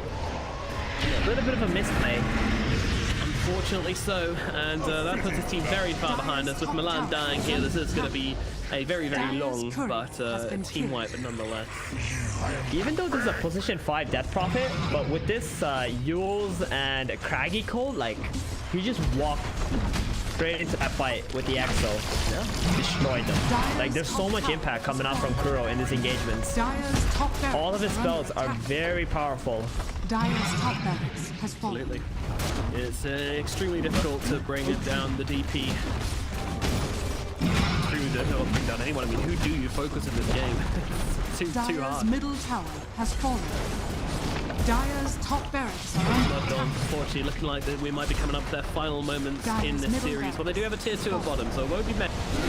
I imagine they're going to look to go for Roshan here, Nigma, but I don't think there's much to stop them just running into that pit. It's up.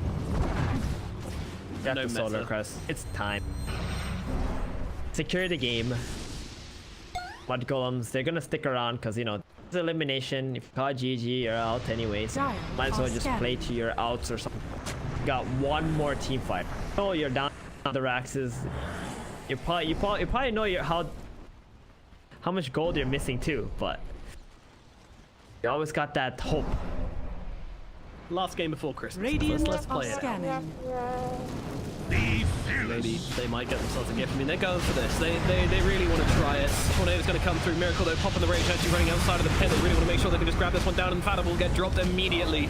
Way too far forward as he gets killed off. I think GH kicked him back. GH really going to roll forward for more, but that's actually going to get interrupted, so the catch is limited. Meanwhile, 33 still trying to make something happen, but now they get on top of him. He has got a BKB, which is going to have to pop immediately. Can they get him with the right click? Going for the TP away, but there is too much damage from Nigma. 33 is going to die, and despite his BKB, now back into the pit. We show. Oh, they're not even going into the pit, actually. They're just looking for the kills as Kuro has actually died. Looks like he was going for the solo plays onto Supreme. If this does end up on a kill for him, regardless, it could be worth it, but he's actually going to get him away. Oh, no. He popped the meta for that kill. He's got 2 playmails. Look at Kuro's items. He's got 2 playmails and a Craggy Colt. Wow. Over 40 armor. Good luck. That's why he was feeling like, yo, I'm going in. I don't care. Where's my team at? Probably why Skinner popped his meta. Well, here we go. The GG fight is coming on now for Mudgolems. Can they do it? They've got a BKB. Skinner going to jump in, start taking some names, but unfortunately can't find himself a target to take down. We will actually drop here, so that's a pretty big kill. Can they follow it up with any more is a question. They kind of need to. Meta's about to run out in approximately 1 second, and now he's a teeny weeny TB who is just not that scary. And Mudgolems need to back themselves away right now. Unfortunately, Nigma probably not going to let him, and they jumped into the backline. They find themselves Milan. Milan's going to get mauled to death inside the Roche ambush pit. Now moving across to the next target. Fada's going to be that as Mind Control's just going to chop away at him, but they want someone bigger. They want Supreme. They want the Invoker's. Yules comes down on 10. Miracle slowly walking through the ice wall. He's chilling inside that ice wall in more ways than one. He's still trying to get himself away, Invoker, as he dodges out the roll, but unfortunately he's going to need a much more than just a roll dodge to get himself this way. This one, so Lifestealer's courier is actually just following him, so he can't even escape. They will finally run out of vision. And it looks like Supreme's he's good. All right. He runs around in circles for just long enough. Pretty nice. But is he going to save him the game? Courier. Probably not. Dire's middle tower hit this is courier, under man. attack. You know you want it. Well, this got an You know you want it. Be really annoyed, bro. Radiant's bottom tower is under attack. Really rough. No meta. But they still got the bottom tier to tower up, Radiant's and bottom 33 tower is is constantly split pushing this. So they want to do something. They gotta go for the tier 4s. Mind Control though, whoa. He's got a cheese. He's good. Yeah. He's just manning it up. Yeah, pretty baller move from Mind Control here. However, it might cost him. Let's see. He's gonna have to indeed use the cheat, but now GH comes rolling through, just blows up Supreme, and so much damage running down onto everybody. 33 is gonna die as well. But then transports himself up. Can't quite get into the fountain though. Disruption comes out onto himself, but meanwhile, there's an Omni Knight who's gonna die on the foot of their base. He's gonna try to chase back GH. He will find one kill now, dropping the reflection, but inside his own fountain, well, he's gonna be able to get a Sunder off. Kuroki taking off a bit more than he can chew. Really feeling confident, but unfortunately, no amount of plate mails can save you from the fountain. We are still just trying to play around and drop a couple of lightning bolts, but Miracle, he's focusing on those tier 4s, those big objectives which he knows he needs to bring down. We have got Metamorphosis available. We don't have the BKB as a problem, but now Miracle's going to be the target. He has got that Aegis, don't forget. They'll move back, chase away the Zeus. They need to find a way to bring down Miracle, but they can't do so. Fada's going to lose his life again, and Skidder, he does not have the Sunder. He's going to die for a second time. Lasso out into the base, doesn't matter. He dies on the steps anyway, and this should be it. We have Supreme respawning, but there's just nothing they can do. It's a 3-on-3, but they are really strong on the side of Nigma. However, he's hopped inside Mind Control. He's just enjoying the ride. He's just chilling. Now he jumps out, jumps onto 33. 33 gets inside his fountain cover. They're just battering them, keeping it inside their base. And now the Ancient, it is exposed. What can you do, Mud Golems? What can you do? They're playing it out to the bitter end, which is admirable, but ultimately futile. As Nigma come in, casting their spells, looking to get on top of Supreme. They've got that Hex available on the Zeus as well. Zeus is dropping pretty low. Milan really wants to finish the job, just wants himself one kill, one teeny weeny little kill, but Wee blinks himself away, and there's your GG's coming out. Unfortunately, Milan will be left empty-handed as the creeps are going to maul him to death, and that's going to be it. That is it for this series. It is a clean 2-0 from Nigma. So congratulations to them. They make their way through this lower bracket. They were just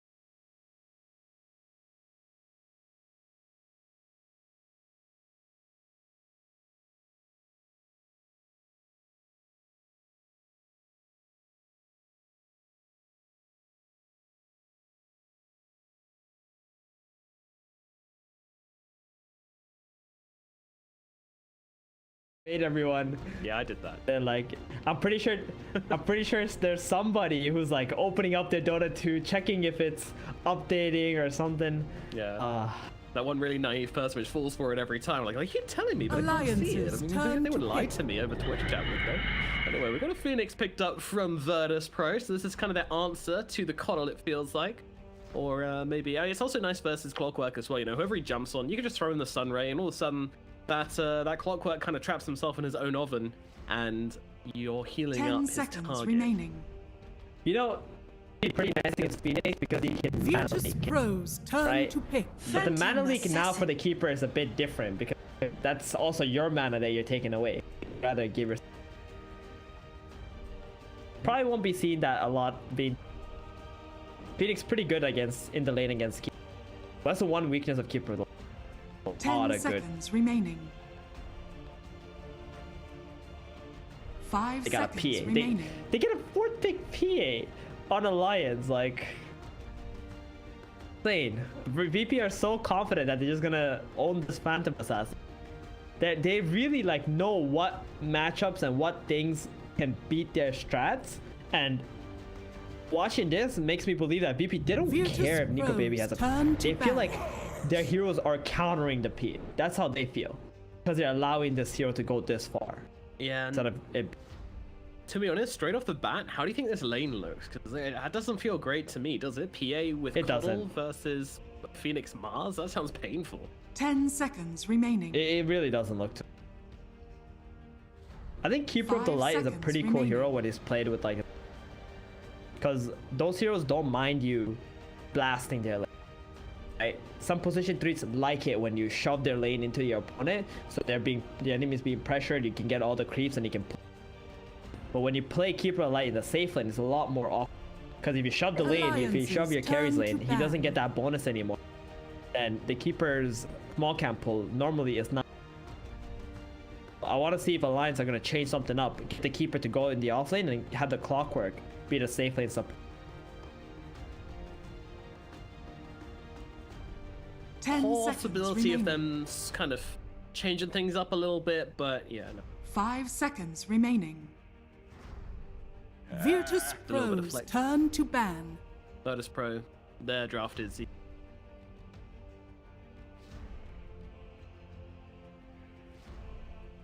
Now, X with the DK and the DP. BP gonna have to pick. 10 next. Seconds remaining. I'm expecting. Kunkka is not that good for 5 seconds DPK remaining. to pick this game. There's a Death Prophet. Death Prophet is really good. Maybe. Well, what else of Virtus Pro? I mean, all right, really popular mid lane has been. We've seen Zeus like 9 out of 10 games out. Zeus has always got to be considered. That said, doesn't really look like a fantastic Zeus game for either team, so probably not going to expect that one. I reckon it's probably Alliance are going to grab. Alliances turn to ban. I think VP, they're pretty good with like a Void Spirit this game. It's a very good hero here. Snapfire. That's not banned out. I would love me some. Yeah, for Virtus Pro as well. I'm sure if they don't take it, then Alliance. 10 seconds remaining. Alliance is gonna be. Gonna just look. 5 seconds remaining. Gonna be a lot of options. Alliances they ban out the Void. Alright. Banned and. Wow. Ooh. We have not seen this hero in a very long time. Let me take a look at when GPK last played Queen of Pain. Certainly. He has not played. He has not played co-op for this team. 10 seconds remaining. In Virtus Pro. Yes, Virtus Pro. He has not played co-op. The last month he has not played. Okay, so weird. This is his first game. I'm fairly sure he played it in ESL 1 Birmingham when he was playing for Gambit. I certainly remember him playing quite a lot back then, but yeah, a long time ago. And now the Puck. The classic Puck Quap matchup between GPK and Limmp. That's going to be an interesting. Good lockdown. Yeah, very, very good hero against the Queen of Pain, I would say. You've got the leash, you've got the ability to dodge dagger. It's just generally a pretty good match board, really. They're waiting to pick who will go mid.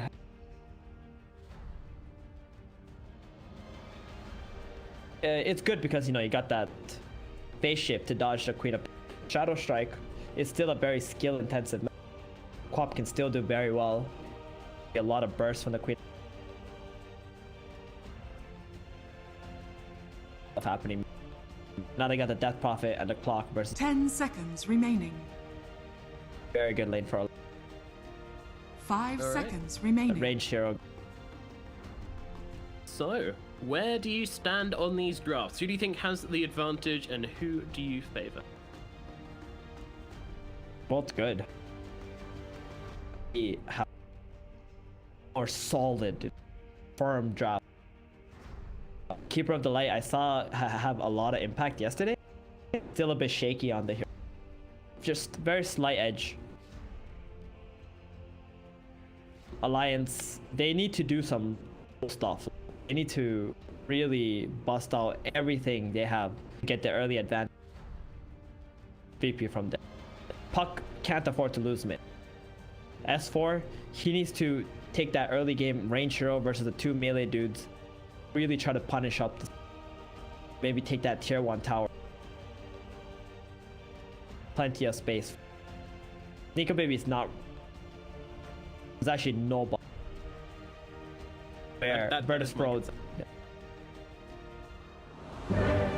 like a Sven with Heavenly Grace, and Heavenly Grace is one of the best buffs you can have on a Sven.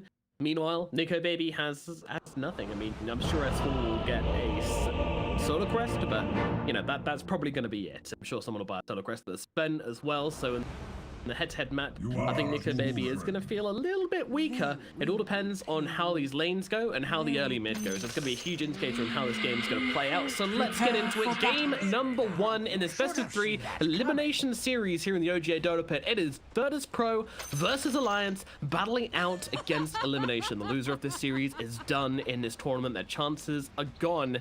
Be them. The winner will play against not Team Liquid, see Team Nigma. Wow, it's been over a year, and I still imagine them as Liquid, you know. Team Nigma. Team Liquid now playing this event. No, they did not. Nigma did try on exchanges. So down at bottom, we got S4 and Handsken hanging out, just kind of looking around. Illias and Epileptic Kid, they are also vision. 30 seconds to setting eyes on each other and seeing if anyone feel a rune from one another.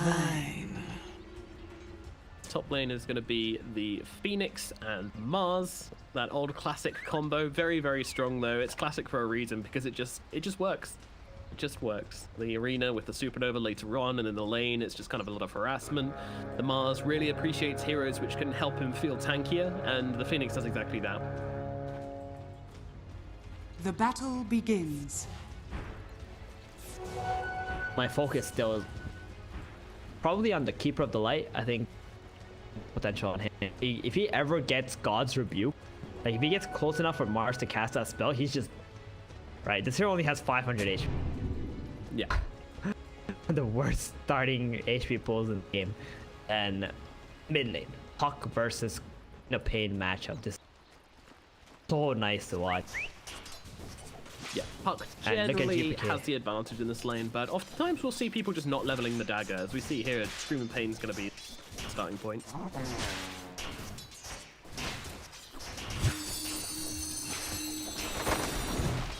So, mid lane pretty sleepy, and of course bottom lane we've got the Sven and the Omni Knight laning up into S4 and Handsken. Handsken of course on the clockwork. And S4 on the DP, just going to be sucking away with the Spirit Siphons. 2 melee strength heroes makes this DP feel very strong down here at bottom, so I imagine Alliance are going to do pretty well on this bottom. Exactly, and Handsken already pulling the creep wave as we see Radiant's every single game. The position or hero, bring that in front of Death Prophet's tower. S4, like they don't really have any kill potential. S4 really has to mess up. Blessings. Actually die. But can just constantly right-click this off. I was doing a local UK event about a month ago, And one thing we noticed in that tournament was none of the position 4s were really pulling the creep waves for their offlaners, and they'd be in these like unfavorable matchups, or sometimes favorable matchups, but still losing because they just had creep control the entire time. And eventually somebody decides to start doing it, and then they're like, oh, and then everyone starts doing it the whole tournament, and everyone's pulling the creep waves fast. They realize it's pretty damn good. Not something you want to miss out on. Handsken doing a good job disrupting this Sven, who's trying to farm peacefully between his two towers. Playing into Ilias a bit here as well down at bottom, as these Radiant heroes are getting a little bit battered by Alliance. Plenty of regen though. They go for a Bastion level. Dedication honors us. The extra mana regen for this. It's gonna be a little bit slower. But that's okay. They're just looking at XP in this bot lane for eventually Sven is just get out here and just go start jungle. Creeps. Stop for him. Even so far. Wave is in front of Nikobaby's tower, so happy with that. Yeah. And we see, FNG immediately going to utilize the fact that Nikobaby's just farming under his tower. This frees him up to go and do all the stuff. He can make stacks, he can be more efficient in the lane, he's going to make the double stack here. Like, this is why you want to have lane control when you're playing in the safe. Stops your support having to babysit you, allows you to get solo XP because there's just no threat if you die. Nice stacks already from F. They're also planning an early ward and a sentry there, so if VP ever decide to go there, plant a vision, it's going to get away. Oh yes. S4 taking a bit of damage in response, but Handsken just coming in, gets them both inside the cogs, and SL is going to be able to stick a straw into the both of them with the Spirit Siphon and just start taking away their HP. Nice trading again from Alliance in this bottom lane as they continue to lay the pressure on these Virtus Pro heroes.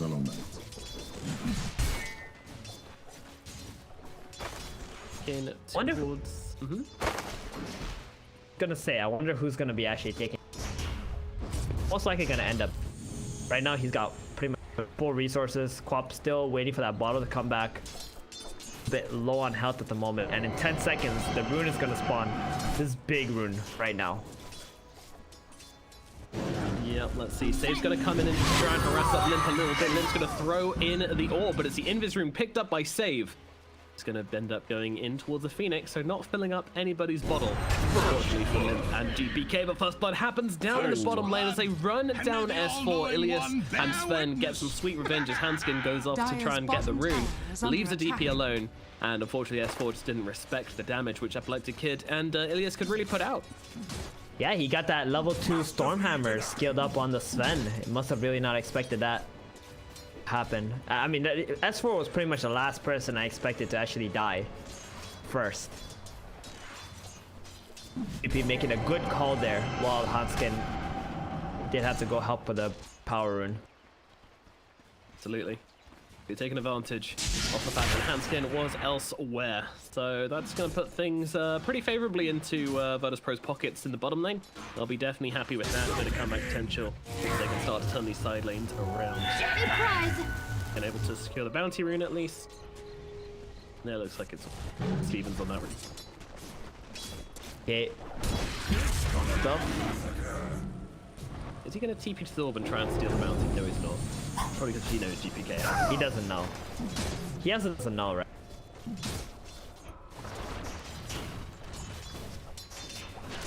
Yeah, I mean, we have seen players just try and like invade sneakily, and if they ever think that, hey, this guy's got an empty bottle, they're probably going to be trying to min-max this one out. Go and steal it, but not this time. They're just going to turn around and drop a bunch of spells onto Handsken's face instead, so he's going to be forced to cogs defensively rather than wanting to cogs aggressively. And this is really nice, that the way they just see this block and they just drop all their spells on him, it stops him being able to get anybody inside the cogs, which would allow S4 to get off the Spirit Siphon and the Crypt Swarm. So yeah, I quite like what Handsken's doing in this bottom lane. Sorry, what VP are doing in this. It's good. Again, a little bit hard to pressure up S4. They killed him one time, but now he's level 5 already. And he's got 15 denies on S4. That's a lot of denies. This lane. Not gonna be happy about that. Only level 4.5. He might just go into a jungle now. He's like, alright, this lane looks pretty bad for me. I know the lane's pushing in catapult, but when Alliance can dive me, Omni, you just take over this. If you die, you die, but at least you get a bunch of... Get Handsken, making the play. He knows what this... Tries to chase him out of This changes. He just looped right back around. Goes down in the middle lane, tries to make the deep dive. He had a DD rune and wanted to try and finish off GPK, but the rotation in from Save turns it in his favor. And they will get that kill onto the puck. Wait, that's interesting. Where was his coil on Limmp? He just didn't skill it up. Nope, didn't want it. He actually went for the level 2 silence instead of the coil. Maybe that's what he actually needed to be able to kill GPK. Now GPK coming in towards the bottom lane, full HP, full mana, trying to jump onto S4. He has got that Sonic Wave if he wants to try and bring down S4. Needs a little bit more damage than he's got right now. Meanwhile, Handsken, he's just going to run away on the side, and it looks like they won't be able to actually turn this into a kill, unfortunately. Oh, never mind. Handsken comes back in. He goes for the TP out. That's not going to happen, Sunshine. Good night. GPK will close the gates with a Sonic Wave. Coil, but yeah, I don't want to get him. He has a rain drop on the Phoenix, so he's actually very tanky. Look at this, yo, 940 HP. Not a squishy boy, that's for sure. He's not, and that's really not how you want to be spending your first few minutes as level 6 on puck. You know, you want to be making these plays happen. You want to be trying to bring down these heroes, as Coddle's going to help him farm up these big stacks here. Then make another one in the process. Love the efficiency. Dire's middle tower is under attack. Very good XP and gold. Nikobaby getting pressured up top by himself. Dire's top tower is under attack. DM just doing his on the way here too. DM's got his ulti.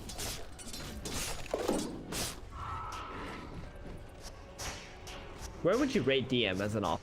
Radiant are scanning. Honestly, I think he's the best offlaner, we've seen come into the scene in the last. I think he is very, very good.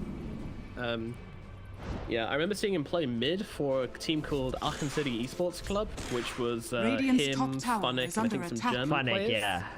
And he was kicking ass back then, and he was playing mid, and he was playing like Sanking and stuff, and trying to goofing around, but you know, you could just see the mechanical skill of this guy was actually insane. And not just that, but he always plays for his team. Like he always plays for his team. Like he's never greedy. He can be greedy if he thinks that's what's going to be best to secure the game, but yeah, he's just a guy that wins games, and that's what you want in an offlaner. Yeah, I think DM's a really incredible talent. He is. I always see him just having a great game, no matter what hero he plays.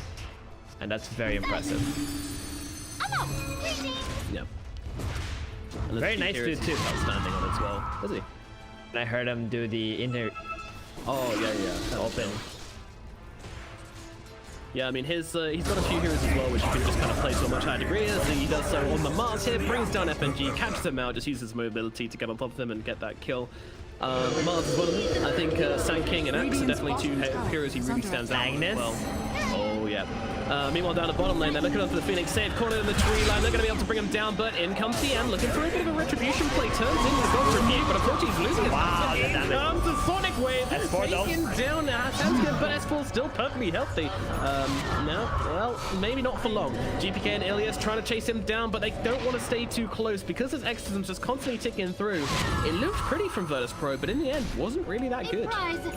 Dude, that level 4 Spirit Siphon, look at S4's build. He does not have that max out quick storm. It just healed him for so much, right? This Mars has 1400 HP. Phoenix also has a lot of health. The Queen of Pain with that Heavenly Grace is actually feeding back a lot of HP to S4 too. So it looks like he might die, but that level 4 Siphon build is just spot on from S4. Yeah, he did 2,500 so much presence. damage in his early game fight. Very impressive.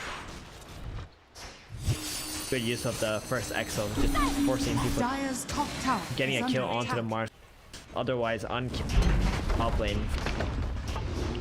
Look at old Caster's Curse as well for DM there. You know, we spend a bit of time bigging him up and then makes a play which is a little bit not middle. Limmp.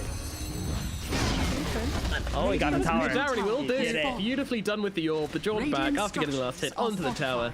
Very nicely done from the puck. Bottom tower is under attack. That plays the kid also going to take top tower, but this mid tower dying, that's a pretty big deal. Alliance going to be able to protect the jungle much easier now too. VP don't really have that instant mid defend the mid lane. Radiant's bottom tower Trying to has play around fallen. here with DM, but might have taken the it arena. too far. He turns around, drops down, the Dream Calls, trying to interrupt DM. Nice dodge on the spear. It's not going to be enough to keep him alive, though. They will be able to drop the puck. And VP going to be happy about that one as they dive in into the enemy jungle and even start to close out the map a little bit. But thankfully, Nikobaby's farming on the other side of the map. He is predicting the movements of Virtus Pro and playing where they don't want him to be, which is in their safe lane.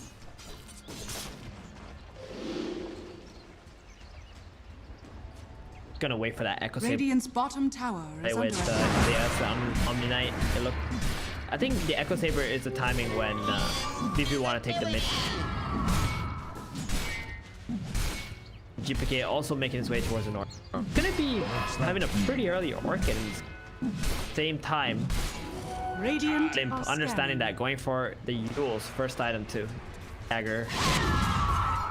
Blade. Yeah, no E-Blades today. Thompson is playing Limmp towards. That's more the already played. Meanwhile, the Handsken having a bit of a lover's quarrel here as the cogs come down. The hook shot as well, just trying to hold him in place for as long as possible. illias comes in, throws down the heels, keeps DM alive and ticking. And Alliance won't be able to get that kill. But I like the pace Alliance is playing at right now. It's not like overly aggressive, it's not defensive. Whenever their skills are up, they'll try to go together, make something happen. And FNG has been making plenty of stacks in this game. Just help them keep up VP's farming. And PA is gonna have a pretty quick Battle Fury. We're looking at what, 15 minutes here? Yeah, If Nikobaby doesn't die, that's like a 20-minute Desolator as well. Really good for him.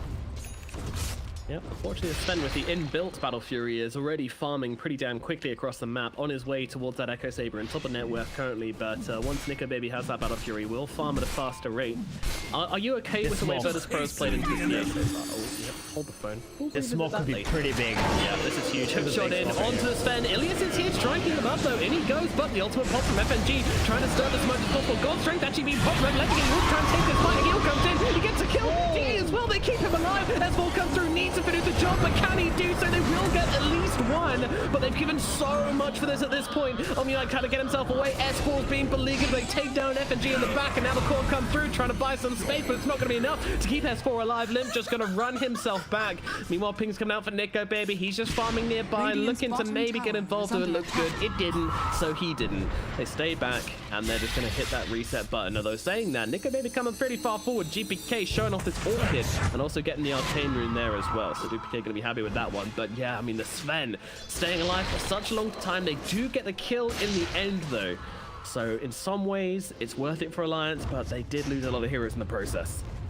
They lost a lot of heroes, and the DP means then gonna finish his Echo Saber in 300 gold, and they're just gonna run straight out to the mid.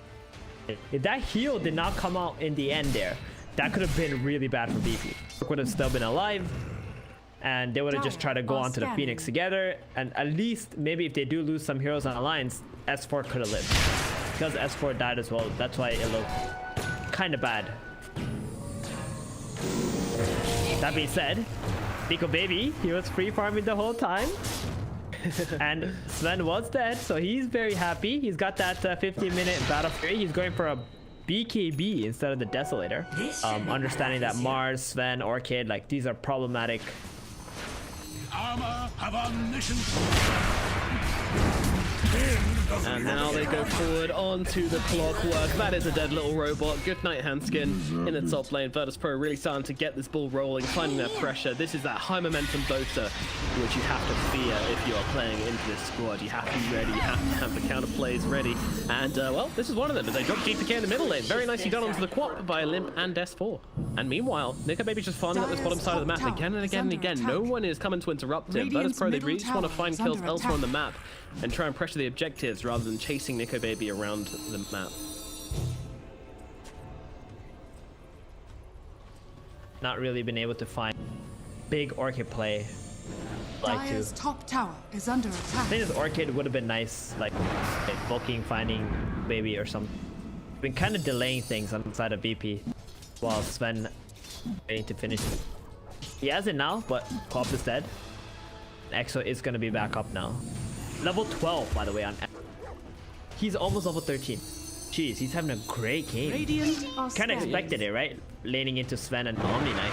Yeah. This great of a game, pretty impressive. Yeah, I mean, he did have that one early on death, but definitely made up for it. You know, the Spirit Siphon's such a good ability in this game, staying alive through some clutch engagements as well, and making his plays with Limmp. These two have been doing such a good job of opening the map up for the Phantom Assassin, but now VP are forcing a team fight.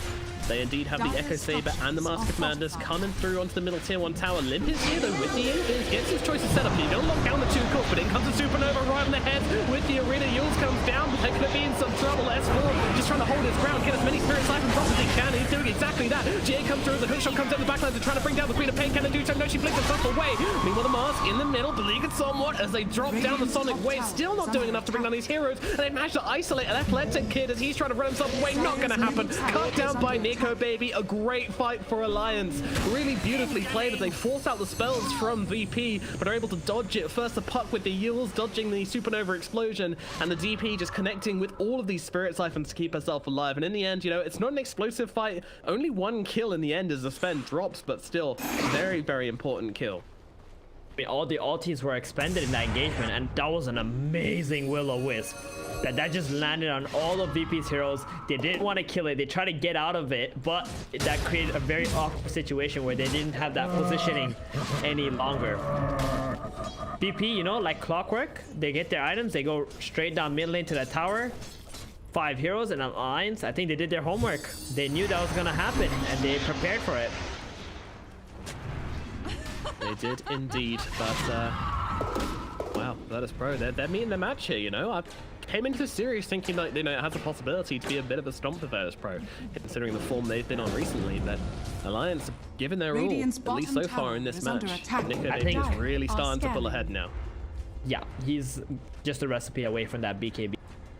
That fight, even though they only lost the Sven, it's enormous because they made their first 5-man move and it failed horrendously. Because normally when BP does that move, they're actually destroying the game after. Because they will take the tower, if the enemy fights them, they get like 2 or 3 kills, and then they just completely take over the triangle area and everything. So VP, this is the second attempt now. Yeah, they're trying for it again. They know their cooldowns are slightly shorter than that. No Exo, is with Exo in 20 seconds. They're just going to try and bully them off the tower. Ooh, Coil actually misses. Nearly catches out save, but not quite connecting. And now I think Alliance just need to leave. But unfortunately, FNG looking like it's going to get left behind. The old man and his horse put to death as a tower shall shortly follow. Dire's middle tower is under attack. And they do get that tower, but they did manage to hold off for about 2 minutes on the side of Alliance. That did help PA finish up her BKB now. 19-minute Battlefield BKB. Defend Roshan now. And also have this PA involved in the engagements. They're ready to go. They've got this BKB coming out on the courier now for the Phantom Assassin. Oh, and a nice little neutral item as well to give us some lifesteal, which it didn't previously have. Thank you very much, Vampire Fangs. PA loves that item. They are feeling fighting fit. Shame about that coil in the last fight. Limmp tried to grab it on the Phoenix just as Save Icarus dived away. Didn't quite land it in time. And therefore the coil gets wasted and there's no more defense possible. But they were already lacking the exorcisms. They needed a nice coil to get themselves a kill. Nevertheless, Alliance still in a good place. It'd been nice if that coil did land on the Phoenix. Yeah. Radiant's top tower is under attack. At the very Radiant least. structures are But now they really start to take over the map. They go into the enemy triangle, pushing down the tier 1 tower, the last one left alive inside of Virtus Pro. It's going to probably be taken by Alliance. The counter aggression comes out from BP though. The Epileptic Kid pushing down the same mirroring tier 1. Handsken's already in the neighborhood though. He might be thinking of popping something here. Do it with flair. Radiant's top tower is under attack. Cash them way out. BP just quick and back together as a team. Here it would be very awkward. Do you see FNG though? VP, they're like, that's the one we want. Radiant are scanning. Radiant's top tower is under attack. Silence on the map as the killing has kind of stopped, and both teams are trying to work around each other. No one wants to be the one to make that big misstep. The same as is the Sven. He's going to have his own BKB finish now. I kind of feel like Alliance should have tried to take that fight whilst the Sven was BKB-less and the PA had hers.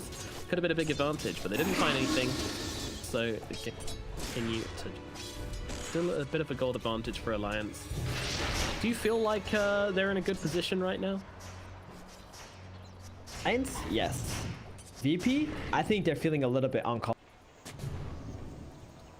I'm not sure if they face this much of a resistance to play with Sven, but they do have the BKB now, so this is another timing. I'm going to interrupt though. He's going to pop the cogs. This is a slightly awkward engagement from VP as they can't get off that arena straight away. Handsken might just be sacrificed. Alliance, what do they want to do here? Throw with a blinding light. Arena comes down. They're throwing so much onto this clockwork, and they will get Handsken. Meanwhile, S4 jumps in with the BKB, popping those Spirit Cyclones. The Supernova's going to go uncontested. GA's going to come down, but that Ignis Sparta's holding back along with the coil, stopping VP from coming forward. But now they get on top of the Connor. Connor gets torn ahead. Now S4 on the run, getting run down with the silence. No survival for her either. Alliance, they are going to lose this one. And Nikobaby's actually in this engagement. Uh-oh. Can blink across the Limmp in just a second. Should be okay. But still a really bad fight from Alliance there. They kind of weren't quite sure if they wanted to really make it happen. Taking the 4-on-2, which eventually turned into a 5-on-5. But again, just not quite going their way in the end. What was the downfall of Alliance in that one? I think they just hesitated. They saw that Arena was dropped, Sven popped his spells, and they just wanted to sacrifice Clockwork. But S4 had another idea. He felt like he was really strong with his Exo and the BKB. So all of a sudden, Alliance is like, wait, are we backing? Are we fighting? And then S4 goes in. They have to follow up. They have to help him out. He's a big boy in this game, and ended up being not the right call, fighting into a Supernova. Alliance were already thinking about getting out of there. If they just gave away the Clockwork and got out, I think Alliance would have had a chance to take Roshan right after that, when the Clockwork was alive, and take a better fight against VP. But I think this is the way VP plays, you know, they get their timings, they force something, and it makes you think, do we fight, do we not fight, you know, and they just take advantage of those errors coming out from the enemy team. And now they're starting to build up some momentum. Alliance is a little bit up on gold, but Epileptic Kid, he's feeling really good now. Going for a Hyperstone. Is that an AC? Get some armor against this assassin, possibly? Definitely. Yeah, armor into the Phantom Assassin and into the DP as well. Really important this game, I think. That pick up a lot, and they're immediately going to get the silence onto the puck. No follow-up though. They're not really committing very hard to this one. They don't really want to fight up into the high ground when they don't have that vision already down, so they are going to respect Alliance. At least Alliance is very fortunate that this Roshan was not taken by VP already, so they got that opportunity to fight over there. Just later on P now. Going down, they get the ward on the high ground, which means they can follow through this arena. Where did they go? Alliance heroes just get swept off the map. This is a terrible engagement for Alliance as Virtus Pro take down 4 instantaneously. Oh no, the hook shot missing, cutting through everybody, and then just setting themselves up for the easiest arena into Sven Cleave, into Supernova. They really had nothing to do with that Alliance, and they really tried to push hard to make that fight work, but unfortunately it was doomed from the start, and now Roshan is going to be their reward. That was double stun too, right? S4 just can't afford to get disabled like that, because they're just going to get chain stunned. Got to get that Exo and the BKB off. On top of that, when Nikobaby, he blinked onto the Omni Knight, tried to kill the egg with that attack seed, but he didn't click BKB, so he got instantly Yuled. Got stunned as soon as he came back down. Maybe if he killed the egg there, he could have got away, but also dying too. And now they get the Roshan on BP. The game suddenly looks so incredibly hard for Alliance now. Symphony of subpar BKB usages from Alliance really cost them heavily in their second big team fight of the game. Losing 2 back-to-back, it makes this game incredibly difficult for them to come back into it. They do have Nikobaby PA, which is always something you've got to consider, but now the hookshot landing onto the Phoenix. They always want to get this easy kill. Get the easy kill, and maybe chain it into something else. And then, well, I mean, this guy has an Aegis. Probably not the guy you want to be committing to right now. They realize that. They'll just blast him off with some cogs and move on. Dire's middle tower. VP is also not interested in fighting right now. They got 10 seconds left on the Gosh round.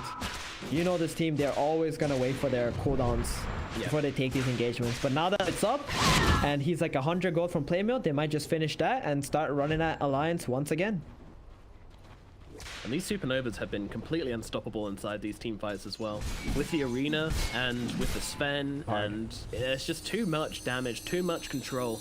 and too much kind of AoE to just run in and attack the egg together. Like, you'll just get comboed up and die on all your heroes if you try and do that. So the supernovas really are free. Not only that, Phantom Assassin is not either. No. You don't have the option to even us save decides to just go in, ramble, stop dying. Yeah, and that's not gonna happen. As we say that, no man. Him. Yeah. This has been happening a lot recently. Yeah. That Epileptic Kid running onto the high ground once again, looking for a target. Sees Limmp. Limmp blinks away. Nikobaby as well, just to use the blow. He has been pinged out by Save though, saying, "Look, PA is nearby. It's 13 seconds. There's no creep camp there." But fortunately, the investigation is going to carry them so far. S4 actually initiating onto Epileptic Kid here. Now, this is going to be for the BKB. Meanwhile, they're going on the backlines with the puck. Puck, though, immediately going to get speared up to a tree. Sonic Wave going to cut through as well. Limmp almost losing his life. Burrows down the heels, but now the really comes down. Handsken probably going to be the one to die here. The puck is able to get himself... Oh, no, he dies and then bites back to the tower. Immediate buyback. Now they're going with the Ignis Spider, trying to block them out as quickly as possible, but the save comes in once more from Illias, just keeping his heroes alive, using all his heals onto the Mars. And now the PH is getting completely cut as the Supernova comes down as well. They're trying to reset on Alliance, get themselves back. 2 buybacks though. They need to make this fight happen, but they can't find the pickoff. They don't have the hook shots, they don't have the cap, they don't have a coil either. They jump in though with the silence spend, trying to take the front line, using Aegis to buy teams some space, but Nikobaby just jumps straight past him, takes down Illias, and now just trying to fight into GPK. GPK, they're surprisingly tanky as they take down the spend for the first time. He's going back to life. It's a buyback out from the Omni Knight as they back themselves away on Virtus Pro. A really costly fight from Alliance, and it's really difficult to say they come out with the win there. Yes, they take down the Aegis. Yes, Nikobaby gets himself a kill or two, but still, the buybacks from Alliance, it's just not enough for them. They got 1 kill onto the Omni Knight, and he bought out. Maybe if they kill him again, that's when it's really worth it for Alliance. But yeah, Limmp buying back there too. Not gonna feel too good about that. Handsken, same thing. They just keep kiting so well, actually on both sides, honestly. Like Alliance, they got away from that Supernova, came back in, tried to make the best of the situation, but it just wasn't enough. Now Handsken getting bullied, unfortunately. Oh, no. He's not getting out of this Handsken. one, and the Purification will finish the job. Is under attack. That's 70 seconds. He's gone for, and this is gonna be tier 2 tower dead, most likely. Epileptic Kid just tries to push all the way in. Look, he had dreams of Ags, and I believe he had like 1,200-ish gold towards it earlier on. But a couple of bad Still fights. at the same place. And he had to buy back. Very unfortunate. Also, did you see how many gold heroes there were in the last fight? Everyone was just BKB'd. BKB'd. Is under attack. They were all just BKB'd in one engagement. I'm like, wow, that looks really scary. Yeah, everyone's just dropping in with the BKBs, and anyone who's not BKB'd is going to get heavily graced up by Illias. Like, these heroes just aren't falling. That is the problem. No one is dying. It's the Will-O-Wisp. The Will-O-Wisp is like pretty much forcing all of VP's heroes to like pick the BKB right away too. Dire's top tower has fallen. The fights. I'm currently as well. He's just making some stacks in enemy jungle, farming them up with his Illuminate. Getting some money anyway, knows how. I mean, he's got good items. Cape, Max. Pretty big position 5. Dire's top tower is under attack. Pushing, buying some time for his allies. I'm sure Cotalax is going to receive it.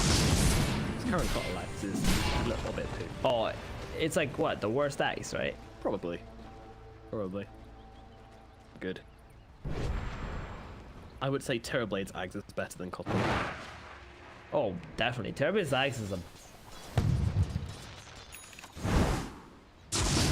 Hopefully we'll see something cool coming for Cottle. But not right now. Probably not going to be buying that up. He's actually going for a Solar Crush, just wants to buff up his PA a little bit further. Thought that would be the Nature's Prophets, sorry, the Death Prophet's job, but she's instead going for the Shiva's Guard. Dire's I like that item in this game. It does seem very strong. Still a way off though. You need the armor. Playing as DP and playing as Mars. S4 was having a pretty good game, but just a couple of bad engagements to put him back. Yeah. Pain has overtaken Be fearless. Death Prophet by a lot now too. Pretty much an entire big item. PK going for MKB next. Wants to be a Phantom Assassin killer as well in this game.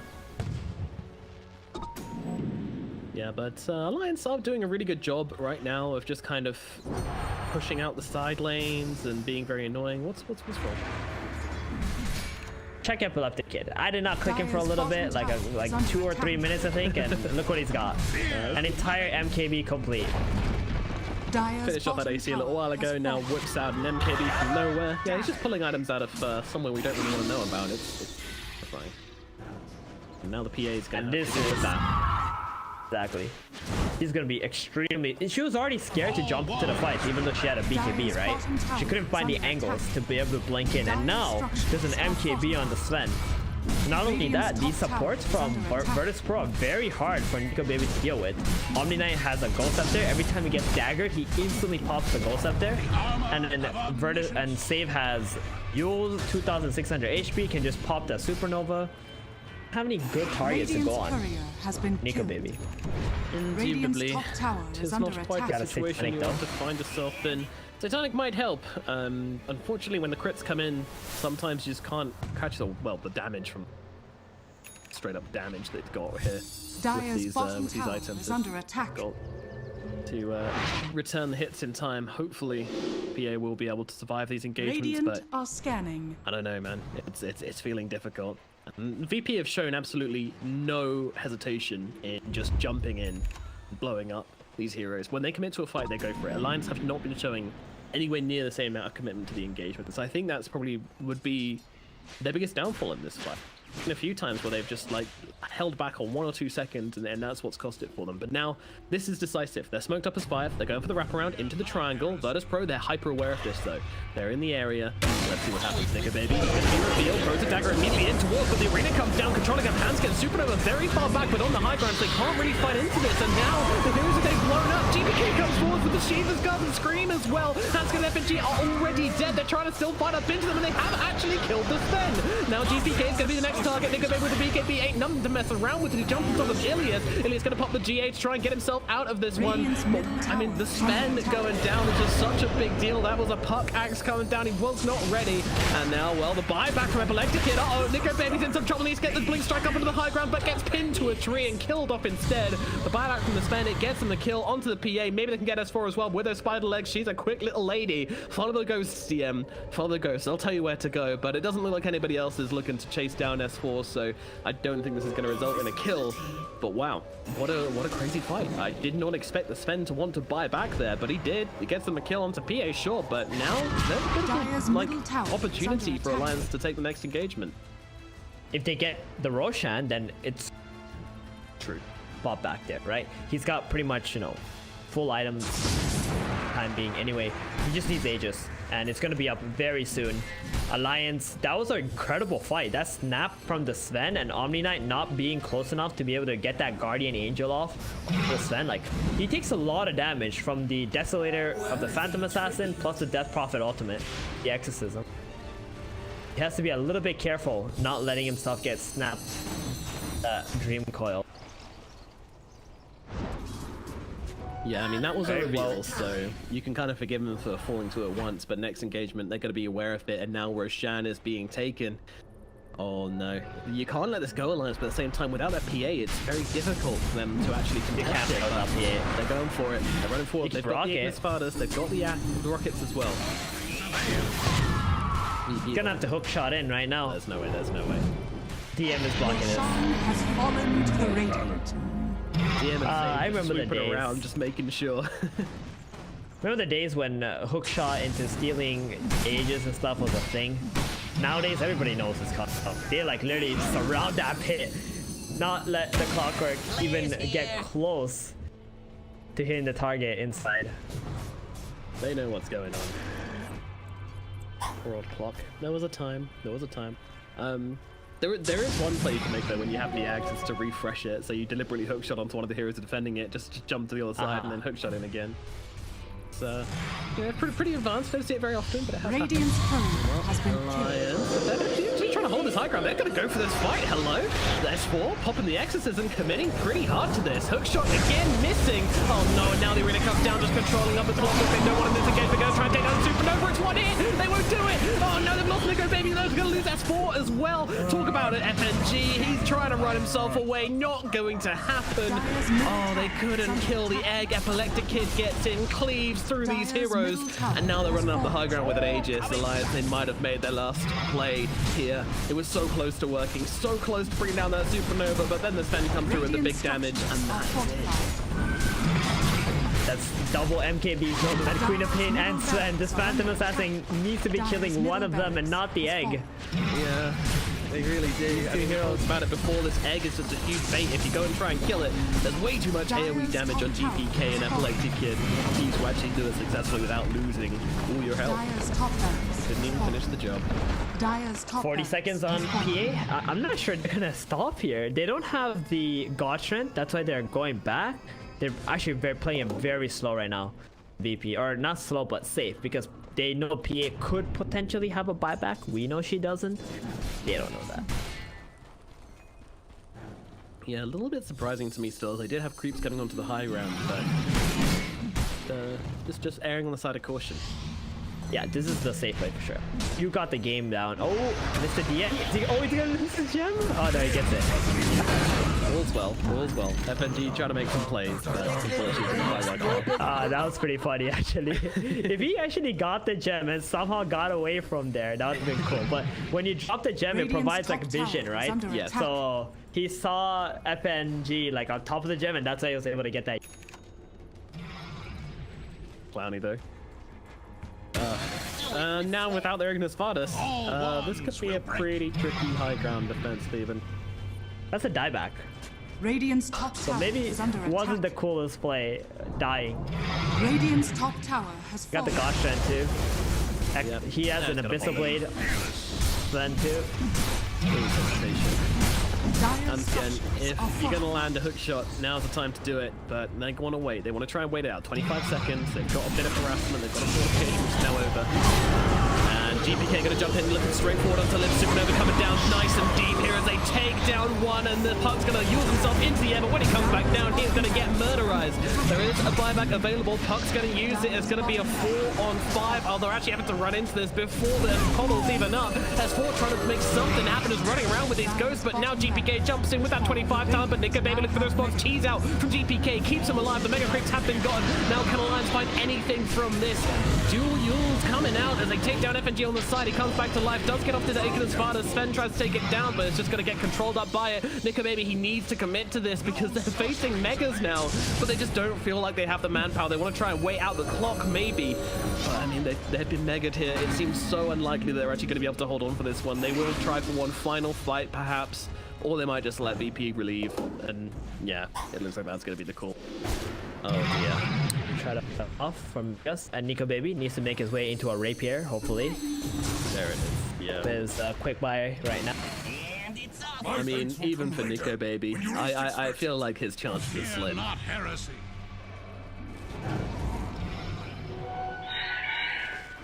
1% chance, says Daddy Gabe. The 1% comeback. Well, I think I'd agree with that. I think 1% seems likely.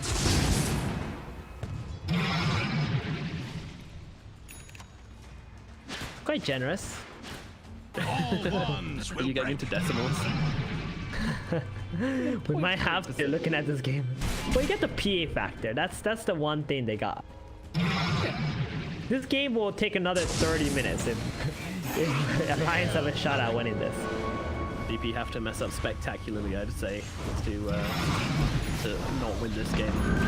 Or Alliance make some absolutely crazy plays. Let's see. Go up. They need to win this fight.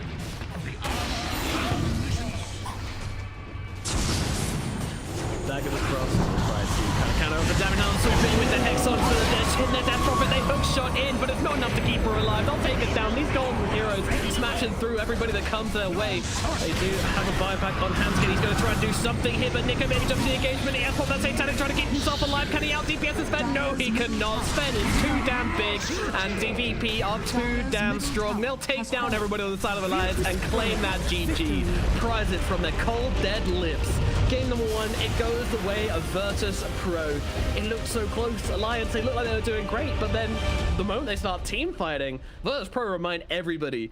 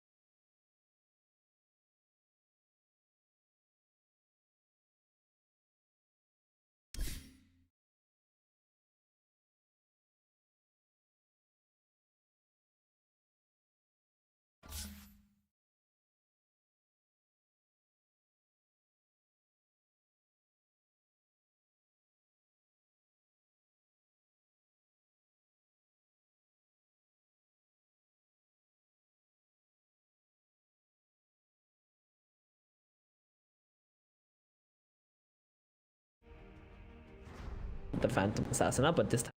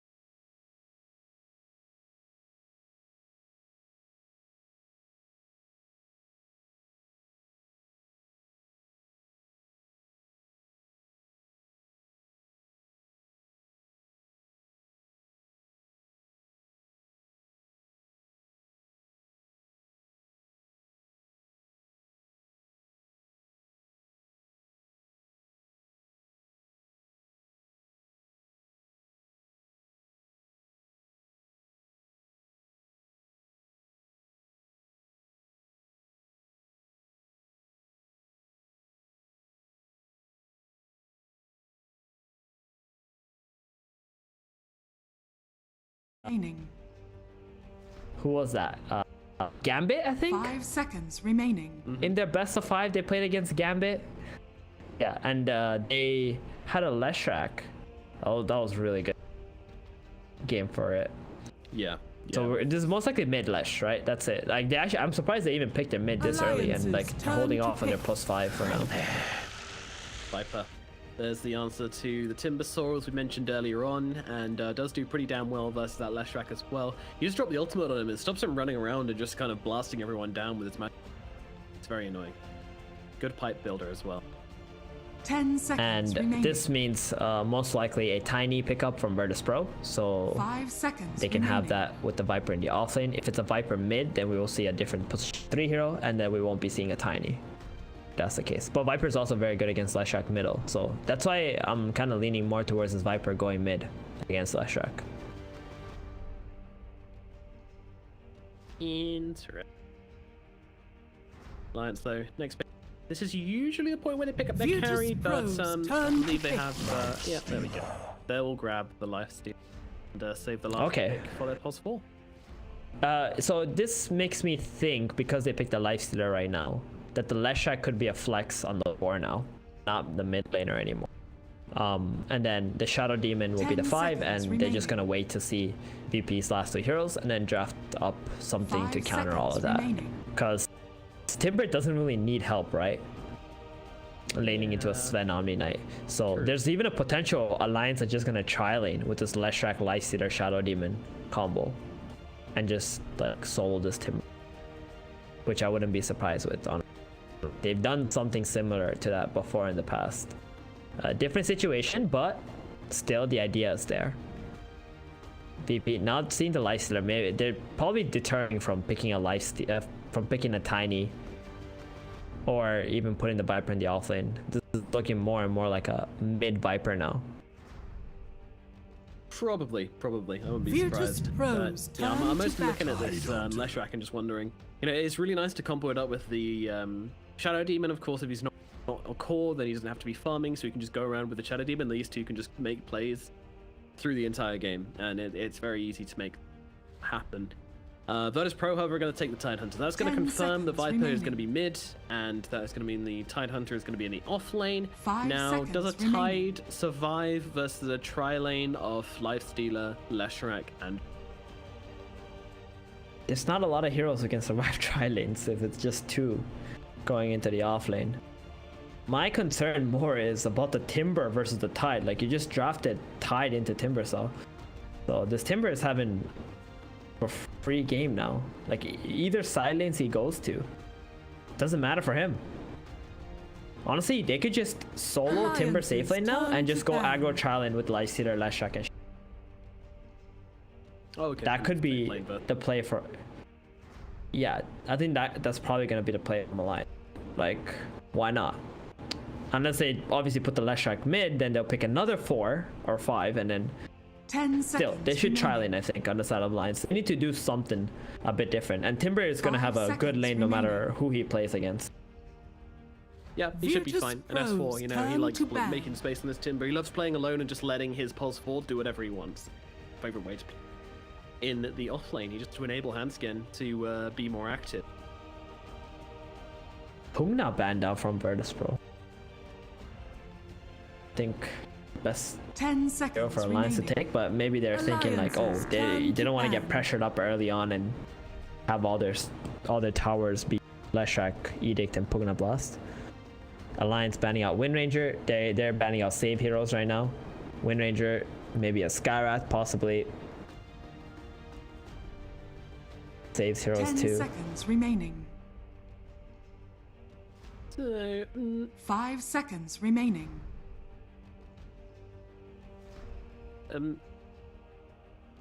Fuck. Oh no, I was just trying to think if they could actually run the Viper for this game. Some really good mid. Viper as a 4? Did you say Viper as a 4? I did. No, please don't. No. I mean, putting him on the side lane versus a Tim might be really nice, and then you can kind of. But that's kind of true, but you'd rather. I mean, you have Tide. Unless Tide goes mid, you know, OG style, right?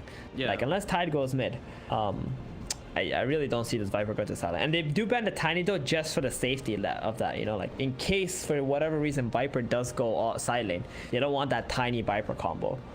Just probably the best combo, and VP have played it multiple times. Alliances turn to pick. Skywrath pick up from them will be the Skywrath Mage. Comes down eventually. Long distance snipe there. It was there was many picks that went before this Skywrath came out, but it came out nonetheless. I do think the Alliance should have got rid of Sky instead of Tiny though. Yeah. Just didn't make sense for them to put the Tidehunter mid that much, and they're not gonna put Tiny and Tide offlane, especially against a Timber, right? Like Tiny hates playing against Timber, so that's just a given. So this guy will provide a bit of burst damage. Oh, Nyx. Oh no. I don't like that. I can't get behind that. Their draft was going so well until that's a position for Nyx. Yeah, it is. Okay, so I mean, like, this is kind of considered to be like a classic counter to the Skywrath Mage. Mana burn, very, very good against Skywrath. And Viper. Yeah, third skill as well. Pretty good at just kind of stunning him out and locking him down. But I mean, it's still Nyx Assassin. There's a reason we're not really seeing that hero a whole lot. I guess there is 2 heroes as well, which the Break's going to be quite good at. 3 heroes, which the Break's going to be pretty good against. The Sven, the Viper, and the Tide. I can see its value, but at the same time, I can't get behind it, guy. Can you get behind it? Okay, I really can't, but I can see how it works when the Timber and the Lifestealer win their lanes really. Yeah. Right? You need both your Sileners to win their lanes really hard. If you can do that, then I can see the Nyx having like impact. Right? The problem with Nyx is his early game, right? He doesn't really provide a lot, and then later in the mid game, like if he gets enough levels, he's a beast, right? If Dota started with all heroes being level 14, the Nyx would be a god tier hero in almost every single game, right? But that's the problem. Like he doesn't provide a whole lot in the lanes. His early game is a bit weak too, especially when his Vendetta is on cooldown. But if they can get to that mid game, you know, 50-50 or even ahead on Alliance, then this Nyx is going to be extremely valuable. Other than that, I'm not the biggest fan of a last pick Nyx Assassin. I don't think it really it's not the game-changing hero that I was hoping for. It's not what we were hoping for, but it's what we're getting, and it's what Alliance are going to go for. We got to trust in S4 head or S5 head. Which one's going to turn up? Well, let's find out. Let's get into game number 2 of VP versus Alliance, battling it out for the elimination. And Alliance are very, very close to that elimination. They're putting their faith, their hopes, their dreams in a Handsken Nyx Assassin. Question marks have been raised. Answers maybe on the horizon. Is it good? Is it bad? Let's find out. Chilling out in the safe lane together. I mean, this does look like a good dual lanes now, to be fair. It's good. He's going to see a lot of heroes here. Run, run. That's literally the entire Virtus Pro squad. Handsken, run away. He's going to be right. 30 seconds to battle. Oh, that was Nikobaby. Gonna be Take both druids at the top, which is quite nice. Yeah, they can do it. Handsken, we might see him go for that bottom bounty as well. They might just try to get 4 bounties on the side of Alliance here. Quite possible at this rate, but Tide going in is like, no way you get my bounty rune. FNG. Pops the disruption, interestingly. Nikobaby gonna have to stick around for the bounty rune here, trying to body block up DM, but it's not quick enough as DM's able to grab it, and now FNG, well, he is running into no man's land right now, trying to get to somewhere, but unfortunately he is just gonna drop as Save drops down with the spells, a couple of concussive shots, a couple of right clicks, one more will be required. Oh, Fairy Fire out from FNG. He can get out of vision. TPK.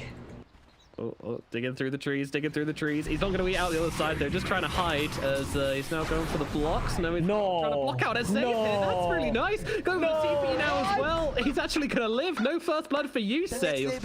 Oh, that was beautiful. Using the disruption illusions to block his pathing so he couldn't follow through the trees, allow him to TP out. Incredible stuff from Handsken. Handsken, FNG, give the man credit.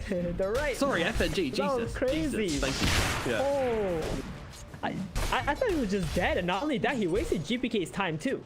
GPK didn't get a block, had to TP back to the mid lane. Scarlet doesn't start in the lane too. Does have to walk back top, but that's okay. He carries a Lifestealer. He doesn't mind solo. Yeah. And Save only just arrived back to the top lane as well because he spent so long walking from the that camp over up towards the Lifestealer, so he's only just arrived. There's been very little pressure put on Nikobaby. Yeah, thumbs up for FNG. Incredible. So very classic stuff happening. Goes behind the second creep wave, drags it in front of Timber's tower, and S4 just gonna do S4 things. Chill down here, farm it up. He will start pressuring up the Sven once he's like level 3, level 4-ish. Just gonna be a farm fest down here.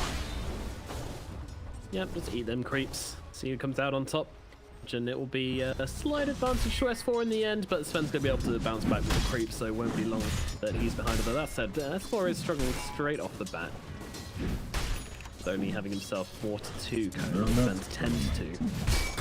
Not good stats, but hopefully that should improve over time as he gets a couple more points in death. While at mid, we have Limmp laning up into GPK, the Leshrac into the Viper. Pretty Viper favorite matchup. A lot of damage. He is indeed, yeah. Poison down, 5 stacks on it. Wow, that's a TP for him. Oh, in comes the disruption from FNG. Limmp is ready with the stun, lands it nicely, controlling up the GPK Viper, but he's actually just going to straight up TP himself away. Goes all the way back to the fountain though, so that is costly. Limmp, what is his plan? Oh, he doesn't know where the Viper Radiant's is. He thinks middle Viper TP to tower is tier under 1, attack. but he actually went back to base. He's still gonna stick around though. Needs only one more creep to get his bottle up.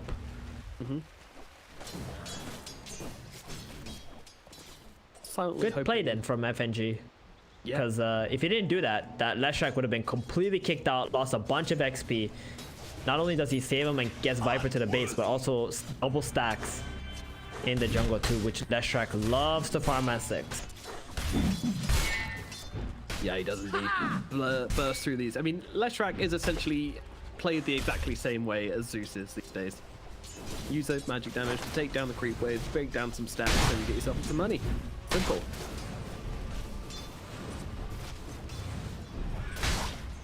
Haven't really talked a whole lot about the top lane since the very start shenanigans, but it is tied versus Lifestealer. Classically, Lifestealer's pretty happy in this lane, and it's just going to open up FNG to make these rotations and feel safe that his Lifestealer is not going to get killed off. So we'll probably see a bit more of that, or we'll just make stacks, one or the other. I think stacks is just better because have Leshrac wants.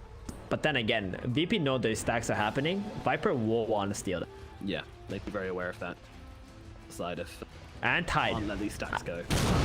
I expect both DM and GPK to just run in there about 5.5 minutes in, maybe 6 minutes in. Denied! Limmp does get a haste rune and just farming it up.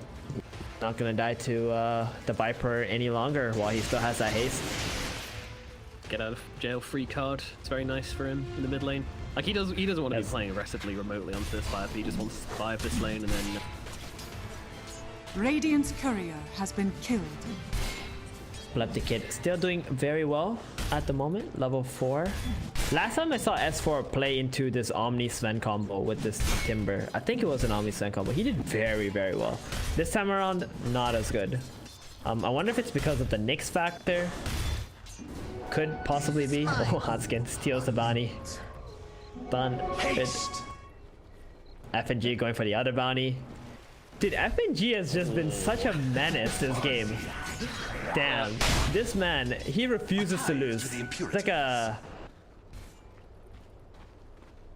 Yeah, he's just doing everything. He's doing everything he can. He's making the plays. He's having an absolutely dream time on this Shadow Demon so far, making a ton of really nice plays. First 5 minutes has been really spot on by FNG so far. Good stuff. That rotation to mid, the 0-minute jukes. Oh, Limmp, it's time. Radiant are scanning. Wants the farm. 5:30, here it is. Any rotations from BP? Doesn't look like it. Limmp, oh, look at this juicy farm. Oh, that feels so good. Yum yum creeps. Meanwhile, down in the bottom lane, Epileptic is kind of being chased by S4 here. He's trying to go for the kills. illias is going to be able to heal him up though, so I don't think he's in too much danger of actually dying. Although saying that, he just hits level 6, gets the Chakram, and that's going to be first blood for S4 solo onto the Sven. Whilst this Leshrac farms up these jungle creeps all by himself. I mean, this is looking real good for Alliance currently. Just the fact that they got that farm and instantly went from 6 to 7 as soon as he kills this creep, like just a sliver away. And this is where it's so problematic for VP, right? The catapult is down here, the Viper canceled this TP, so he can't actually get down here to try and save this tower either. S4 a little bit low on mana. That's pretty much the only saving grace for them, right? Yeah, but he's gonna pop that soul ring and throw a bit of harassment the way of illias, continually chop him down. Meanwhile, Lifestealer going for a play onto DM up in the top lane. They want to try and crack the watermelon, and they might be able to do exactly that. Axe Splash not going to help you against the magic damage of the Leshrac. Nikobaby even pop the rage as well just to purge it off so they bring him down. Meanwhile, Handsken at mid is going to get targeted out. Simon's come through. He's going for the TP as well, but he's not going to be able to make it out of there. Save and GPK just do way too much damage to him, and he will fall. Bottom, still the pressure on the tower. illias trying his absolute best. He's got pretty good levels for himself, but that catapult is just not dying. Esper not allowing it to fall. He is not. He's tanking up from the tower, tanking up from Illias, just trying to run around in circles, decides, hey, you know what? My time on this lane is done. Meanwhile, Limmp dies up in the middle lane. They take down the Leshrac. That's pretty insane. Yeah, they get themselves both FNG and Limmp, and now open up for this tower at mid. So DM sees GPK and Save completely controlling the mid lane, decides to TP there as soon as he's alive. It's that big ravage onto these heroes. That's a hero you want to shut down. Leshrac. You don't want to let this hero whatsoever. Because if he does, he's going to take all your towers very quickly. He's very hard to catch with that Boots of Travels build. And he just completely out of control. Very tight game so far. Like, the cores are only maybe 100, 200 gold apart from each other. Like, you see Alliance all at the top, but it's very close. It is tight. It is tight. Less than 1k gold advantage for Alliance currently. And this Sven, you know, he's got the 3 points in Great's Cleave. He's going to run into the jungle and just do as much as he possibly can. He will farm faster than the Lifestealer if they give him the space to do so. Meanwhile, they found FNG going for a D ward here. He's going to get dropped pretty quickly by Save and GPK. Disruption comes out, but they won't be saving him. Stun comes in from Handsken, doesn't quite connect onto GPK. FNG with the heals, it's not enough though. He's going to get burned away by the poison of GPK. This combo of Viper and the Skywrath is very nice as well. Just throwing down the poisonous axe, throwing down the arcane bolts with the concussive shots. It's a lot of damage amplification. This time Handsken is able to get off the spike characters just about in time, but so much nukes coming through. The purification along with the right clicks and the spells coming out from the side of Virtus Pro will secure them this kill. And Limmp, he is hanging on to the Illias here, but I don't know, will he actually finish the job? Right click coming through, but the silence comes out. GPK and Save, they are playing defensively to save their Omni Knight, and they're going to do exactly that. They might even get the return around kill as well. Let's see a miss up onto the high ground, might get a save him. FNG comes in and just disrupts him for the end of the poison, so Limmp will survive. Limmp was pretty dead there for that disruption. Mid lane just in the nick of time. This did force S4 to come mid now, so he's not going to be pressuring up bottom or defending top. I mean, Nikobaby is already doing that. Yeah. It's going to be a bit vulnerable to Viper though. Dire are scanning. Oh, look what S4 is doing. Trying to steal the bounties. They're going to get 3 bounties again on Alliance. Dude, Alliance is on point this game. They're really got their head in the game. Yeah, they do. They are having a great time just playing this laning phase, playing this early game. But, you know, they had an impressive early game last time as well. It was when the team fights came in where we started to get concerned about them. So, again, waiting until team fights before I make any judgments on how this game's going to go. Big group up mid on BP. They really want to protect this catapult and take this tier 1 tower. Between his attacks right now, Sven is farming really. No pressure on him whatsoever. Nope. He is living the dream. Soon to take over Nikobaby too, who's pretty much completely free farming. Not laying into a Versailles or anything like that.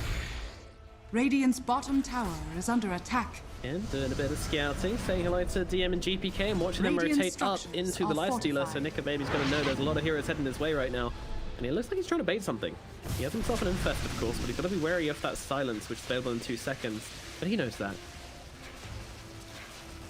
They also know DM TP bottom, so there can't be a Tide Hunter in this top lane. Lion's just gonna run everybody middle. They're gonna pop the Edict in 1 second. Limmp is doing such a great job. He forced a Tide bottom with his Edict and the Glyph, and now he goes middle for the tier 1 tower. Radiant's middle Alliance opening up the map really well at the moment.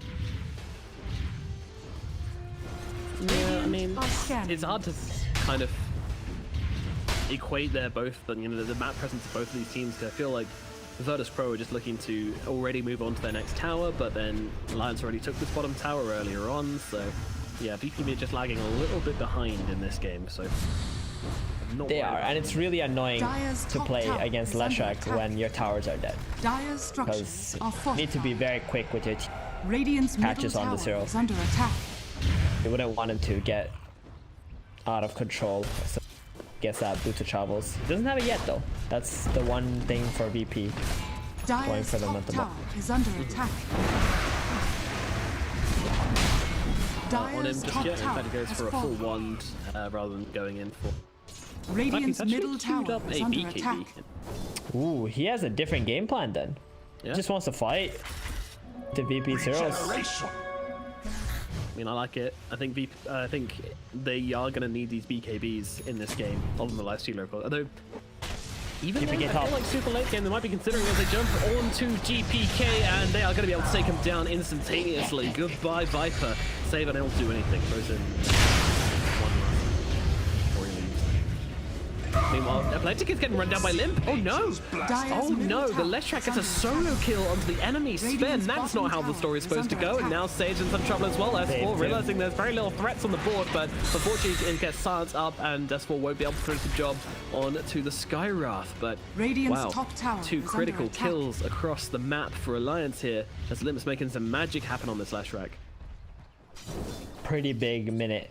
Virtus Pro right now. Oh, sorry, for Alliance right now. Radiant structures are fortified. Got mid tower, bottom tower, top tower soon to be dead. They get 3 huge kills, especially with the Sven and the Viper. And look at VP's map control right now. Under attack. They're like pretty much squished onto their side of the map, and they really need to make something happen. Save hasn't been able to make any plays with the Mystic player yet.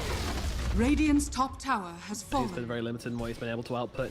See Nikobaby and Handsken here. I mean, they've got the silence, but they're going to throw down onto the left here straight away. They want to try and bring him down here. Handsken trying to get inside that Mystic Flare, but he gets rage off and gets inside Handsken to save his life. Meanwhile, S4 jumping into the fight. They've used a couple of their ultis now, so I don't think they're very scared on Alliance, but at the same time, the Sven's nearby, seeing if they can maybe bait out a God Strength, something like that, as the silence gets dropped onto S4, so he can't move around for just a little bit. There comes the Atos, there comes the God Strength. They're going to be able to take down the Timber Sword, but in the back, Nikobaby's going to jump out the other side, but the GA is there to counter it, so he can't actually bring down any heroes. And now the rage is ending. He doesn't have an invest either. He could be in some trouble. FNG comes in with the same drop to the disruption, drops down the demonic purge, but there's a Ravage to control up the lifestealer and to get on top of these two heroes. Beautifully done from DM to now move on top of FNG as well. He's going to be the next hero taken out by Virtus Pro, and Handsken is coming into the creep wave. I think he wants to try and buy a bit of time here and see if he can just stop these pushes coming through. Goes for the TP away and will make it out. But still, once again, Alliance, you know, we've read this book before. They do great throughout the laning phase. They turn up to that first engagement, and it just goes horribly wrong.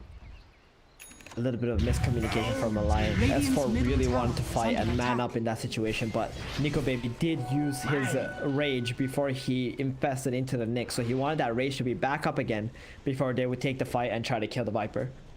Alliance probably should have just backed off as soon as they saved their lifestealer, but sticking around a little too long, getting completely punished for it.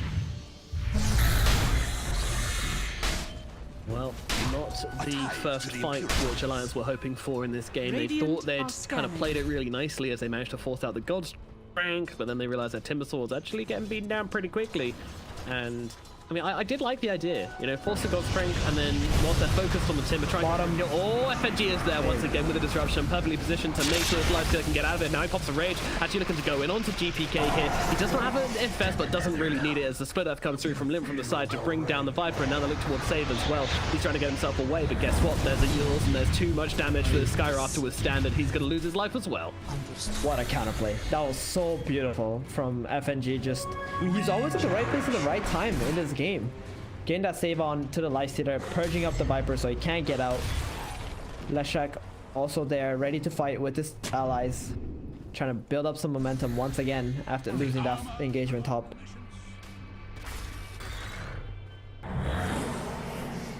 Gonna keep pressing on bottom. One thing about Alliance's draft, they cannot do Roshan very well. So there isn't a whole lot of reason for them to play around the top and mid area of the map apart from stopping the Sven's farm. But Nikobaby, he prefers to just play for his own farm at the moment, try to pressure this bot lane up, and I think that's the right call too. Leshrac does have Edict that can take this tier 2 towers down very quickly. Maybe they also want to bring him down there. Yeah, he's going for this Desolator on the lifestealer to try and make Roshan a more feasible objective for them. Fear not, Fortunately, heresy. That's going to be a little while before he has it. Limmp also making his way to that AB. Got it very soon. They want to wait for actually before they take any engagements on the line. Are fortified. You know what I actually want to see on GPK? Oh, S4 Timber Chain up to the high ground. FNG and S4 will be able to escape. Yeah, you know what I want to see on GPK this game though? I would have really liked the Blade Mail from try and play into against the Leshrac and the Timber. Yeah, it could have been good. Not just that as well, but also with Save Silence, you know, Blade Mail reflects the type of magic damage, the type of damage you receive, so if it's magic, then the Ancient Seal is going to amplify the damage being reflected, so you can see periods just pop if they try to fight the get an Ancient Seal put on them. I do like the Atos first though, because they don't have any catch really, especially since it's that's still okay. Maybe you just realize like, oh, I just need a bigger item right now. But I do like the idea of Blade Mail. It's pretty good.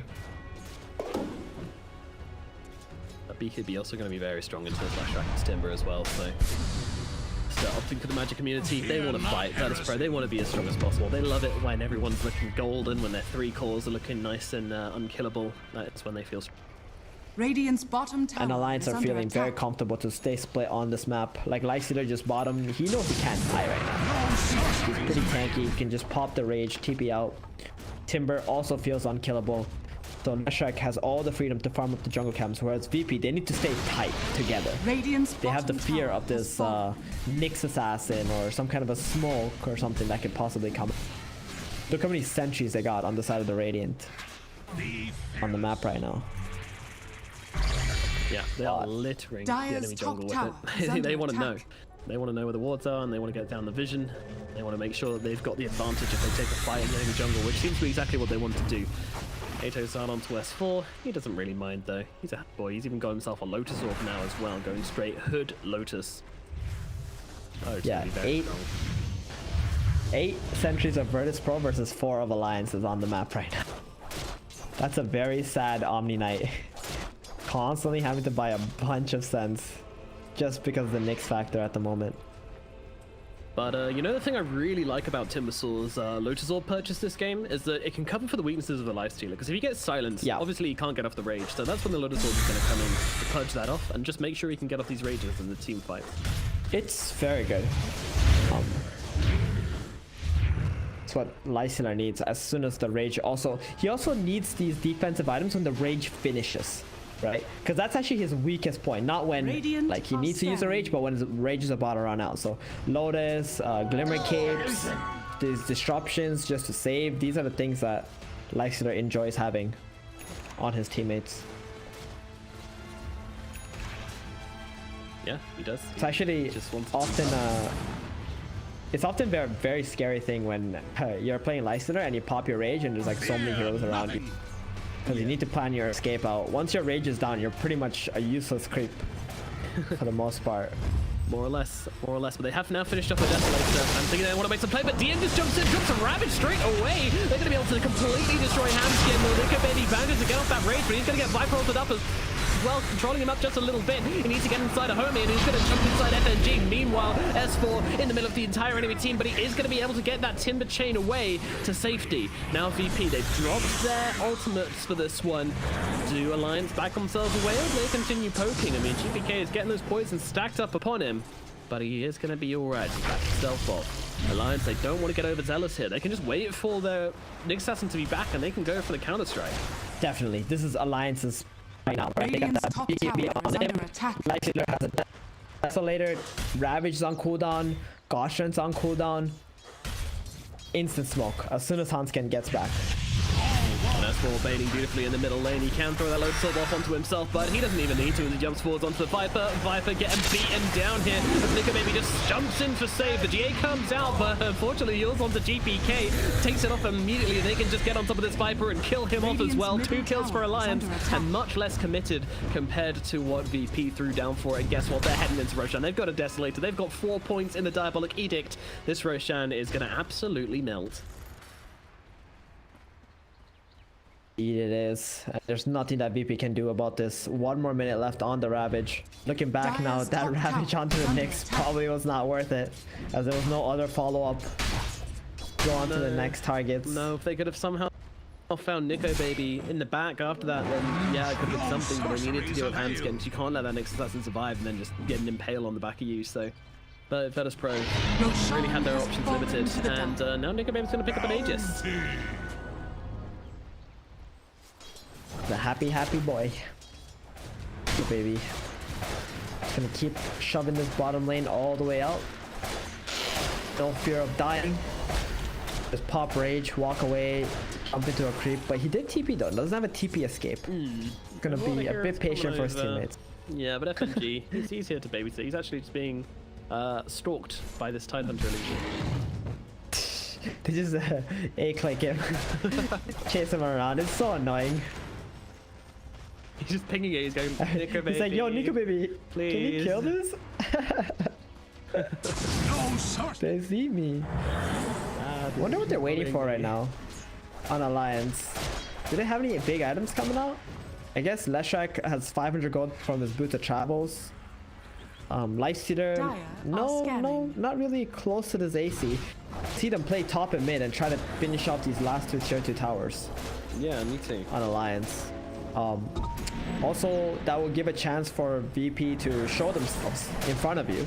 Maybe you can win those fights while you have this Aegis up.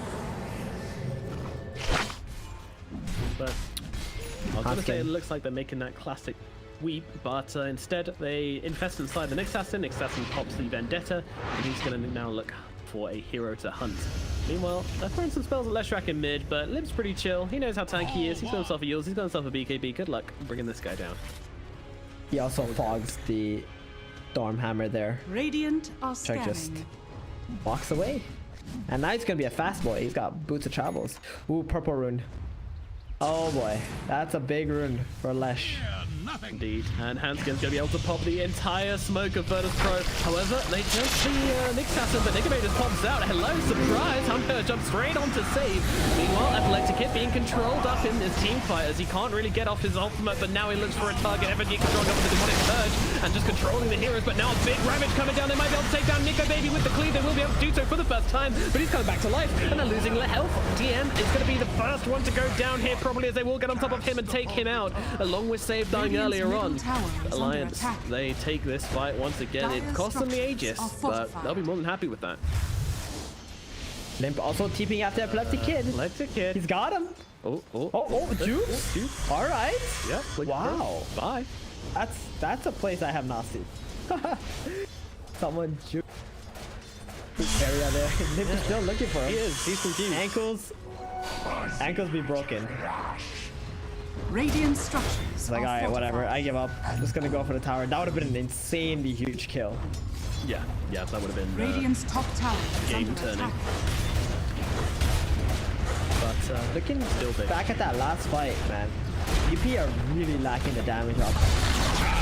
Alliance with that disruption save, all they were able to really get was the Aegis from the Lifestealer, even close to dying. Illias. Yeah, this little hammer boy has hammered his last nail today as he killed off trying to just be on the enemy side of the map, find some bounties, find some runes, find some camps. We believed it might be safe. 10k gold advantage for Alliance though. They're feeling very, very happy. Leshrac is strong, their Lifestealer is stronger.